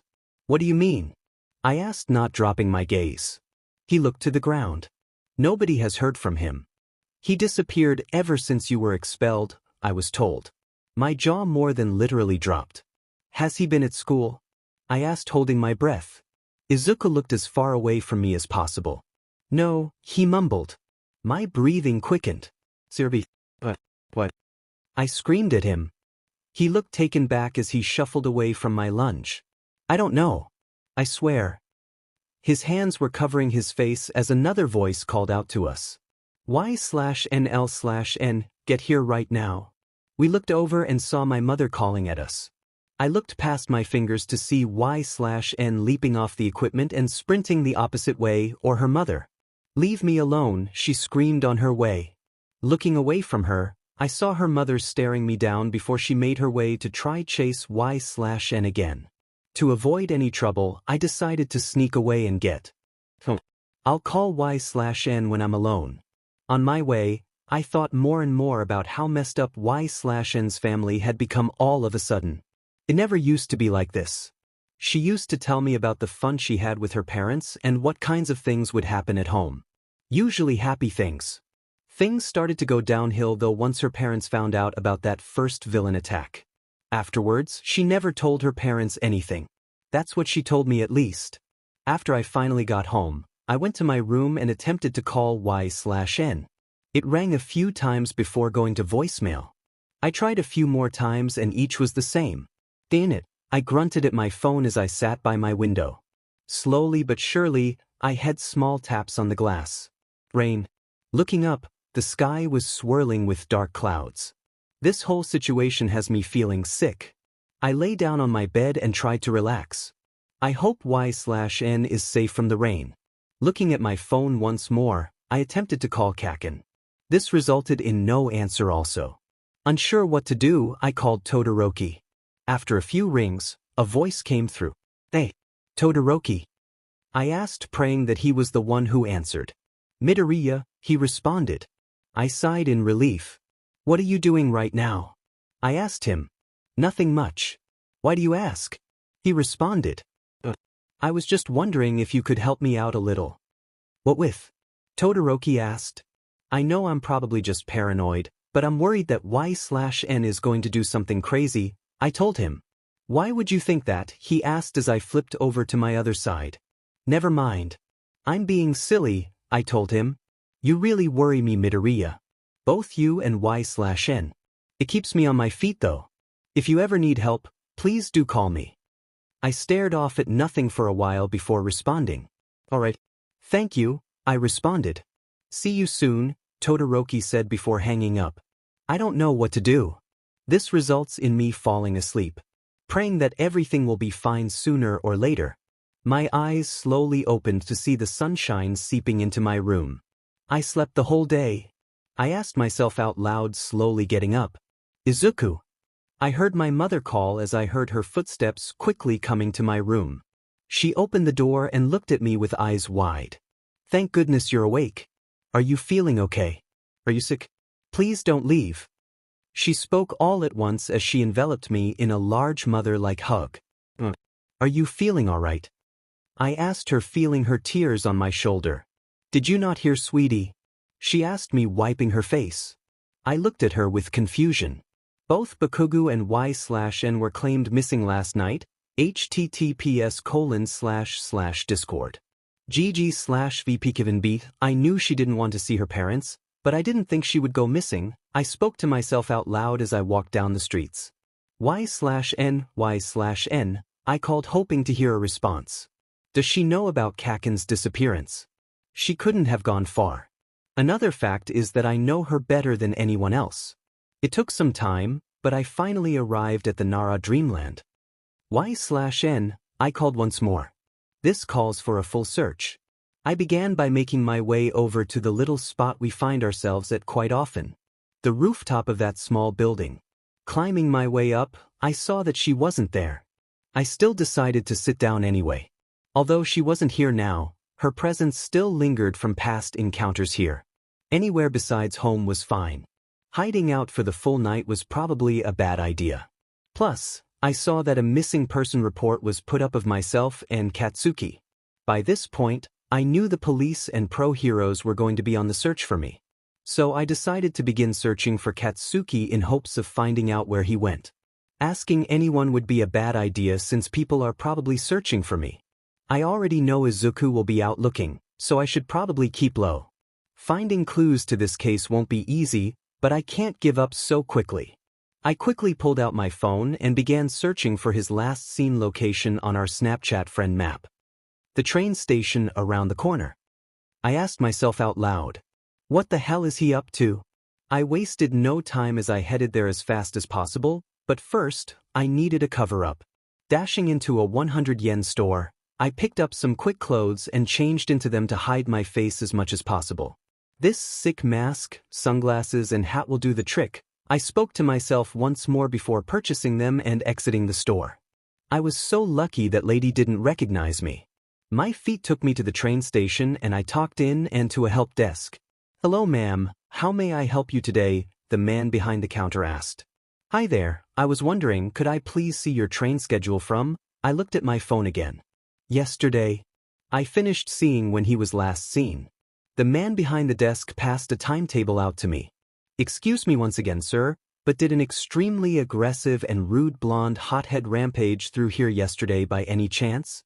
I asked the man once more. "You must know him then," the man responded.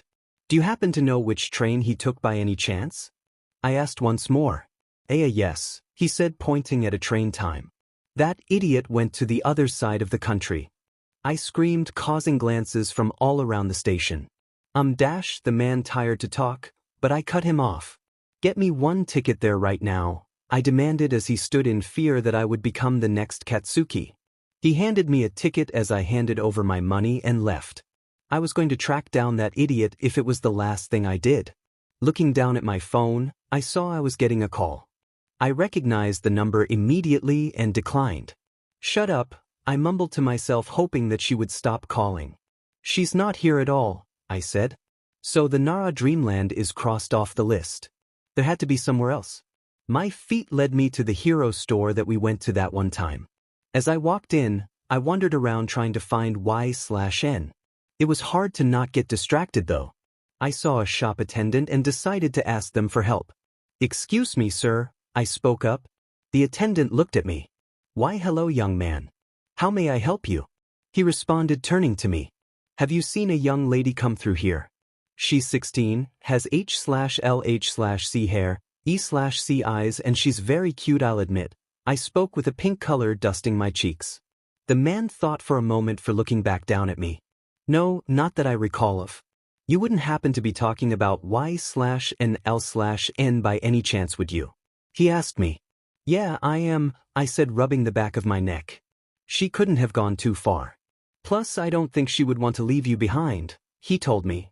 "What makes you say that?" I responded. "I'll tell you right now, boy, you're not very good at keeping your affection a secret," he said with a smile. I laughed nervously. "You may not even need to search for her. If she loves you, she'll come back to you," he said before getting pulled away by another customer. Maybe that man was right. If she loves me, she'll come back to me. I picked myself up and began walking home. On my way out, I picked up a little ragdoll keychain as well as 3 others of each other pussycat. I took the Mandalay one for myself as I know how much she means to Koda and hung it on my bag. I slipped the other 3 away inside my bag for later. Once I got home, I threw myself onto my bed as lay down once more. I turned my head to look over at the crystallized flower. "Please come home soon." I stepped onto the train. With my backpack and ticket in hand, my eyes averted up to see my seat as I sat down. Putting my backpack on the seat next to me and resting my elbow on the window ledge, I gave a considerably loud sigh. I pulled out a notebook and pencil from my bag and flicked through the pages to try and find a blank one. The last time I used this book, I was sketching pictures on the train with Izuku. I didn't want to think about that right now. Focus in it. Pencil on paper, I began writing on the blank page. Maybe he went there to get away. But get away from what? It must have had something to do with me, I mumbled to myself as we took off. Would it be to try to find out what happened to my Quirk? No. That wouldn't be it. He had to have thought this out. Never would he leave school like this. I continued to rack my brain for ideas as my phone buzzed once more. Looking down, I saw the caller. I growled once again as I hit decline. Everything about this was giving me a headache. Please don't do something stupid before I get there, Katsuki. As the train dashed through the Japanese countryside, we arrived at our destination after an hour or so. I gathered all my items and stumbled off the train. It was a nice, small train station. I didn't plan this far ahead, so I wasn't too sure where to go. My only option was to take a walk around town and see if I could get any glimpses of him or his possible whereabouts. Thus, my search began. It started simply with me walking the streets and stopping strangers asking if they had spotted a boy with spiky blonde hair, red eyes, usually angry and exploding stuff. I also said his name to be sure. No sign of him. This whole situation was giving me a headache, so I sat down on the side of the street. I felt the temperature grow colder. Why was he here? This whole thing is so stupid and I should just go home. Come on 𝗧𝗏𝗏, I groaned to myself, gripping my hair. Forcing myself to stand up, I continued my search. Excuse me, sir, I began. Have you seen a boy with spiky blonde hair? Eyes are red and he's probably blowing stuff up and yelling, I asked politely. The man looked at me. What's his name? This man asked as he stopped. Katsuki Bakugo?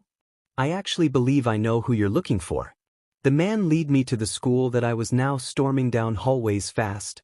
Shiketsu High. What the absolute hell dash? I cut myself off as I rounded the corner and slid the classroom door open fast.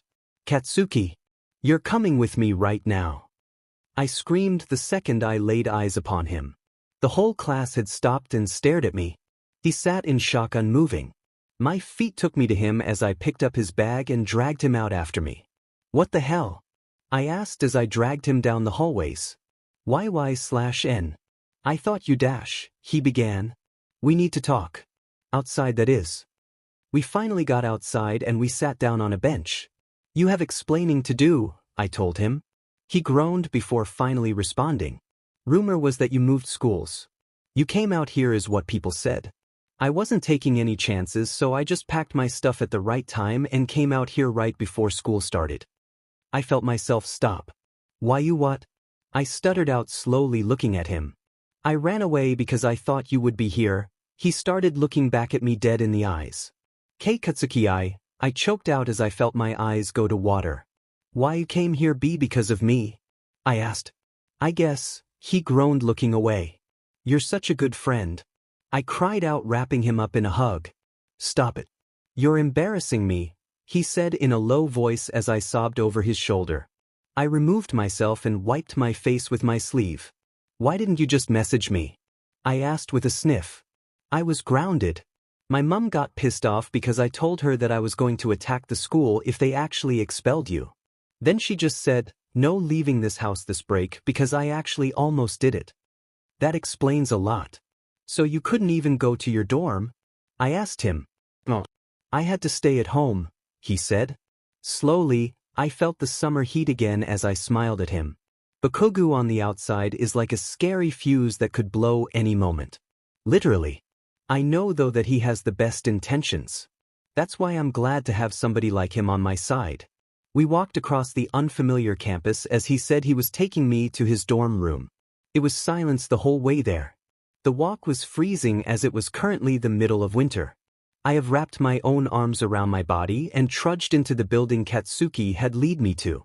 From that point, just a floor up until we reached his dorm. This is it, he groaned out as he walked over to stand by the window. I slowly walked beyond the door frame. So this is where you had planned to stay, huh? I asked him. Yeah, he responded, taking off the shiketsu hat. The room was pretty empty, really. There was near to nothing of Katsuki's stuff. I realized this when he threw a few of his things in his suitcase and pulled out an outfit to change into. I quickly stepped out and closed the door to give myself some privacy. As I did this, I heard a door open down the hallway. Hello there. A feminine voice spoke. Looking over, I saw a tall girl with blonde hair look back at me. Hi. I responded, equally confused. After a moment, she saw I was in front of Katsuki's room. Are you a friend of Bakugo? She asked. Bakugo, my name is Kami Utsushimi. I'm one of his fam, she responded. 𝗧𝗏𝗏𝗏𝗏, it's nice to meet you dash, and once again I was cut off. Katsuki opened the door in a flash and grabbed my arm. After a moment, Katsuki and Utsushimi made eye contact. Ms. Illusion, tell my homeroom teacher I won't be coming to school anymore, Katsuki told her. She saluted. Yes sir. I will them that Bakugo. Text me what's going on when you get home though, 𝗧𝗪𝗧𝗎 said as Katsuki dragged me past her. Bye Bakugo. Nice to meet you L/N, she waved as we entered the elevator and the doors closed. He had his suitcase in hand and my arm in his other. Silence filled the air as I saw him glance at me in the corner of my eye. It wasn't long until we were out of there and began the trip home. Who was that? I spoke up. Katsuki looked over to me. Oh, Ms. Illusion. She's just a friend. He trailed off as we walked down the path. I shrugged as we continued the walk. Katsuki never really talks about people he knows outside of school. The walk to the train station wasn't long as we got 2 tickets and took a ride home. Taking our places on the train, we sat down next to each other. Still, silence. I pulled out my sketchpad once more and flicked through the pages. As I did this, my eyes landed on a picture I drew a year ago. It was drawn at a moment like now. Only thing was, I was seated with Izuku. The two of us were on the page smiling up at me. I remember drawing that. In fact, there were a few in here of him. This was before I realized how I really felt about him. My face heated up at the thought. Pulling the neck of my sweater over my mouth, Katsuki glanced over at me. I pulled my sweater back down to give a reassuring smile. He simply rolled his eyes as he looked away. As he did this, I finally flicked to a blank page in my book. The drawing began with his eyes, filled with anger and hate. He was an interesting character, always so mad. Time passes and we finally arrive at our destination. We got off the train and began heading back to my house. Oi airhead.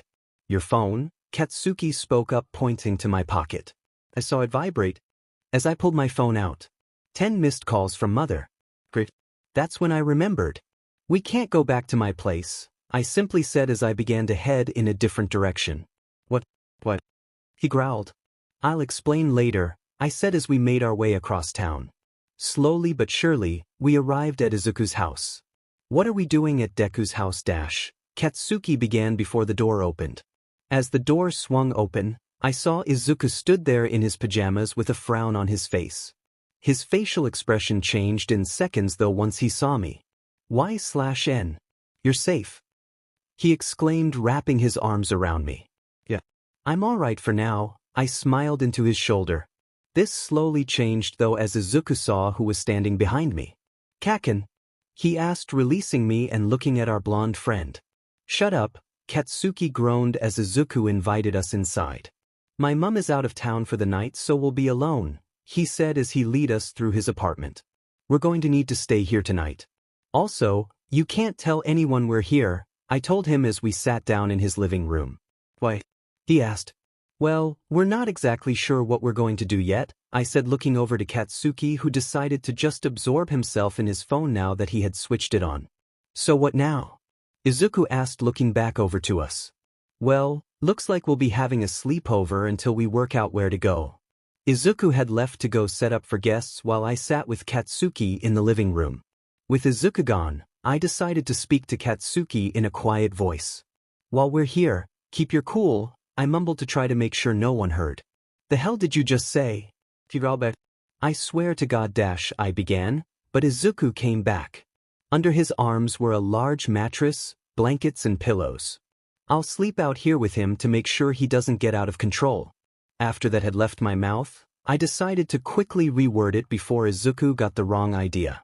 I mean as in I'll sleep on the couch and Katsuki can sleep on the mattress? Izuku's face visibly relaxed a bit more as I said that and slowly nodded before saying, that would be for the better. Looking over to Katsuki, I saw him preoccupied on his phone. This was a chance for me to go. My footsteps echoed down the hallway as I began heading for the bathroom. Just going to use the bathroom. I called out to Izuku before heading inside and locking the door. My hands gripped my hair as I slid down against the wall. This was a bad situation I was in. It's like I've trapped myself. I inhaled deeply through my nose, the sound of air rushing into my lungs loud and crisp. Opening my eyes, I look up at the shower deciding that a good wash down might just be what I need. Stripping and stepping into the near hot water made my thoughts melt away as the sound of rushing water slapped the tiles at my feet. It sounded so loud that I felt it would be alright to hum a little bit to a song that I really like at the moment. Every part of me knew that tonight would be hell, but I decided to not worry about it so that maybe, just maybe, everyone would stay calm. 𝗎𝗪𝗎𝗛. Are you okay in there? I heard a soft voice through the door. Yes, I'm okay, Izuku. Thank you for the concern, I responded as I so desperately wanted to finish my song before getting out. Shutting off the water, I stepped out and dried off so that I could put my clothes back on. Coming back down the hallway and into the room with the boys, I felt much better now that I had time to think by myself. Something felt off though. The tension in the room was heavy. Katsuki glanced away as Izuku stood up quickly. Could I get you anything to drink? He asked, looking at me and then to Katsuki. Water is just fine, I responded, not wanting to cause any trouble. Katsuki just nodded, meaning he wanted the same, and with that, Izuku walked out. As he did, I felt a hand pull me to the ground.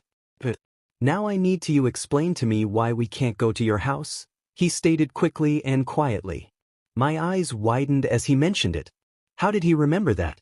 Well, I tried to begin as I looked away from his gaze. All I can say is that my mother isn't happy with me. His expression went unchanged surprisingly. What do you mean by that? Katsuki prompted, obviously wanting to know more. My mother thinks I've done something despicable and forbidden. It's really not that bad. She's just overreacting.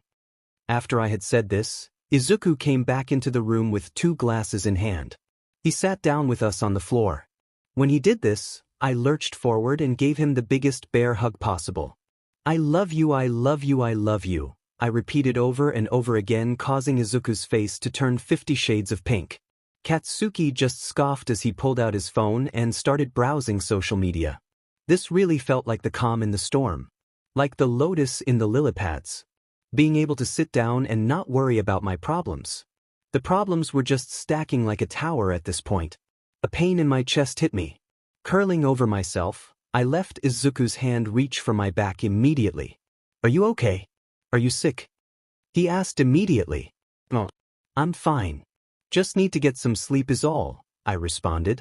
Your perspective. That next morning, both Katsuki and I left as early as possible. Where are you gonna go? Katsuki asked me as we reached the point where we split ways. I honestly don't know. Good luck wherever you go. He stared at me for a moment, but didn't say another word and then left. Predictable. Taking a turn, I dashed home with my head down low. Where was I to go though? Nowhere to go and nothing to do. Turning down an alley, I sat down and lay my back against a wall. Pulling out my phone, I rested my head on my hand. Why am I here? This whole thing has been so ridiculous. Moments later, a shadow loomed over me. Slowly looking up, I saw a young-looking girl. Not too much older than me really. Are you okay? 𝗎𝗪𝗎𝗛, this girl had blonde hair tied up into 2 buns. The look wasn't too bad. Who might you be? I asked. Taking another good look at her, I think I recognized her from last year. I'm Toga Himiko. We're friends, so you can call me Toga. The girl cheered. I felt my heart stop for a split second. I'm face to face with a villain. A dangerous one at that. I decided to collect myself and stand up. Sorry Himiko, but I have somewhere to be. As I went to leave, I felt her grab my wrist. Where you going? 𝗎𝗪𝗎𝗛, surely you'll come with me. I know someone who has been wanting to talk to you, she said. I felt a bead of sweat run down my face. It wasn't like it was overly hot outside or anything. No, it wasn't that at all. It was the fact that I am currently facing to face with a dangerous villain who wants me to go with her. I don't know what she might do to me. Is she planning on hurting me? Making me speak and tell her gang about the inside at you? She's not going to get that, and she knows it. All these memories hit me at once. I remember everything now. How could I let myself forget such an important event in my life? Of course, I let myself get distracted by Katsuki running away and visiting Izuku's house. Of course, letting myself relax was a bad choice. It's difficult to have those luxuries when you're living the life that I have set for myself. Now that I had remembered everything that I did to these villains, I found it even harder to think. My hands and body were violently shaking and sweating as I let myself be dragged by this villain further into the dark alley. I could scream. I don't want to cause trouble. I could use my quirk. That would cause too much of a scene. I am so pathetic for someone who wants to become a hero. I can't even save myself from such a simple situation, let alone save others. It's always me that needs the saving. I felt my heart pound so hard in my chest that I felt like I wanted to pass out. Maybe I should pass out. That might be the best bet. Let fate do whatever it wants with me. This is the punishment I get for all my sins. I near forced my body to go limp. It's alright if I die, it's just karma. As the thought had crossed my mind, I felt my body begin to grow heavy. In fact, it would be stupid to say I felt it grow heavy. Instead, I should say I felt nothing because I let myself pass out. Tamura. I brought her. Be nice, yeah. Thank you, Himiko. I thought it would have been harder to get her here, but obviously not. I guess that's what happens to someone who loses spirit. Dabi. Lay her down and wait until she wakes up. Make sure to lock this place up well, Himiko. I don't imagine a girl who is so easily dragged here to be so hard to lock up, but girls like her are unpredictable. So unpredictable that even our MST didn't expect she would be the one he would give his quirk to. I began to feel things again as I was laying down on some kind of soft surface, and I could feel all eyes bearing into me. Everyone in this room was watching me. The pressure is so high right now, but I have to keep my cool. I must pretend to stay passed out as long as possible. Maybe I could pretend I'm dead. I would just hold my breath and die right here if I had nothing waiting for me outside of this room. But for the sake of Izuku and Katsuki, I must do my best to stay alive if I can help it. Now it was time to wait it out. Even if I have to pretend and wait for days, I'll wait until they give up. That's if they give up. Either the lotus flower's promise will prevail and let me go free, or fate makes that choice and kills me. I really am fine either way. Hours had passed. I couldn't see the time, but I could tell that hours had passed. I knew this because it felt like I had been laying here forever pretending to be out cold. I could hear shuffling and the occasional murmurs. Somebody was still in here. They really weren't abandoning their post. Since so much time had passed, it gave me plenty of time to think about my many options and what I should do. In the end, I came to the conclusion that I should just get up and see what they want with me. See what they have to say. If they begin to grow restless, I should be fine. I have all for one. Why the hell am I scared of a couple of back alley punks, honestly? So, calm down. I'm letting myself get worked up. I'm getting cocky. Don't let your guard down. I slowly began to stir. I slowly began to open my eyes as if I had just woken up. As my vision cleared, I saw Dabi make his way over to me. I sat up and looked up at the villain looming over me. I now awaited to hear what he had to say. It had been a little while since 𝗎/N and Kaken left. Cleaning up had taken a while, but that's alright. Since it's 𝗎/N that is. As I looked around, I stumbled upon something that grabbed my interest. Hold on a minute, this is 𝗎/N's hair clip. It was a appealing clip and looks like something she wouldn't want to lose. I should return this to her, I thought aloud. I wonder how she's doing right now. When I think about her, I think of soft flowing hair, rosy cheeks, and sparkly eyes. She really is the most appealing girl in the world. I could feel my heart rate picking up and my face turned flushed just from thinking about her. How is it that after all this time I still get flushed from thinking about her? I decide to head over to her place with the clip to return it to her. On the way over, I look up at the sky. It's appealing and clear, perfect weather for going out. I know we just hung out, but I should invite her out for lunch. Just us. I'm a bit of a hopeless romantic when it comes to this kind of stuff. Approaching her house, I knock on the door. No answer. Slowly opening the door, I peek my head inside and call her name. 𝗎/N. You home? Still no response. Weird. I thought she came straight home. There was no one home, in fact. I thought I knew their family well enough, so I invited myself in. Heading down to her room, I noticed that everything had been untouched. Must have taken a detour home. What if I call her? After a few rings, it goes straight to message bank. Knowing that girl's luck, I begin to feel worry brew within me. Please don't say she's run into any trouble. I know that 𝗎/N is a strong girl, but it doesn't stop me from worrying about her. I should head out and look around town just to be sure. After visiting multiple of our favorites places like the ice cream store, the arcade among some, still no sign of her. I've also continuously called her with no response. The fear is growing more and more. Please just have your phone on silent or something, I pray to myself. It's when I look down and I see something on the ground. It's a little keychain that must have fallen off a bag. It's 𝗧𝗪𝗧𝗏's keychain. Author note: I mentioned this on my new book 𝗧𝗪𝗧𝗟𝗘. It's a 𝗧𝗪𝗧 reader, check it out if you're interested 𝗧𝗪, but I am going to be making chapters shorter from now on. That way I will be more motivated to update and finish the story.